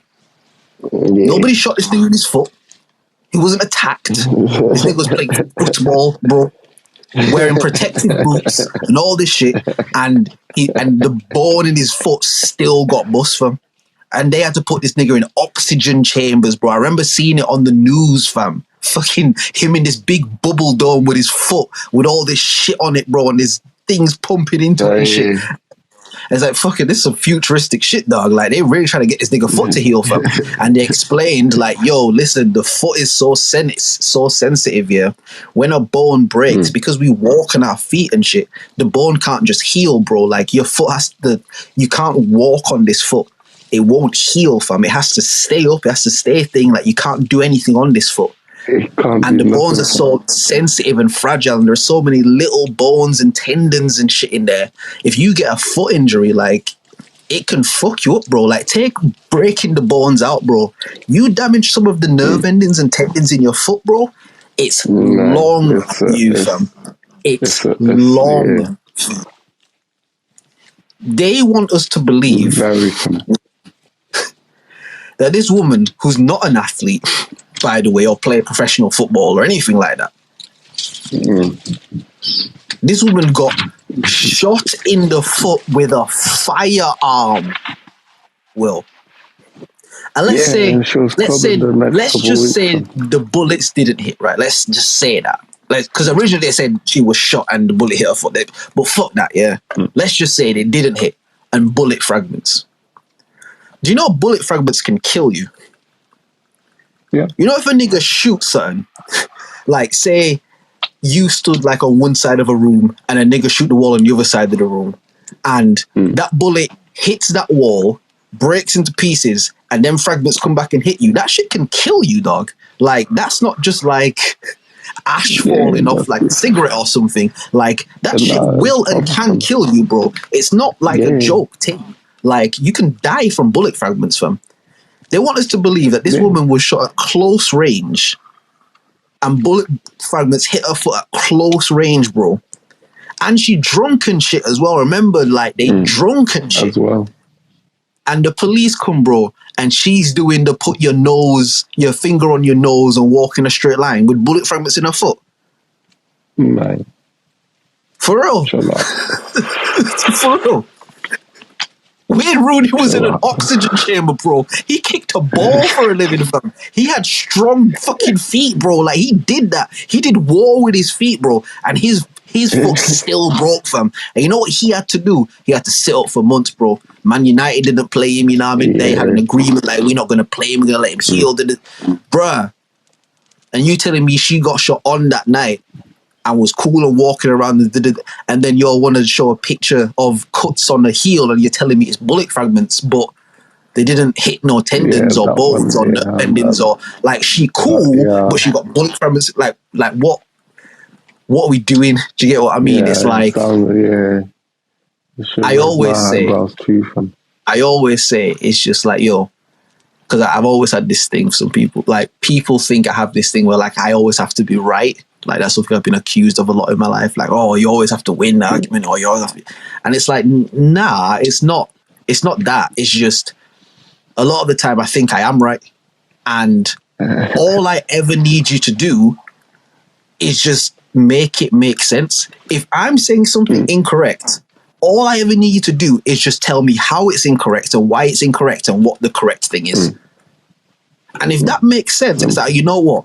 Actually, okay, bro, how many times have we done it on the pod where you'll say something, I'll be like, you know what, bro?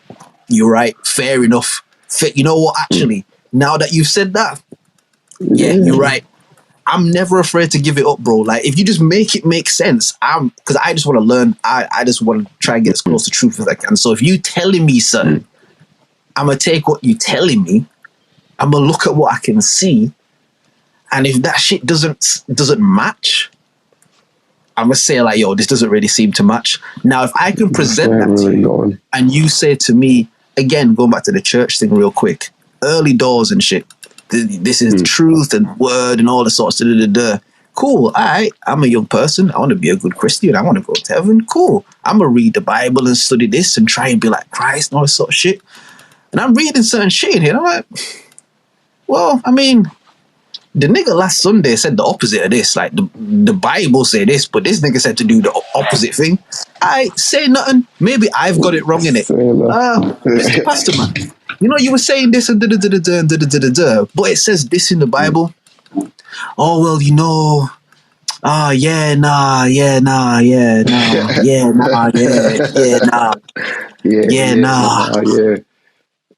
No, but okay, like, I'm not being disrespectful, but like, you know, you said that we're supposed to look in the word and but it says this. But if it says this, then why are we doing this? Because you know what? Like, you need, really, this is showing like a lack of faith. Like, you're not really believing in the word. And nah, it's not a lack of faith. Like, I'm just telling you that it says this in the.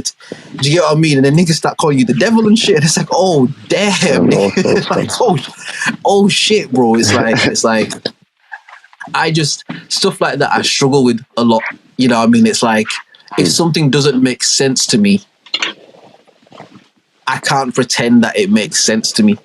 Like, I'll either investigate further, or I'll just say fuck it and I'll just leave it and just like left it alone type of shit.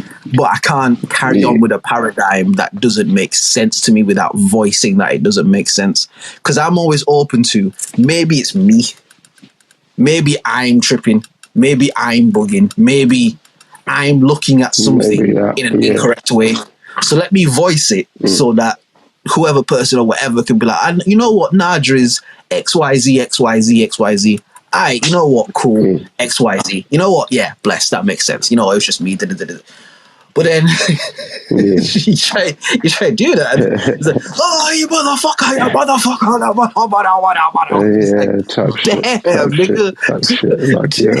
nigga. Shit. Like, all right. And then you just, you know what I mean? Then you just got to ride it like that. So get off and they bag off that shit. Yeah, bro. They be going crazy, and it's just like, damn, like, well. But sometimes do I expend the energy to do this with you, or do I just say that this is what you want to leave to it? Well, you know I mean, it depends on you, but it's like,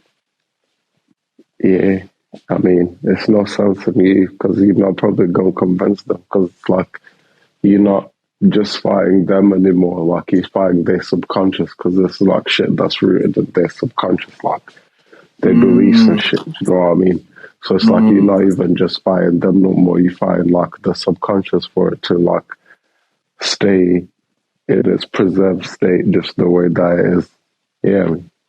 Like, if that's the thing that like preserves them in that, like, in that sense on their subconscious, like on that level, like, that shit gonna kick in like fight or flight from, and they're not even gonna be thinking defense mechanism, or nothing like that. Like firewall, you know what I mean? It's like a firewall. It's like emotions from. Do you know what I mean? It's like that's what happens in it when you, like, let's say in a heated debate with someone. And you're trying to like get your point across or whatever. It's like emotions happen in it.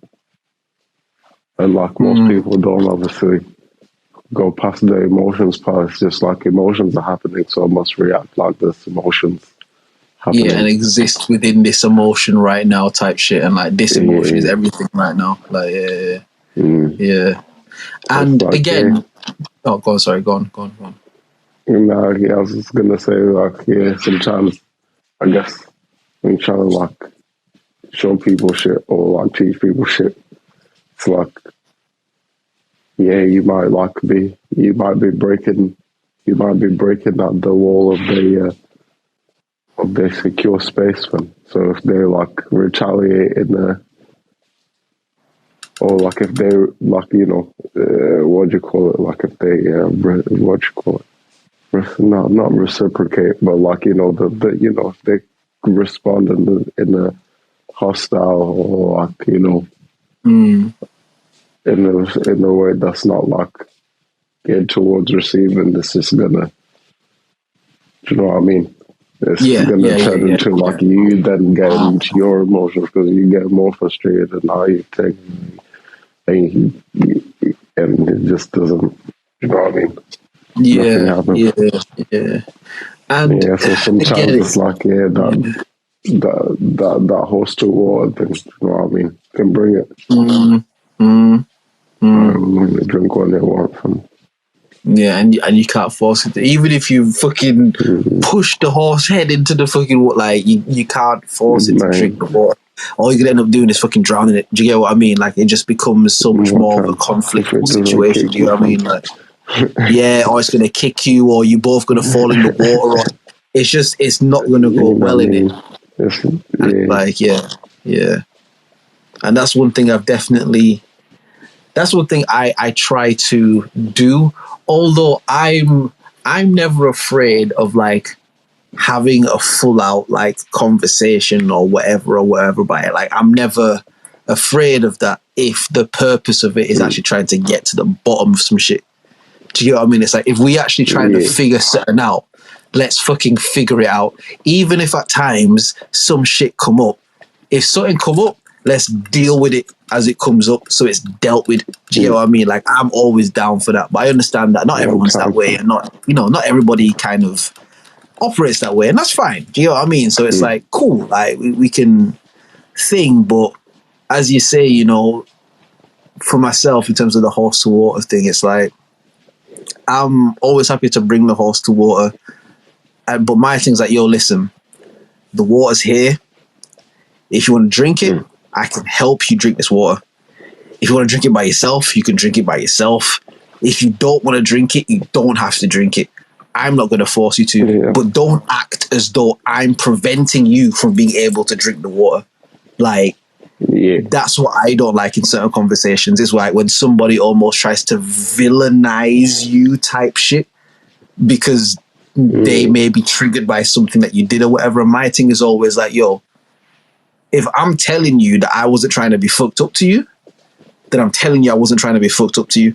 Now, if something I did fucked you up or came across fucked up, that's a different conversation and we can have that conversation. And I'm willing to be accountable for anything that I've done.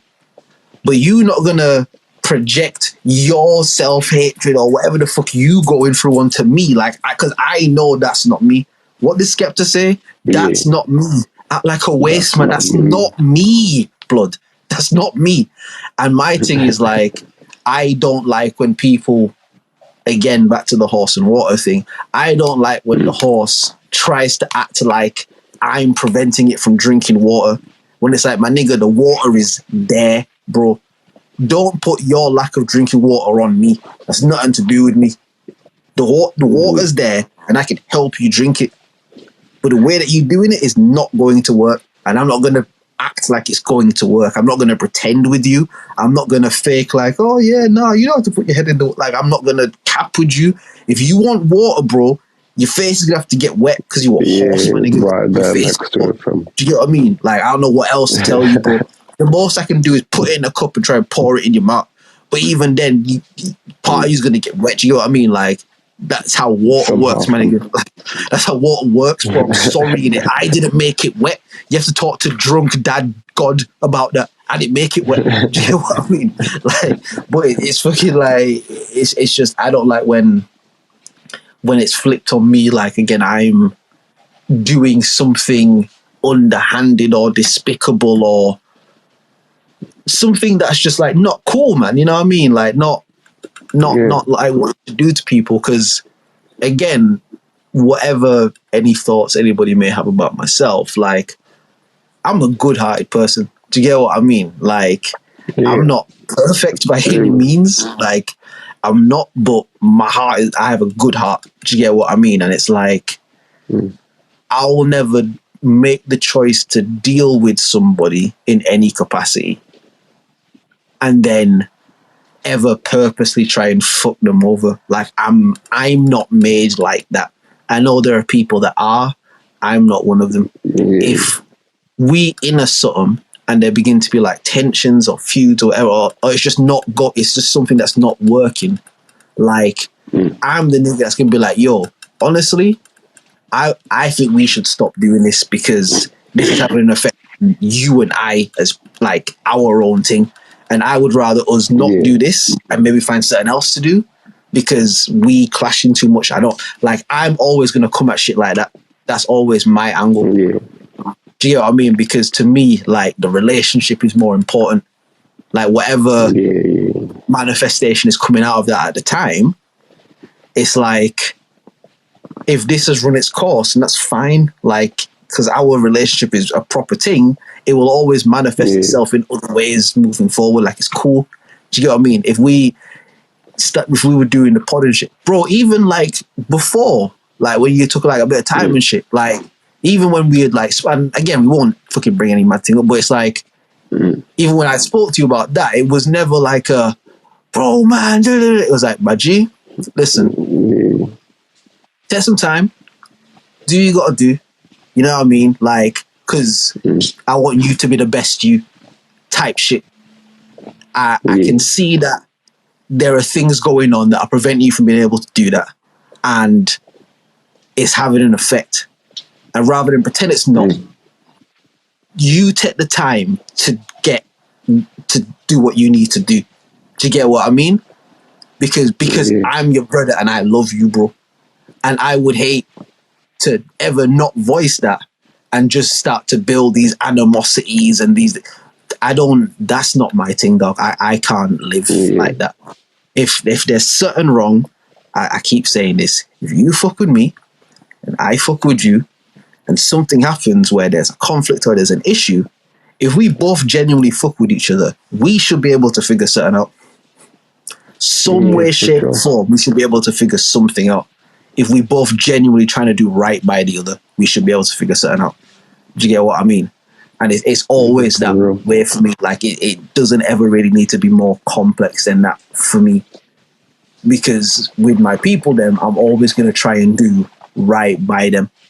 Do you know what I mean? I'm never going to try and sell them a dream. Like, oh, I'm going to do this and that. Like, I'm always going to try and keep it as trill as I can keep it. But at the same time, like, yo, what I can do, though, I'll do, fam, because that's how my heart is. And, yeah, like, I think for myself, whenever people try to use, like, the fact that I speak well when I want to, or, like, I know, like, I have a large vocabulary or shit. Like, when people try to use those sort of things as, like, a slight, which, again, is something that's happened a lot in my time. It's like, oh, you think he's smart, and, oh, because my man know a couple of words, he think he... Or, like, that's happened to me a lot, and it's like, I don't like when people try to villainize my characteristics because of their own fuck shit. And again, it's like, my thing with stuff like that is, if it's something that we can't actually come to any sort of resolution about, then just allow everything in it. Then just allow it, bro. Then just allow it. Because what point is it me trying to actually have a conversation with you and get to something if you just in your emotion, or if you just whatever, like what good is it me actually? Because now I'm talking to you and you're responding to me a certain way, and because I'm trying to actually think to you, I'm feeling like, rah, this nigga don't rate me at all. Look how he responded to it. Do you get what I mean? It's like, it's going to open up too much space for me to not fuck with you. So rather than me just out and out not fuck with you, just allow it. Do you get what I mean? Because leave that there, fam. Do you know what I mean? Because again, I'm saying that's the good-hearted shit. Again, it's like, again, I'll be honest, bro, with a lot of situations that's happened, it's like, man, I could just really say fuck certain people, and it would just be on them, and it's they fuck up type shit. But it's like, I don't even want to carry that shit in my heart. Do you get what I mean? And listen, I'm never above a good cuss out, bro. Like, you've heard me at boss, bro. I'm never above giving someone a good cuss out, fam. Like, I'm on that, bro. Do you know what I mean? But I had to even explain this to my girl the other day. Like, the reason I do that, the reason for me I do that is because if I don't do that, it's gonna fester. It'll fester and it'll grow, and I'll just become more resentful and more bitter about shit. And I'm the sort of person, the way my mind works, like, I can't allow shit like that to sit on my spirit, because I'll really just start thinking of ways that I can fuck you over, like, if I allow my mind to get to that sort of place. And it's like, that's not the way I want to live my life. Do you get me? It's like, for me, take this cussing out. If you got to cuss me back, bro. Because I'm never above getting cussed out either. I'm never above that too. If I'm out of line, if I'm out of line and you my people, bro, you have every right to cuss me the fuck out if I need to be cussed out, fam. Because if what you saying is right and true and I hear it, I'd be like, you know what, my G, you know what? Yeah, you know what? Actually, I hear you. Actually, I hear you, bro. Like, you know what? Yeah. I was bugging, or I was this. So, like, I'm never above getting cussed out either. Do you get what I mean? Because for me, it's the same thing as, like, again, when we was younger, I know it's different now, but when we was younger and say, you know, fucking play football, whatever, or whatever, like, and you and somebody might have like a fight or something, like, y'all is mad at each other then. But then once y'all fight and and then fucking go back to class and go home and come to school, like, it's not really that deep. Do you get what I mean? Y'all eventually going to play football again tomorrow, and y'all might be on the same team this time, and then y'all actually play. Do you get what I mean? It's like, once you get it out of the system, for me, once I get it out of the system, it's out. It's cleansed, bro. Like, we can go back. I try not to ever cross any lines when I'm cussing people out. Like, I try not to ever say shit that you can't back. You can say, But again, I think a lot of that shit, I think that's a lot when you live in the emotion, though. Like, when you come from the place of emotion. I understand that I have emotions. I don't ever try to hide that. But I try not to allow them to control my self-communicating. Do you know what I mean? So it's like, even saying you're short, there's something heated and that. I'm never the nigga that's just gonna start saying the maddest things. Now again, never above a good cuss out, fam. Because if you need to get cussed out, you need to get cussed out, bro. Because you're some bullshit, fam. I love you, and you know that I love you, fam. You want some bullshit, bro, and you know you want some. Like, I'm never above a good cuss out, but I'm never gonna say things to you that I can never unsay to you. Like, I don't cross those certain lines, and I'm the same way. That's how I have my boundaries. Like, listen, I know shit can get heated sometimes or whatever, and but you don't just ever say no shit to me. Like, one thing, not even just my girl now, but girls in the past and shit like that. One thing I've always said is like, yo, do not ever give me no ultimatum. Don't ever do it. I'm not one of those niggas. Don't ever tell me if it's either me or... I'm not one of them niggas, bro. Don't ever do it, because if you give me that, I have no choice but to pick the other thing, even if I don't want to do that. Because if you give me an ultimatum at a place of heightened emotion and shit, that's your thing that you call on, and I succumb to that, I'm reinforcing your bad behavior. I'm reinforcing to you that, oh shit, okay, when I want to get this nigga to do what I want him to do, this is what I have to do. I can't reinforce that behavior, because I can't be in a relationship with somebody who feels like that's the way that they communicate with me. I can't be like that. Don't give me the ultimatums. I don't fuck with that. If you have a problem, if there's an issue, come and speak to me about the issue. I'll always listen to you. I'll always hear you out. Even if I don't agree or I don't understand, I will always do you the courtesy of trying to get where you're coming from. I'll always try to put myself in your position and think about how you may think about it and shit. Cool. Da-da-da-da-da. But like, certain things, like, you can't just say shit to me because you're mad, bro. I'm not one of them niggas. I am not one of them niggas, bro. I'm not one of them niggas. Do you get what I mean? But I always have had that conversation, like, in the early stages of any shit that I'm doing. Like, I'll try not to wait till shit is mad to then say that, because shit's already mad in it. My thing is like, when things is all good and all this and this, like, yo, I just, you know what I mean, we kind of moving and da-da-da-da-da. So I just want to let you know, like, sometimes you can get techie or whatever, like, but just don't do this. Don't do this. Don't just say certain shit to me, like, because I don't just say shit to you. Because as much as I might be upset or whatever, I don't just try and find the most hurtful shit to say or the most. I don't do that. I pick my words carefully because, my nigga, because look at what I do. Words mean so much to me and they have so much power. And I would never use that power to inflict pain on you, like, willingly and fucking willfully and shit. Do you get what I mean? So it's like, in the same way though, don't do that shit to me, because words have too much power. They have, because once you say something, you can never not say that to me. I can never unhear the thing that you said. You can't unsay it. Yeah. You can't unsay it. You can apologize for it, and you can genuinely be sorry too. And I can even forgive you, but you can't unsay it. You can't. It's like cheating in a sense. It's like whatever the situation may be or what's the cause of it, whether it's the man cheating, the woman cheating, like, once one person cheats on another, however you'll move forward, whether you'll somehow get stronger because of it, whether you'll break up, whatever the fuck it might be, it's like, once that's done, you can't undo it. You can't wipe it from the slate. There's no, like, it's a stain forever, bro. Like, that stain is in the carpet, bro. Like, you're not getting rid of that unless you tear this whole thing out and dash it where, you know what I mean? Like, that's there. Can't undo it. And it's like, I think that, again, not even just in romantic relationships, but I just mean just, you know, friendships, fucking family, fucking whatever, like, I think that there is a certain, not only due diligence, but like a respect, like an honor that you should pay to people that you care about, where, again, even if you don't agree or certain, it's like, I have so much faith in you as a person that I want to hear where you're coming from. Do you get what I mean?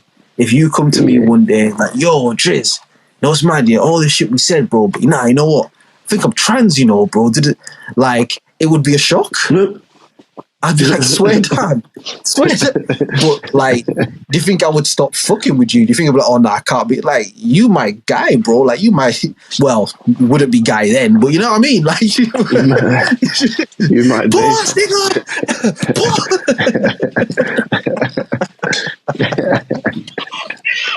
Pause, man! But, like, it's one of those, like, hypothetically, lol, but if something like that were to happen, it would just be like, alright, bro, like, shit, like, talk to me about it, bro. Like, how did this even happen, G? Do you get what I mean? And my whole thing was like, bro, can I just still talk to you like this? Can I just call you bro and nigga and shit? Can I still do that? As long as I can still do that, bro, if you want to wear wigs and that, like, do your thing in it. Like, yo, I tell you the truth, bro, I'm going to shoot a music video, yeah? We might go through the roof if you do that, bro. Like, if you come out on the video, like, I'll start plotting marketing around, bro, come out, yeah? We're going to do sides, yeah? There's going to be a whole different concept to the video sides, because it's two sides of you in it. So we could, bro.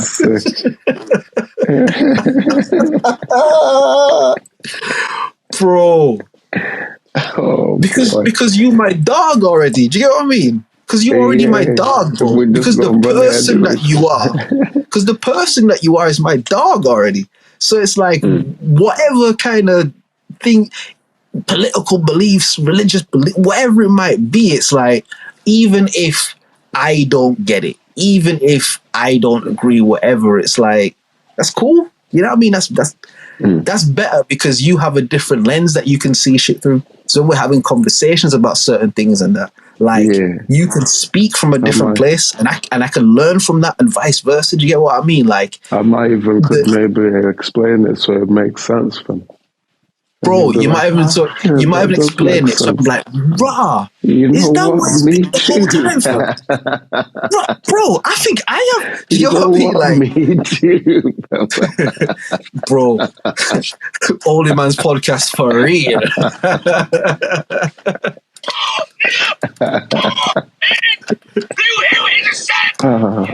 That's crazy.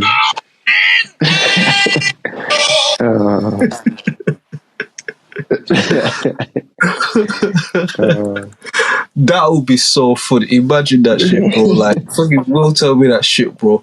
All these years, all this alphabet, all this shit, man, talking and shit. One phone call from Will. I'm like, bro, I think I am, bro. What the fuck? Like, is that what it is, bro?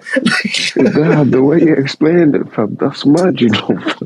But I will. What did I tell you before, fam? What did I tell you before, bro? U-turns on the highway, bitch. Like, yo.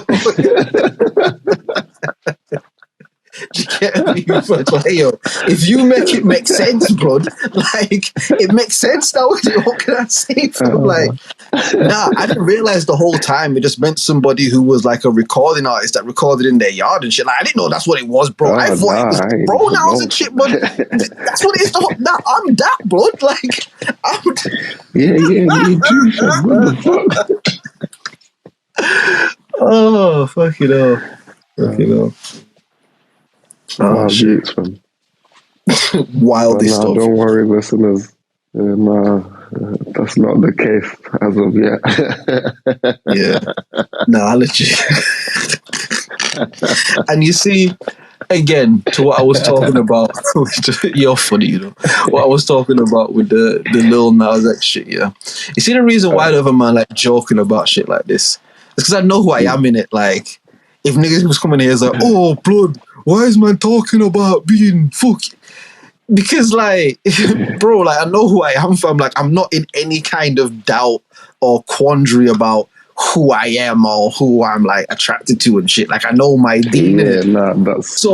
Man can just get, because that makes the jokes even funnier. Will coming out to me as trans, and then after one phone call, I realize I'm trans. That's hilarious, bro. That's a hilarious sketch right there, fam. That's jokes, fam. Do you get what I mean? Like, it's... I mean, we're gonna have to, like, fucking... Yeah, we're gonna have to start collecting these scripts, fam. Bro, there's too many. Start writing these sketches, fam. Bro, I'm sorry, fam. Drunk God being sick and tired of them not inviting him to the party and seeing them taking pictures with Satan and him flooding the shit is hilarious, fam. Just that in itself is hilarious, bro. I told them, man, fam. I said, next time, yeah, even dare have a party, yeah, don't invite me. I swear. Listen, ask Moses, fam. Moses know about me and that war, fam. Bro. Yo, how Get said, ask Carlos, bro. Ask Moses. How's a bad man in the water, fam? Ask Moses.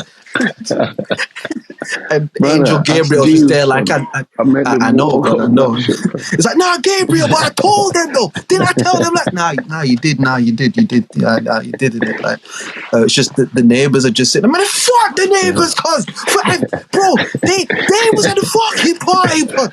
You know, tell them man come outside. Yo, ask Moses. I was a bad boy in the war. It's hilarious.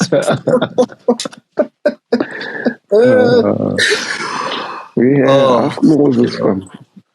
Yeah, legit. Who's the other one? The geezer that was fishing and he had too much fish in his net, fam. That wasn't Jonah, was it? Was it Jonah? Nah, because he's the one that got ate by the fisherman. Peter? Peter? He's the fisher guy? The fisherman, innit? Yeah. And he caught so many, because that was like a Ask Jesus Peter thing, I think. Yeah, ask Peter about, ask Peter about, man, blood. Ask Peter what man do with the water, blood. Am I a dickhead, fam? Gabriel, am I a dickhead, blood? Am I a dickhead, blood? How am I paying mortgage and then having parties, bro? And you know that God spits when he talks in it. Cool. You know that bare saliva coming out of God's mouth. You know, bare saliva coming out of God's mouth when he's shouting and shit like that. So you just spitting on Gabrielle and shit, and you just got to stand there and just take it like a little butler and that. You know what I mean? And he's like, nah, Gary, this is the last time, bro. Swear down, for my therapist told me that I have to be true to myself. And Gabrielle's like, Lord, I don't think you should do. Aye, bro, whose yard is this, fam? It's your house. It's your house. I just work here. I'm just saying, the last time we did this, you didn't feel good about it the next day. Now fuck them, man, bro. Fuck that. Anyways, Gabriel, hear what, yeah? Go tell them, man, yeah. Listen, yeah, days are numbered, fam. I'm going back to set up right now, fam. They don't even know what's coming, fam. The time I spin their block, fam, it's gonna be the whole globe, fam. I'ma find them niggas, fam. I'ma spin their whole shit, fam. Wait there, fam. Yeah, go tell them, man, fam. And then Gabriel goes back to them, man, like, yo, Raf, how are you, man? Yo, fam. Yeah, I think he's pissed, fam. Like, properly this time. Yeah. Like, he's not joking, I don't think, fam. Like, shit, what was gonna do, fam? He said he gonna flood the shit, fam. I said, shit, flood the shit. Fuck. He actually serious with it this time, yeah. Nah, bro. I know there's gonna be the one nigga at the party, innit? You know, there's been the one nigga at the party where Gabrielle's trying to reason with the man, and the one nigga that's gonna be like, bro, he ain't gonna do that, blood. He ain't gonna do that, fam. How many times, as my man said, and Gabriel trying to reason with them, he's like, I put that shit back on, fam, blood. That new thing, put that shit back on, blood. What are you talking about? You know what I mean? And Gabriel's like, nah, you man. Allow it. Do you remember that Birmingham show we did? Where it was crazy, where it went mad. But like the bit before it went mad, where we could see it going mad, and we were trying to be like, yo, you man, just chill, man. But nobody was chilling. Like, that's what Gabriel will be on the interview. Like, yo, you man, please listen. I don't think he's joking, And then the girlies them start dancing because the man them are playing the music again, and now people is drinking and shit again. And Gabriel's like, oh, fuck, man, he's like, yo, no one come here. Yo, no. Sitting in this chair, fam. I'm just sitting in this chair, seething, fam, because you can hear the music again, innit? He's like, these men are taking the piss, fam, I swear. And then God tried to do his breathing technique in it. It's all right, just breathe, just because, you know what I mean. You know what? Gabriel was right. Yeah, sometimes I know I get a bit mad at that. As he's doing his breathing technique, but he hear one loud bang against the wall, and fucking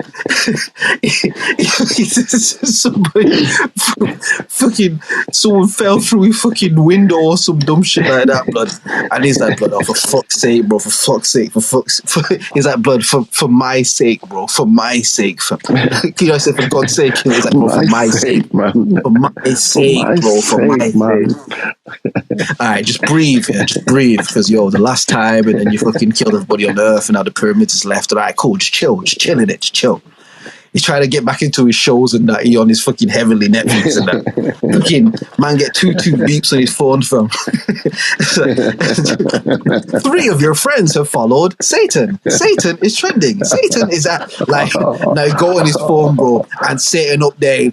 I told you, bro, he killing it, fam. He up there killing it, bro. He got all the Bethlehem hoes, them. You know what I mean? He got all the Mary Magdalens and the Jezebels, and you know what I mean? He got all the things is there, but and now there's some online fucking somebody, some academic type person say, yeah, man, God fell off, man. I'll take the truth, man. Like, God, man, nobody will hear that shit. Thou shalt not steal, man. Nobody will hear that shit. Man, the devil, my nigga, his new album. Y'all heard the devil's new album, nigga. Y'all heard the devil's new shit, man. He killing. Man, as far as I'm concerned, the best thing he did was get the fuck away from that nigga, man. God is done. And God said, nah. No. God lost his shit, but God lost his shit, but now flush it. Jesus. They bring back the hurricane potion right now, fam. Man, for these, man. Bless him. Jesus is just a toddler in it. Yeah, but Dad, I don't know if I'm. You reckon it's good that you should get the potion from you know what God starts speaking to Jesus in Shawnee, innit? You know, like when you talk back to your dad and you look at you, you start talking to him, Sean, like, nigga, who the fuck is you talking to, bud? What we did, fam? Did I tell you to do something? You're like, nah, you right. Yeah, nah, you right, shit. Yeah. What you said it was again? Oh, shit. Oh, shit. Right, he flooded that shit, bro. And he actually flooded it, fam. Yeah, bro. And then, you know what's cold? Bro, you know what's cold about it? You know, after all that, again, the Bible said this, bro. After he did it, the nigga felt so bad that he sent the rainbow. Nah. Cold nigga, fam. Cold nigga, bro. Cold nigga, bro. Cold nigga, fam. Coldest of That's like the early version of a t-shirt, isn't it? Bro. Man spanned the block on the entire planet Earth and then put it on a t-shirt. Allow it. Cold nigga, bro. Cold nigga, bro. He left the t-shirt there for all y'all to see for all the time. Yeah, fam. Yeah. Every time you're looking, but bro, it says this in the Bible, fam. He sent the rainbow, and the rainbow would act as a symbol to remind God of like how fucked up it was, basically. And this is like a, you know what I mean? It's a symbol of that shit. So every time you see this shit, and it's literally, bro, dirt in a t-shirt, fam. Man spanned their entire block, fam. Span their block like a Beyblade and put it on the tee. Allow it, bro. Damn. Fucking allow it, fam. That's a cold nigga, fam. That's a cold nigga, bro. Yeah, nah, you was right, fam.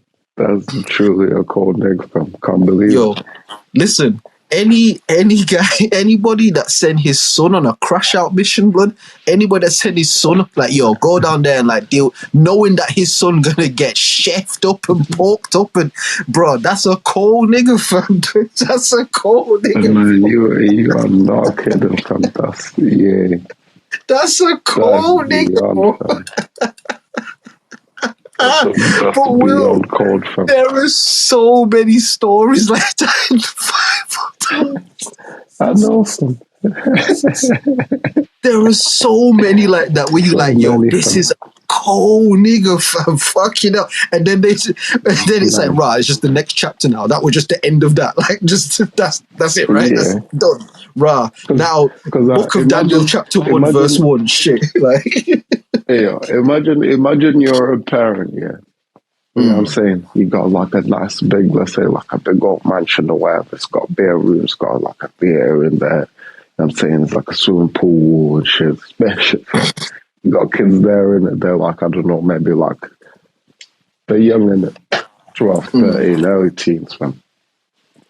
And you tell them, yo, you guys, y'all can go to every single room that you want, yeah. But see those trees in that garden there? You should never even so much as look at them. And so one day, when you're off to work or whatever, and you're not about, they're like, I wonder what's up with that tree, because kids are curious, isn't it? Yeah, bro, from time you tell them not to, they want to know why in it. They want to know what going. And like, it doesn't seem all that bad. That's cool. So you touch the tree or whatever, investigating or whatever, picking up the leaves, blah, blah, blah. This nigga God gonna come back and be like, y'all niggas touched the tree, huh? Goddamn, that's crazy. Y'all gotta go now. What? Oh no, but y'all gotta go now. But Dad, we're like 12. Hey, listen. Nah. Y'all got that before you touch the tree, fam. Yeah, bro, you know what? Oh shit! Got vacate from. And then just as you're telling that, as soon as the kids step out, he sent out bodyguards there to stand there at the door for the kids try to step in. Bodyguard kick them in the chest, fam. Yeah, get out of here. Yo, Do you all know how cold this nigga is? Yeah, just as you telling this story, my mind started conceptualizing in it. You right, so boom. Imagine it, you got all this dope shit, fam. Like you got like it's like a man cave. You got your garden, your balcony, like you know what I mean. You open it, like all the nice shit, like, everything blessed, everything nice, the freshest shit, the freshest Garden of Eden, yeah. And you know this nigga God, you know what I mean. You got a couple holes, you know what I mean. Back in the day and shit, like couple things, boom, 2 kids. He's the one with the bread, and you know what I mean. She was just like, you know how God give it up, you know what I mean. God don't go after no like super deep sea bitches. He want the scragglers and that. Like Mary, yeah, give me some of that, bro. Like you know how God give it up. He like his twos. God like the 2s and the 3s, blood. You know what I mean? Like he's, you get what I mean? Like, so you know, like yeah, I mean, something from some world before he got a thing with these 2 kids. Alright, Adam and Eve, cool. Alright, say nothing, yeah. Yo, alright. And he be talking to like him and Buddha on the phone and shit. And he's like, oh, yo, we're saying, but it's like, oh, you know what, we good, man, over here, you know, we just being a vibe, you know what I mean, we're just doing our thing, like, got the followers and that, you know what I mean, they shave the head, because you know the sauce in it, like, the shave head and that, you get what I mean, like, you know, man, dripping that gold and that, and Christian God, like, you know what, man, I tell you the truth, bro, like, yeah, man, I opened that and shit, but it's fucking youths in this house, but it's fucking youths in this house, man. Like, every 2 seconds, but they grabbing shit, bro. They grabbing the animals, fucking, they trying to fucking ride on the horses and shit. Like, what is fucking dumb shit they doing? But they taking all the fruit off the tree. Bro, I can't leave nothing in this fucking place, bro. And they don't fucking fast with it, but they just touch everything, bro. They mess it up, bro. Like, I love my kids in it. Like, I love my kids and shit, but fucking hell, bro. Fucking hell, bro. and one day, bro, they break like God got like a football shirt signed by Messi or something, like your favorite shit or something, like, and one of the fucking youths put the shirt on and they playing football in it and fucking fall and tear the shirt. God. Livid, bro. He's like, bro, I only made one of him, bro, and he's not even born yet, my nigga. Like, what the fuck, bro? Do you get what I mean? And he's like, yo, that's it. He's like, that's it, I have to fuck. Because remember, this is a cold nigga we dealing with. This ain't no like lovey-dovey dad nigga. This is a cold nigga. He's like, yo, I have to get these youths the fuck out of this house, bro. Like, but yo, fuck's sake, God, though, if I just kick them out, the press and the media, like, oh, God's a bad dad. Right, fuck that. Remember what we said about Job? Innit? God was like, hey, yo, Sam, come here, bro. What you saying, fam?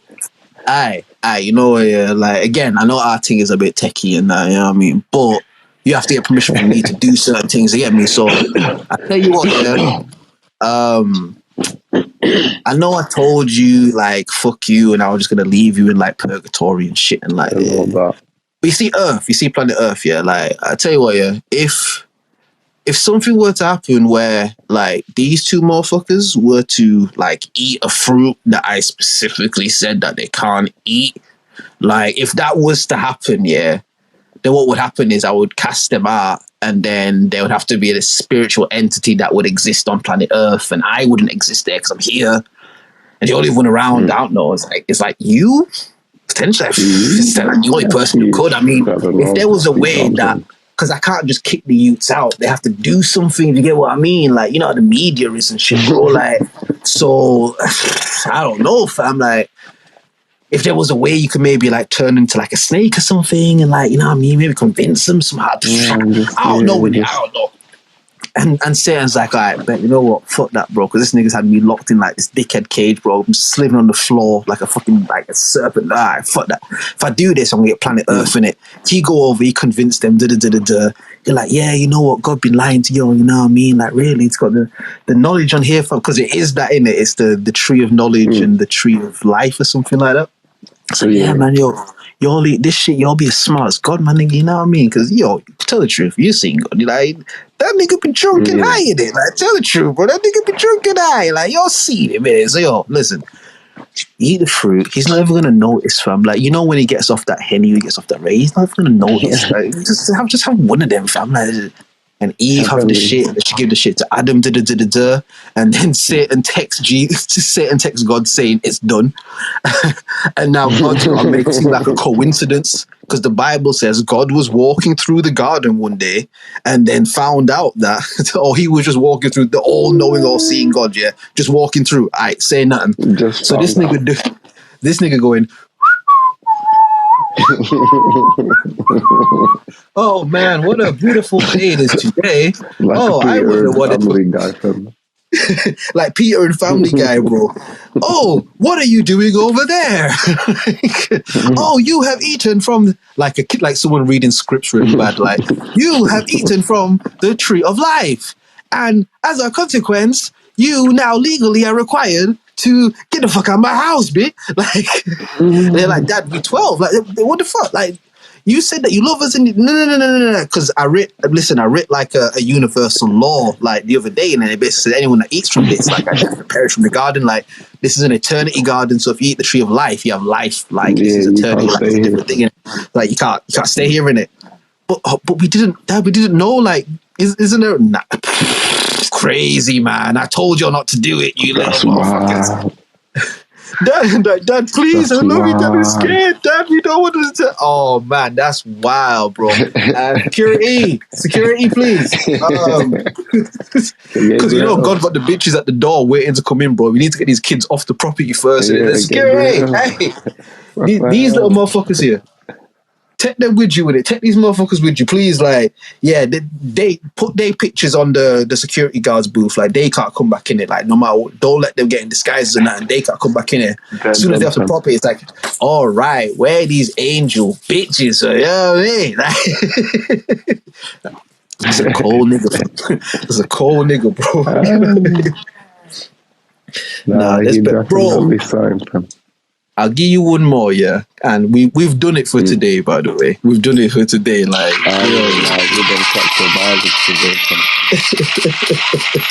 I'll give you one more, yeah. Of just God being a cold nigga. You know those like YouTube videos of like Secret Life of Will being a savage for 12 minutes, like, and it's just cuts of you just going in on people for like 12 minutes straight. Like, this is that. This is just God being a cold nigga for like fucking 3 hours. Bro. The last one I gave you. Bro, and these are just some of them. This isn't even his whole highlight reel. This is like the quick version. You know what I mean? Another one I'll give you quickly. Yeah, Isaac, or as the Arabs or the Hebrews call him, Ishak. But him and his wife Sarah.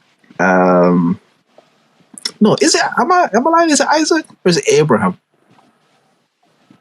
No, it's not Abraham. And Sarah. It was Abraham and Sarah. Abraham and Sarah, yeah. All right, yeah, bless. All right, Abraham and Sarah, yeah. No. Okay, no, I was right. Isaac. I'm telling a different story. Isaac is a son, Jay. Cool. So Isaac is the son of Abraham, whatever. Isaac and his wife, they can't have kids, and they've not been able to have kids, similar to Abraham and Sarah, right? And they've not had kids, and he's praying to God, please give us a child, you know what I mean? We want to continue our family lineage. God says, yo, I'm going to pattern you with a kid in it. Like, cool, I'm patterning you, cool, say nothing. They have a child, the child is Jacob. Oh, this is the blessed child of the Lord. One day, again, God being on his shit, yeah, I'm gonna be honest, yeah, like ever since like they had that bro, like Isaac don't even check for man no more. But like he used to be praying to man like every day, bro. We would like catch up on football and shit. You know what I mean? He would tell me about Yali was checking that, I tell him about some things I was dealing with, like we had projects you know what I mean? He don't even like he had this and this thing don't even like check for man no more. But like what the fuck? Yo, like this you think this kid better than me, but like what they pay more attention to this kid. Yo, you know, fuck this kid, bro. You know what? Gabriel, come here. Click his fingers or ring his bell. Gabriel, come here, please. Yes, Mr. Christian God, how can I help? Yeah, yo, I need you to go and tell Isaac to sacrifice his youth to me, innit? Excuse me, sir? Yeah. That nigga, like he paid way more attention to his youth. Like I'm God. Like niggas need to praise me, bro. Like I don't even like blood. Like go tell the nigga to sacrifice his youth to me, bro. Like He needs to take his youth up onto the mountain and kill his youth for me, fam. But why, sir? Nigga, yo, who the fuck? He start talking to the edge. Like, who the fuck who are you talking to? Nigga, I'm God, bro. I am the I am, bro. Ask Moses. I was a bad man in water, fam. Go tell him to kill his youth, blood. Because I fucking said so, fam. If you ask why, tell him because I fucking said so, blood. Go tell him kill his youth, fam. And Gabriel looking at him like, boy, I'm getting too old for this, but fine. Gabriel go down. You know what I mean? He texts Isaac first, like, yo, Isaac, are you like free today? And that, like, oh, Gabriel, shit, man, long time. How you been? You know, how's everything up in heaven? Yeah, it's good, man. You know, how are you? How's the kids? Yeah, you know, we're just always just so happy to have this child, man. God has blessed us.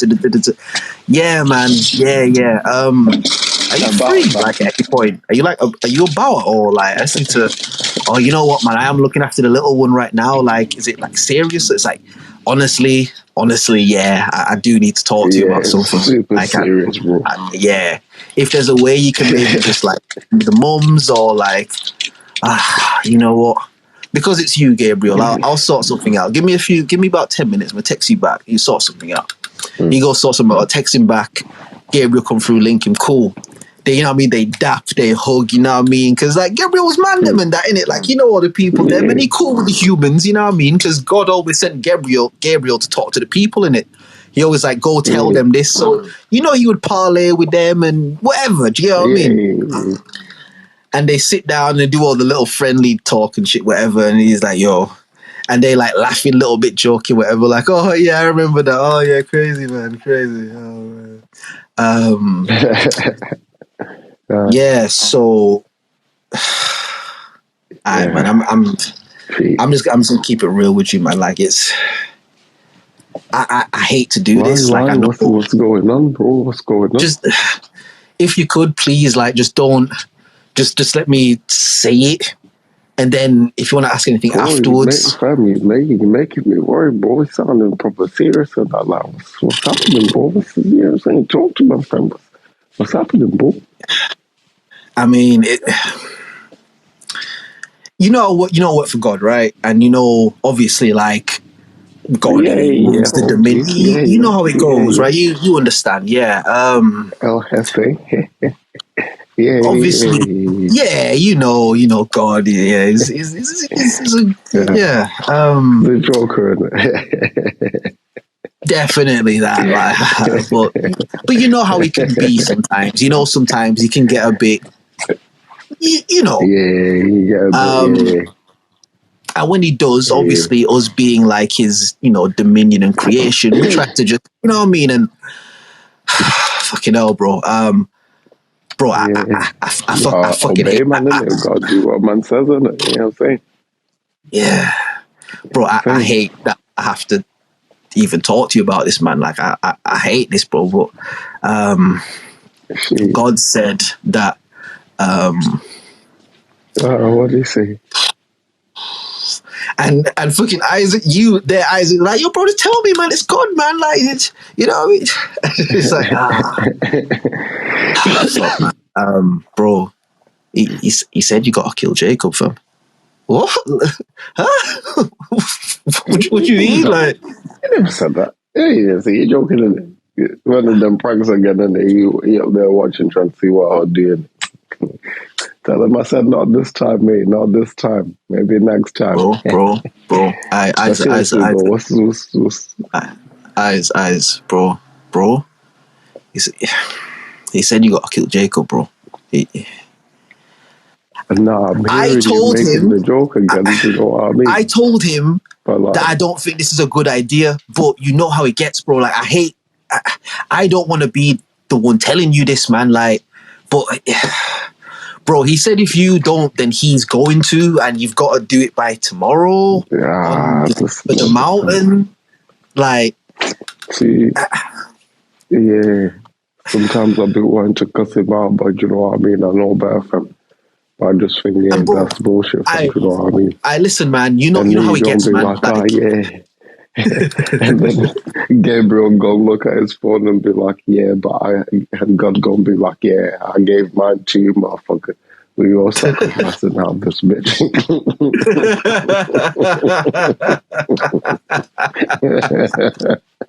But fucking, he tell Isaac he got to sacrifice his son to the Lord. Isaac crying, bawling, all this, but Isaac trying to be obedient to God and stuff. He like fine, and he take his little boy and he got him by the hand and they walking up the mountain. And you know, like in the films, and he's like, "Where are we going, Dad? Dad, I want to catch some ducks today. Oh, Dad, I just love being with you. It's so great. Are we gonna catch anything today, Dad?" Yes, yes, we're gonna catch some lamb today, son. Oh, but Dad, there's no lamb around here. Oh, the Lord will provide, Jacob. The Lord will provide.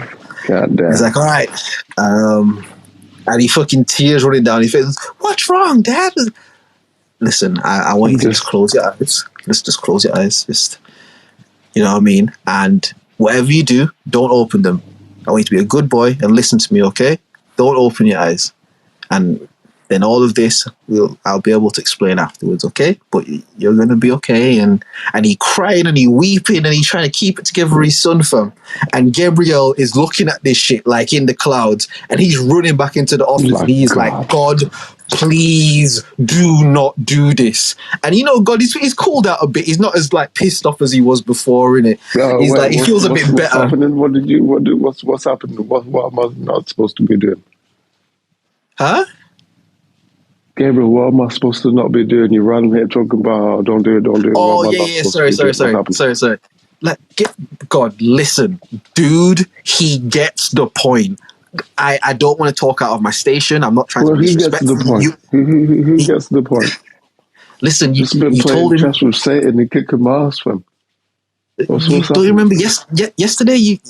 Isaac, Jacob. Isaac, Jacob. Oh, the YG. Yeah. What's he saying?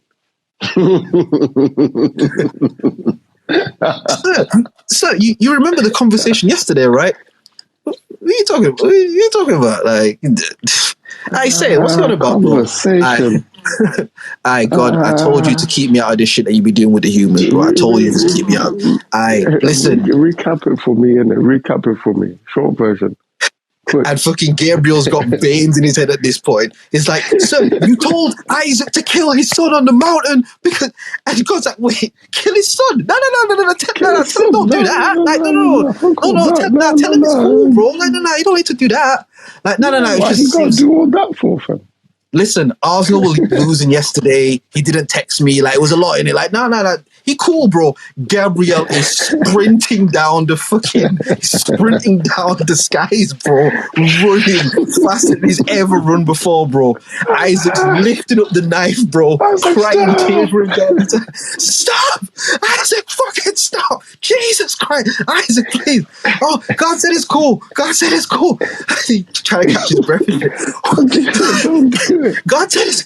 Oh, shit! Oh my God! I thought you did it already. Oh my God! Just give me a second.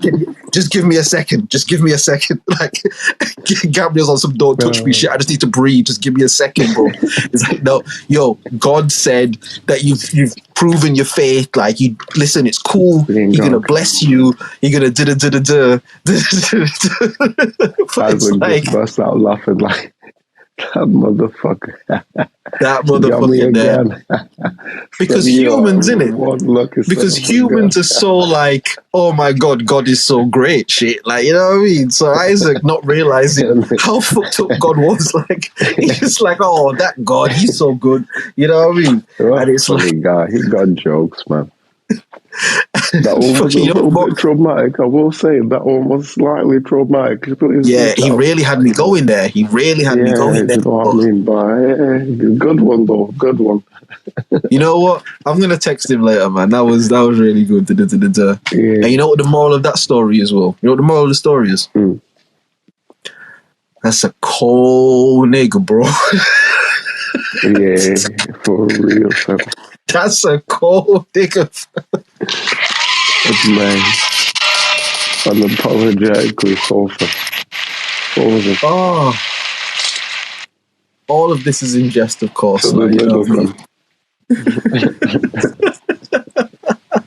I might try and find some more stories for next week. I've just gone being a cold nigga, bro. Because that nigga just be doing so much shit, bro.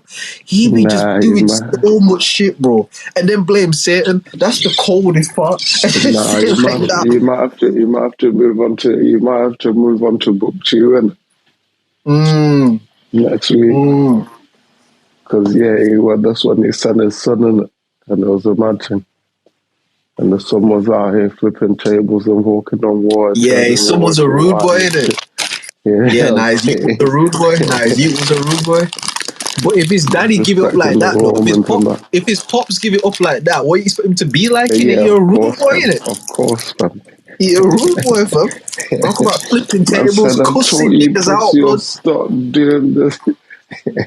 Told you pussy you dickhead, bro. This is my dad's house, and you man mad, bro. Bro, I'll chef everything here, brother. You man mad, bro. I will spin this whole block. All you niggas is pussies, fam. Fuck out here, bro. Like, going crazy, fam. That nigga be turning water to wine. To be some holy ground, fam. Yeah, niggas keep going crazy, bro. Yeah, next we've got to get into his ute, innit? See who was a colder nigga, man.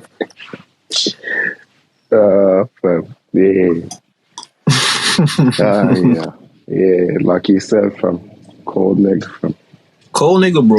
Cold nigga, from stone cold, from. And again, for the proud, from. for the sake of anyone listening, in it, we only talking about like white Christian God. You know what I mean? Don't get your knickers in a bunch and shit. We know like we know it. We know it's just one. It's a podcast, and we try to fucking entertain you people. You know what I mean? And 2, it's just a funny content, for God's sake. It's like, it's literally like the God on Family Guy, innit? Like, you see how he give it up, innit? Like, you know what I mean? Man. I think they even tamed, man, fam. I don't really usually do too much for myself, but do some little shit that says them, fam. Nah, this cold nigga that we talking about, and that would have to be the name of the show, innit? The name of the show would have to be God is a cold nigga, bro. But like cold, like COOOOOOLLLD. Like God is a cold nigga, dog. and just recreate different stories out of the Bible, fam. And just show you how cold man is, bro. The coldest creator, fam. Nigga told Isaac, kill your you, bro. Why? Because I said so, fam. What the fuck do you mean, why? What are you talking about? Giving Shaft vibes, fam. Bro, definitely giving Shaft vibes. Like a cold nigga like that, just cold in it. Just ice cold, but like. Man, with the Jericho and shit. All of that. Shaft. You know what I mean? Man be like, God. Pete, bro, what? What if everyone in heaven got Jerry curls, fam?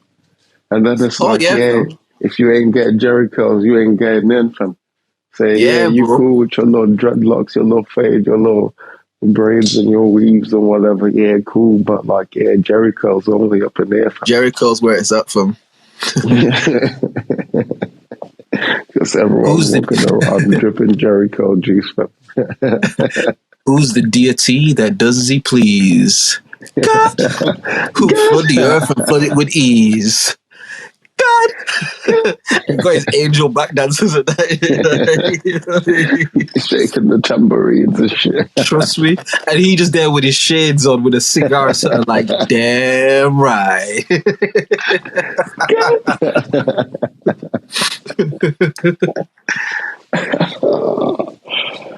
Who told Isaac to kill his son with a knife? Who told Isaac to kill his son with a knife? God. Who changed his mind and then said, psych? God. Also God. Who sent his son to be crucified? God. Who said that it wasn't just for, it was for everybody, but then really it was just because he wanted to flex and send a nigga back and walk on water and Do all the various things. God. and then it will start with him like rolling over the bonnet and like pointing his creating finger. Yeah. And then there's a freeze frame in it. And it's a freeze frame and the credits show up starring God as God.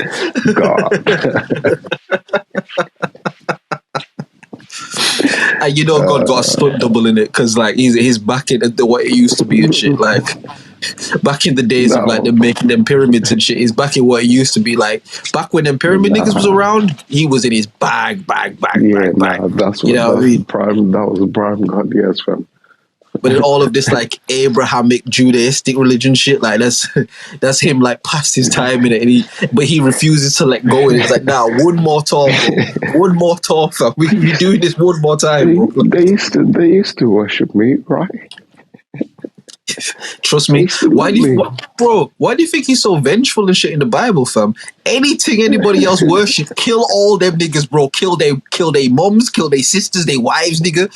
Kill everybody, fam, in the name of God. Fam. Everyone, fam. That one little bit at the end of the sentence in the Bible like justifies so much genocide, bro. In the name of the Lord, just put that at the end. You can put anything you want, bro, and do it in the name of the Lord, and the Lord will be with you. Go and kill them, and the Lord will be with you. Swear down. The walls of Jericho, yeah. So you just want us to go to this place and tear their walls down and kill them all. Yep, go and the Lord will be with you. Say nothing, bro. Say nothing, fam. You're gonna make all them niggas, fam. Oh man. OnlyMans Bible study is hilarious. OnlyMans Bible study is hilarious. Yeah, no, we should continue, fam. I think we should we should also break it down so they know that like it's not all gas, fam. Yeah, legit. Like give them the funny shit and give them the actual bars behind it. Yeah.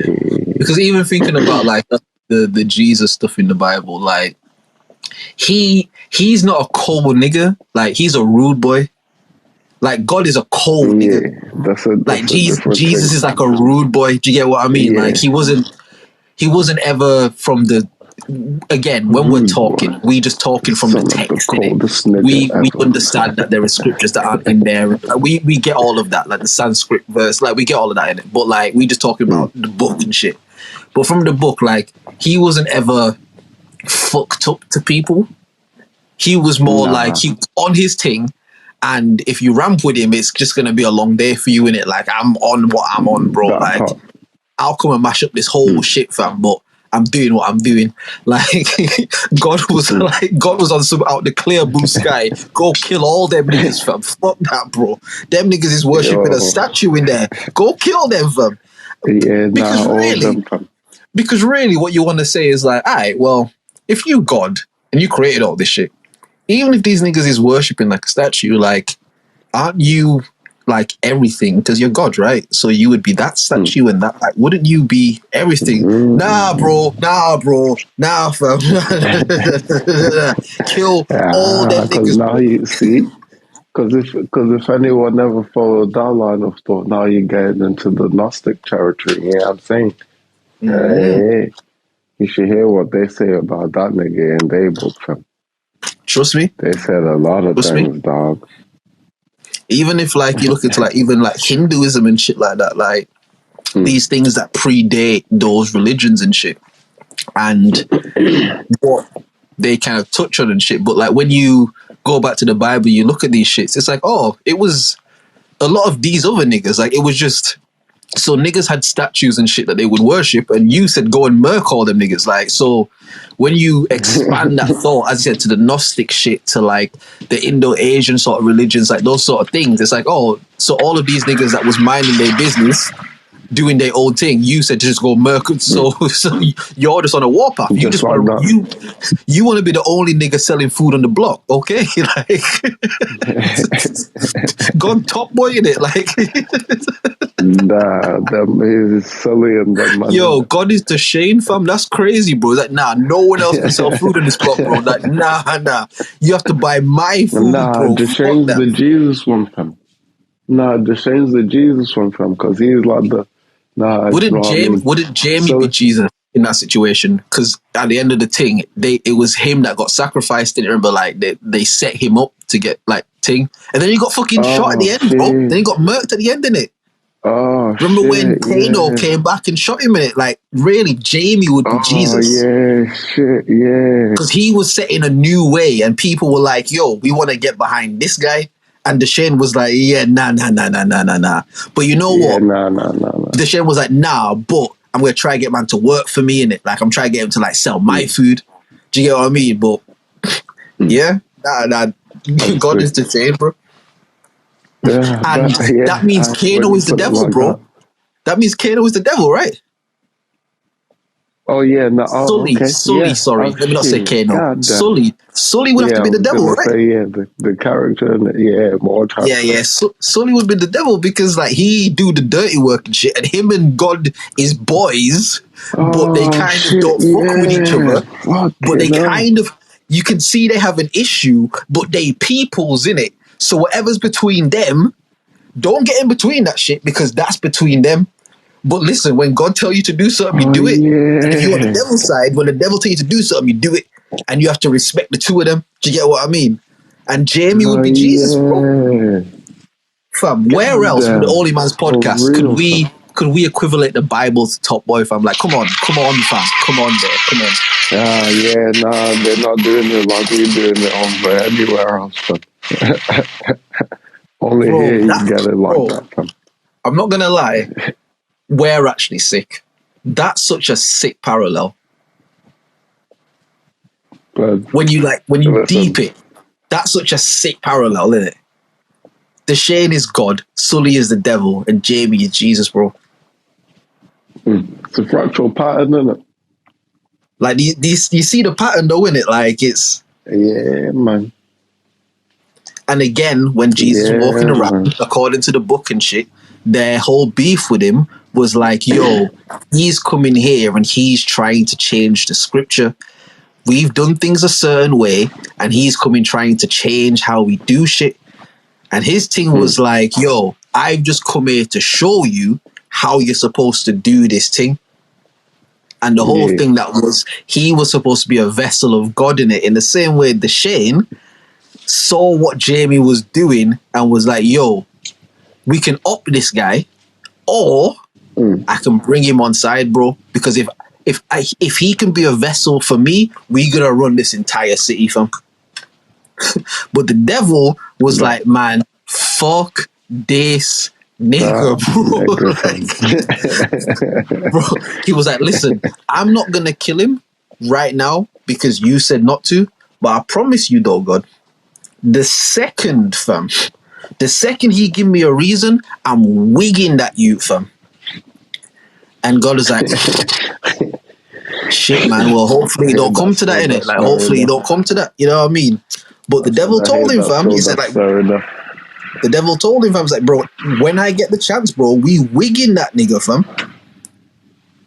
And lo and behold, you know what I mean?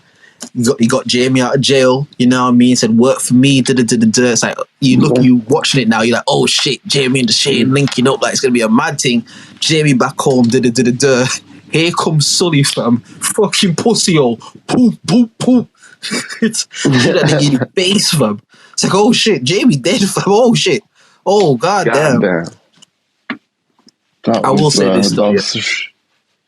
I will say this. If they bring Top Boy back and Jamie's in a coma in the hospital, or it was a dream, the whole thing is trash. I'm just saying that from now. Yeah. I really liked his character. Like, I think they grew his character really well. But as when you're doing like a show and shit, if you make the creative decision to kill a big character like that, you have to stand on it, bro. I hate when shows try and do that, like the whoopsie daisy and like, oh, he's not really dead. Like, I hate that shit, bro. Like, I don't like that shit. Like, don't fake kill a nigga just to bring him back 3 episodes later, and now he just. Like, I don't watch EastEnders, but like, you know what I mean. When I watch it because like again, you see how we can just like make up these storylines, these things, and like. I like shit like that. Do you get what I mean? Like, I like when I watch stuff and I can see the character development, the story arc, like how they put twists and turns. Like, I like shit like that. Do you get what I mean? So it's like, Top Boy, I feel like even before Aubrey got behind it, like, it was a good show that, like, spoke to a lot of people from certain walks of life, and even people who may not be from those walks of life. It was relatable enough where it translated. Do you get what I mean? Yeah. And the way that they developed the characters over the seasons, and again, certain characters and certain things happened. It's like they did it very well. So when the new shit come out, even though there were things that were a bit like, but it was still a strong show. Do you get what I mean? Like, I think the biggest disappointment of Top Boy for me was Modi, the character Dave played, and not because he wasn't good, just because in Modi you had the perfect bad guy. For every show like that, you need a bad guy that everyone can get behind as a bad guy that's supposed to be feared. Yeah, that's the bad guy. They built him up enough. The scar on his face, the fucking all the shit he was on, and they gassed him like he was the maddest youth on earth in it. They gassed him like, yo, don't fuck with Modi, like he's the craziest youth on earth. And it's like, just to kill him like 5 episodes in, and he gets killed by feds when he's in a whip. It's just such a waste of a character. Do you get what I mean? Because it's like, now if they ever come back, now you've got to build a whole new bad guy. And they kind of did it with like that Curtis guy, you know, the Liverpool dude. Like they kind of did it with him, but I feel like Modi would have been like one of those characters where you could have developed it so much. Do you get what I mean? Like you could make him the ultimate bad guy. Smashed it as well, fam. Nah, he killed it. He absolutely killed it, bro. Like he absolutely killed it. Do you get what I mean? And I feel like a character like that could have been the ultimate bad guy, but could have been developed enough where you show even his maybe side of shit where the audience starts to feel like, you know what, this youth's not actually like a terrible youth, you know, fam. Like we understand it more, we overstand it more. Do you know what I mean? It's like there was so much potential with that character, and it was just like to kill him the way they killed him. It was just like, it just felt like a waste. Do you know what I mean? It just felt like a waste sort of thing. But like they rushed. Yeah, more that it just felt like almost like Dave had a contract with them or something, and the contract was coming to an end and they couldn't make new terms, so they would just like kill the character. Do you know, it kind of felt like that. But it was like, if that was the case, it's like you don't even have to kill the character. You can just have the character go back in jail or something, and we just don't see the character for time. Like there's so many ways you can get around that, where in the future Dave might come back, you know what, actually, this Morley thing makes more sense for me now. Like he was just, in terms of all of the quote unquote bad guys they've given us in Top Boy, from like the guy Scorcher when he was in it, I can't remember his character's name, but when Scorcher was in it as well, the Fed guys and shit, fucking like Modi, Bashi, for like all these people that have been in it. I was so excited for that shit because it was like all the man, fam. Yeah, there was all in it. Like, fam. And that was some shit that we had never seen before like that. Like over here, the only thing that was like that. Do you remember, was it Dub Plate Drama? Was that what it was called?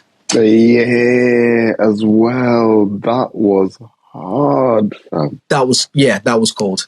That was cold. I remember that, like, fam. It would come on Channel 5 or 4. It was one of them, and it was like, I think it was Channel 5 still. Yeah, I think it was Channel 5, and it was like a later night thing. And I remember the whole thing would come up, like, they'd be in the scene, and then the two things would come up as like, will the person do this, or will the person do that? And obviously, it was before people could interact with it. Yeah, it's like, it was before people could properly interact with it, but the way they did the show is like, there are two options, and then they would like almost show you both of the scenarios if you pick this one or pick dubplate drama was definitely before its time. That was definitely before its time. Because that was cold. That was like that Black Mirror thing before it could actually be done in it. Yeah. The YouTube, which way it goes kind of thing. Because that was, and again, those times there, especially with the type of show that it was, like, it's so innovative, the idea of, you as the watcher decide what happens. Even though, again, you're watching it on Channel 5, you can't fucking actually select anything, you're just watching the screen. But even just the idea of, we're going to show you what happens if you pick this one, and then we're going to show you what happens if you pick that one. Like, it was so ahead of its time. Do you get what I mean? Like, and it's like, mad fun. I think the next wave in over here side shit in terms of like film media stuff like that. I think, you know how people like Daniel Kaluuya and them sort of films that he does, like the Get Out and stuff like that. Yeah. I think that when over here side start leaning more into those kind of concepts of films. In fact, there's a film I do want you to watch that I would love to talk to you about on the podcast, like if you watch it and shit. It's on Netflix. It's called The Strays. The Strays. STRAYS. The Strays. I won't even tell you nothing about it. I would love for you to watch that film, and then I would love for us to discuss the film on the podcast. All right. It's a British film, and there are Mandem-y elements in it, but it's a very different concept. Okay. I'm not going to tell you if I think the film is good or if I think the film is bad. I'm not going to tell you. I'm just going to ask you to watch it, and then I would love to discuss it with you. And then, okay. I'll give my feedback. I'll give my feedback. I'll let you know. The Strays, The Strays. It's like an hour something. It's not like too long. It's not too long a film. It's just that while Yeah. Now watch that shit. Because it's yeah, I would just love to again, I'm trying not to talk about it now, but I would just love to discuss that with you once you watched it. Another thing to watch, and this one isn't as thing, it's just if you're into like watching series and stuff like that, there's a new thing on Netflix called The Night Agent. The Night Agent. Yeah. I caught that on the other day. I don't know. I think I kind of maybe I fell asleep. I don't really remember how what I'll say about it is it starts very strong. Like, again, not to sound like a snob or anything, but I don't really get into a lot of series because usually like the second, third episode, I'm like, all right, this is going to happen there. That's going to happen there. Like you can kind of just tell what's going to happen. When I started watching this shit, the way that they told the story and just how it kind of goes was very good. It was one of those shows that made me want to watch the next episode.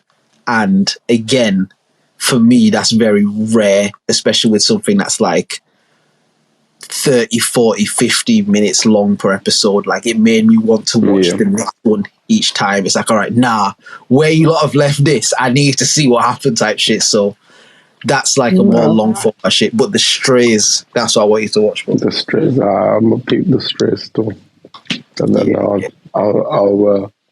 give the other one a proper watch. Yeah. The night. What's it called? The Night Agent. The Night Agent. Yeah. I think like the guy that's like he guards the phone or something like that, isn't it? Something like that. Yeah. Yeah, I watched the first episode actually when I fell asleep. But yeah, shit look interesting, fam. Nah, it is. I think again, I won't spoil it or anything. I think towards the end, it gets a little bit more Hollywoody in terms of just like, all right, maybe this isn't that realistic, but the first, even like the first 5, 6, like it's strong, it's good. Like the episodes that are good make up for the episodes that aren't that good, and the episodes to me that weren't as good were the ones towards the end, because it got a bit like, all right, this wouldn't actually happen type shit. But just watch it like when you get a chance, because I do think they unfold the story quite well. Like it's just certain shit. It's just like, well, why? All right, now that I've watched it, why the fuck was that even in it? But like again, if you, I won't say on this thing, but like, yeah, but yeah. I'm gonna check the house though. Wait, how many episodes is that shit? Like 10. I think 10. And they all one season. Yeah, it's just the one, and I think they're all roughly like 40 minutes, give or take. Some might be like a more, some might be a bit less, like, but give or take is around like 40 minutes. But it's decent. Like if you just kind of want to, if you're up, you just like, let me watch something. Like it's a decent watch. Like I said, it's a decent watch. Another quick one, and I don't know if you've got Amazon Prime or not. I don't know if you've got that, but but I'm sure I can get my hands on that Amazon Prime. I was gonna say, if you do want to watch again, another good series that's like kind of CIA government, like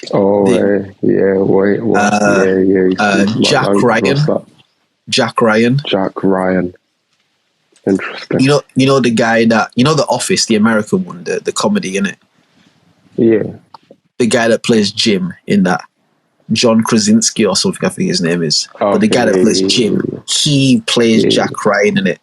And like, again, when me and my girl originally watched that, because we watched The Office like kind of like binging and shit. It's like, but I want to see this nigga Jim being fucking this action guy. It's gonna be some bullshit, bro. But we watched it, and like Jack Ryan is very good. I think there are like 4 seasons of it now. Every single season is strong. Every single season is strong, bro. Like, there's not one season where I might have come away from it like that was shit or that wasn't as good. Like every single season, you're like, he's actually kind of that nigga, bro. Like, yeah, Jack Ryan is a good watch. Jack Ryan is a good. But I'm going on. I'll put that on the list, fam. Yeah. On the list. I start with the fucking hell. See, this is why I need to text this nigga, because this is what happened. This is what happened. Nah, think, fam. I want to see if you can remember it. Not the Night Agent one, the one before that. God, I know exactly what you're talking about, bro. God. I just want to see if you can remember it. We're gonna give this nigga a minute. Hold on. 26, 27, 28, 29, 30. We're gonna give this nigga a whole minute, bro. I want to see if you can remember this shit. Blank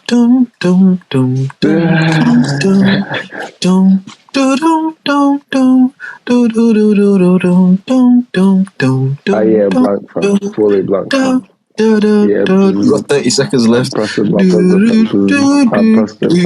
the buzzer from. Oh, you pressed the button, fam. You pressed the button. Yeah. I pressed it on myself.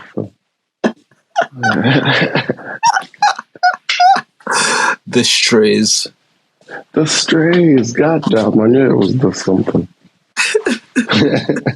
Why did I press the button on myself? I was like, no, I don't need the whole minute. Thank you. I know I don't remember. It was cool. Nah, I'll text them to you, bro. I'll text them to you, fam. Please do, fam. Please do, fam. Nah, Secret Life. Fam. The start this, fam. It's not for the people, fam. Don't let them fool you, fam. Bro, that's what Drunk God was smoking up when he told Isaac to do that shit, innit? Like that's why you don't remember that shit, bro. It's like, that's that Zah, fam. That's that Zaza, innit? Like, it's like, wait, I told him to do what? No. Tell him don't do that, bro. No. Tell him that. I'll never say something like that. Would I say that? Bro, I ain't say that, fam. You gassed it, bro. I ain't say that shit, bro. Completely forgot, fam. Gabriel pulls out a recording on his phone like, are you sure? He's like, yeah, go tell him right now, bro. Like, shit, my fault. Yeah, I guess I did say that. Trust me. You got Gabriel doing Usain Bolt across heaven and earth, didn't it? Gabriel sprinting down the fucking face of the earth like, bro, stop, fam. Don't, bro. He said, nah. Because God could have just teleported him to him. Because he's God, fam. Because he can do anything, fam. And in being able to, God is so God that he could have teleported him to him while simultaneously still just chilling at his crib.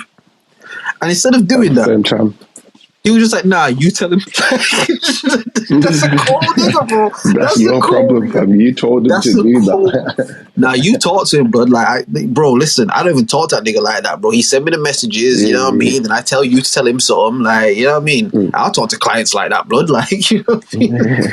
That's your department, isn't it? What do I pay you for, fam?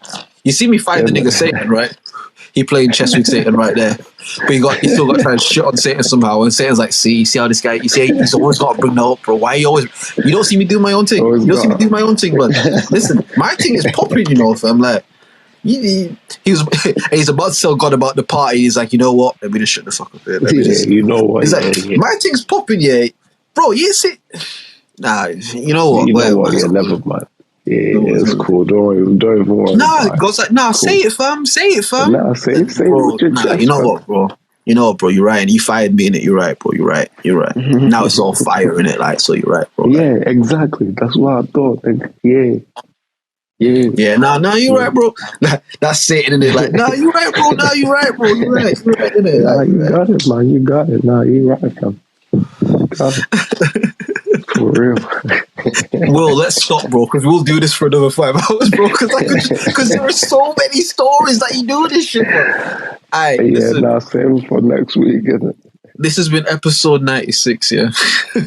This has been the OnlyMans Bible Study podcast. The name of that episode right there, Bible Study. Bro, fam, we correlated God, the devil, and Jesus with the Shane, Sully, and Jamie, bro. Like, where else? Where else, bro? Listen, man. Only here. Only here. The Matrix. You know only here. Only man. Open for real. You know what I mean? And if you stick with us long as, bro, we're going to give you the knowledge and the sense, fam. Do you know what I mean? In fact, more time. To be honest with you, we kind of do all the serious stuff first. So it's a nice change of pace to just like... Yeah. For real. Because the nigga God said, like, bro, like, I didn't say that, but like, what? Like, sorry. Oh, hold on, there's a voice note. Somebody sending some love. Driz, I can barely even hear you. Oh, mad thing. I don't know. That's like, crazy. Now we hear, innit? We hear. But I'll be honest with you, like, the episode's ended now, do you know what I mean? But what you can do, Corbin Enoch, is it? Big up to Young E air horn, son. Yeah, I'm gonna give you that. Listen, subscribe to the YouTube page, yeah. Hit the link at the top of the thing. Go to the YouTube, subscribe to that. We've got bare episodes on there. Go listen to the shit, man. We do this every week. We're doing it like Fridays, but sometimes it changes and shit, but it's been Fridays recently. So come and link us and shit. You know what I mean? And big up for you for tuning in. But but no, if I listen back to this one, this will be a episode to listen back to. You know what I mean? But, nah, this has been an episode. To collect, I think. Nah, there's a lot in there, bro. There's a lot in there, fam. Like, I think honestly, like an actual proper like Christian person who has like sense and reason and shit could like dive into our shit and really like dissect a lot of the shit that we said. Because although it's funny in that, yeah, I mean, if they're open to it, you know what I mean. Do you get what I mean? Because all right, here's a teaser. Here's a teaser for next week. Yeah, here's what I'm gonna baffle people with. I found out what devil worshippers do. Like, I found out, like, people that worship Satan. Like, I found out, like, what it actually is. That sounds ominous, right? Yeah, a little bit. What did they do?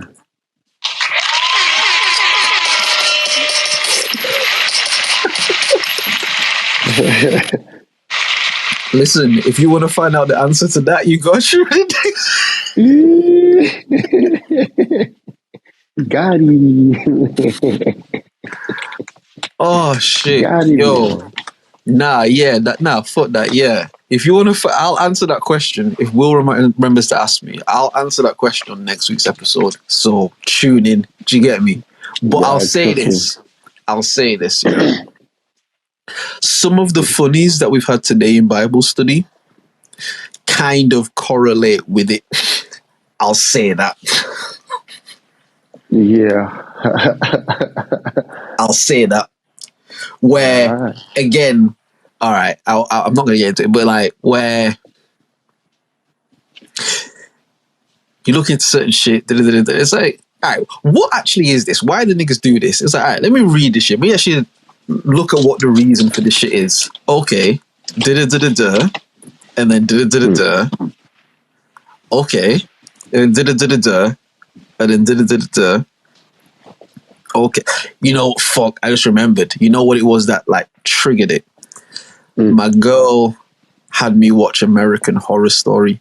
Now, things like that, I don't really watch. Like, rest of my knowledge, you know, I don't know. That's not for me, innit? But she was like, nah, listen, and yeah, there's some of them that are a bit whatever, but they're actually good. Like, once you get past the weird shit, they're actually good. And I'm saying to her, well, yeah, but I'm not going to get past the weird shit. Like, I don't want to see some nigga in a gimp suit do, like, I don't give a fuck about that, innit? But she was like, all right, no, cool. There's one of the seasons, because all of the seasons are like different type shit.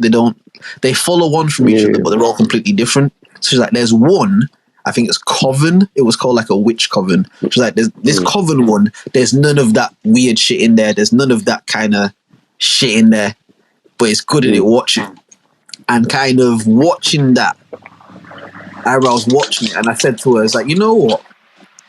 I'm not saying obviously I believe this or nothing, but this recontextualizes niggas that worship the devil. Like it frames it the other way around. That it's like, if you buy this rhetoric, it's not like just people who want to drink blood and shit. It's like there's a logical thing to it. There's a whole other thing to it. There's a whole other thing to it. We'll talk about it next week. Week. Listen, we'll get into that. Unless there's anything else you wanna go to, my bro. I think we can wrap it, man. No, we had covered everything. We had even covered the fact that your man grew hair from. I was like, God damn, he grew hair? Shit, I didn't know he could do that. Man. Oh God, those memes killed me. Said year 7 me at 9 p.m. trying to figure out how to tell my mum I need ingredients for DT food tomorrow, but because I was there, fam, because I lived it, bro. Because I did the pace up and down the room like, fuck, bro. How can I tell my mum that we need to go out right now, fam? Like, how can I tell mum the night before's calm, fam. On the way to school, oh yeah, mum, by the way, I need stuff for food tech. Oh, see, you're gully, fam. Because I didn't even have the option. I got the school bus to school. They wouldn't even know where to school to get shit, bro. My mum ain't taking me to school. In the morning before I leave the house, yo. Like, you playing, fam. I'll be at their door in the morning, 8 o'clock. Like, hello, mum. Yeah, so basically we've got food check here today. It's like first period. I forgot, but yeah, like we need stuff for it. Nah, you're sick, bro. You're sick. Bro. You see me? At that point, I've already written it off, and I'm like, all right, well, food tech's just not. If we eat the morning and the shit ain't here, yeah, but Because all that's gonna happen if I say this shit to my mom is that she's gonna get vexed at me and it's gonna be long in it. Like it's already written off. I'm going to class. I'm gonna try to talk to a couple of these white girls and try to get them to share some of their shit with me. Like, see if we can, you know what I mean? Because you know what? Actually, what I would try and do, because there would be like some shops near our school in it. So it's like, all right, if I can go in there and get any of the shit, but if I can get some eggs and some butter and stuff, because you know back then the shit wasn't crazy pricey. Like, you know what I mean? Like, let me just try and get a couple things. And then if I go in there, like a couple of the gal in the class and that's like, yo, Lauren, man, come on, like, yo. And like, no pun intended, but like, I ain't got no sugar in it. Like, I need some of the sugar. Do you get what I mean? It's like, oh my god, like you do this every week. But you know what I mean? But you know how girls are always super prepared and shit. She got fucking 20 bags of sugar, but like, bitch, we cooking cupcakes. Like, you know what I mean? Like, where you even keeping those people? Do you get what I mean? But she got the whole kitchen with her and shit. It's like, yo, Lauren, man, I'm sorry in it. Like, yo, you know what? Can I just work next to you and that? Like, yo. I need to borrow some stuff. You know what I mean? I didn't get nothing, man. And they're like, oh my god. But they love it really and shit. Like, if you get a couple of the stuff, then you lit. If you can get a few of the stuff, you can blag your way through it. But it was just them ones where, like, man, like, I would show up with nothing there but my school uniform. I would show up with just my hands and my feet, blood, like nothing. And the teacher's like, all right, everyone get your shit, because we would have to, like, if you're cooking shit in the day, before school actually starts, when you get there before, like, registration and shit, if you cooking shit, you'd have to go to the DT food section of the school and put your shit in the fridge in it. Because certain shit is that you got to put it in the fridge, you get me? So you know you're cooking, you got there early, you go and you try and get there before other people, because then all the fridges get full and bullshit like that. So you try and get, you know what I mean? So you go in there, put your shit in the fridge. So it's like that morning, I don't even need to make the trip, bro. It's like, nah, I'm just chill with you, man, in the playground, bro. Like, the only way you'd make that trip is if you were like some super like gritty nigga shit. It's like, yo, I'm gonna go in there and just try to steal nigga shit, bro. Like, I'm just going there and try to take some flour from this person, take a couple eggs from this person, take 2 eggs from this blood. Because if I can like disperse it around a little bit, then nobody's gonna miss a little bit of flour or 1 egg, or you know what I mean? If I can disperse it around. But nah, certain days, man won't even like make the trip. But it's like, yeah, nah, I ain't got nothing for them, bro. It is what it is. It is what it is. Nah. I remember there was like a pizza that we had made from. Right. We were supposed to make some kind of like a pizza creation or something like that from. Yeah. Man, tell me why I brought pasta stuff from. Nigga. I'm looking around all the other people, they're bringing out sacks of pepperoni and shit, and like cheese and other such things. And I'm like, what the fuck's going on here? I'm bringing out pasta out the back. They're looking at me crazy. Fam. You know what I did? I borrowed some flour from the geese that sitting next to me. He let me have a bit of flour. I made some dough. And I made a pizza out of my pasta shit, fam. Minus the pasta. Come on, bro. Just like that. Come on, bro. We put that shit together, fam. Gotta make it work somehow. Where there's a will, there's a way in it. Yeah. And that pizza didn't even make it out of school, fam. Oh, so you just I was going to bring it home. Yeah, I was going to bring it home. You know what I'm saying? Share it with Marge and that. But they didn't even make it past the school gate, fam. Just jammed like a 1 slice left. Yeah, by the time I got home, it was like a 1 slice left. Mash that shit, fam.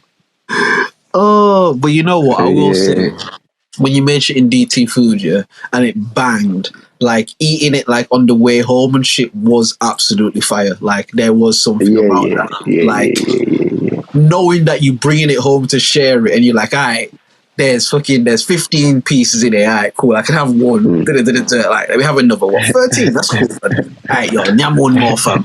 And then you get home and you're like, there's 3 pieces left. Okay, how am I gonna do this? And your mum know full well she bought you the full thing of flour and the butter and the this and the that and the that. Is like, you bought 3 pieces back. You taking the piss, bro? Like, man bought three shortbreads, fam. short 2 in it. Shortbreads in it. Like. My bro, we started again, fam. I know. I just realized, bro. Peoples. This is episode 96 of the OnlyMans podcast, man. I want to big up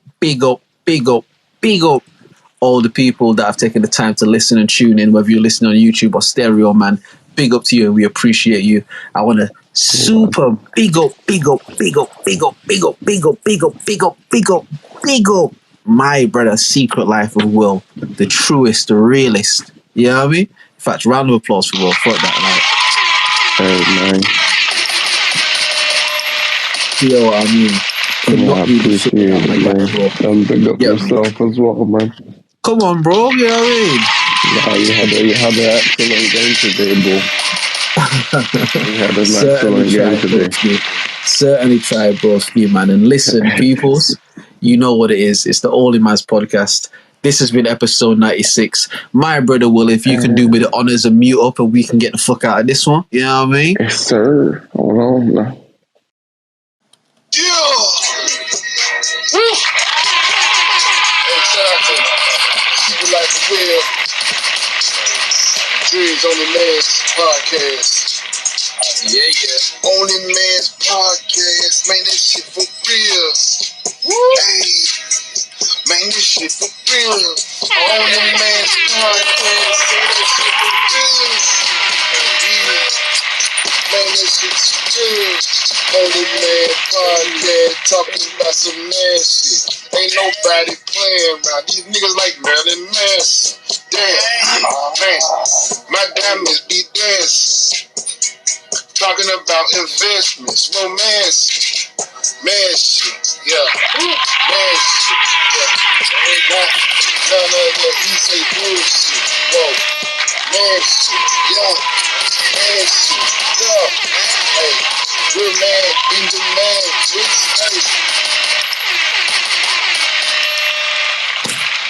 You know the fucking vibes. Episode 96 of the OnlyMans podcast, man. You know what it is. They know, fam. You know what it is. They know, fam. They know. My brother, until we speak again, peace, love, blessings. All of that. All of that. Peace, love, and blessings, my bro. My guy, this one has been so much fun, man. Love, man. Bro. Yeah. Alright, bro. Alright, man. Peace. Alright, peace.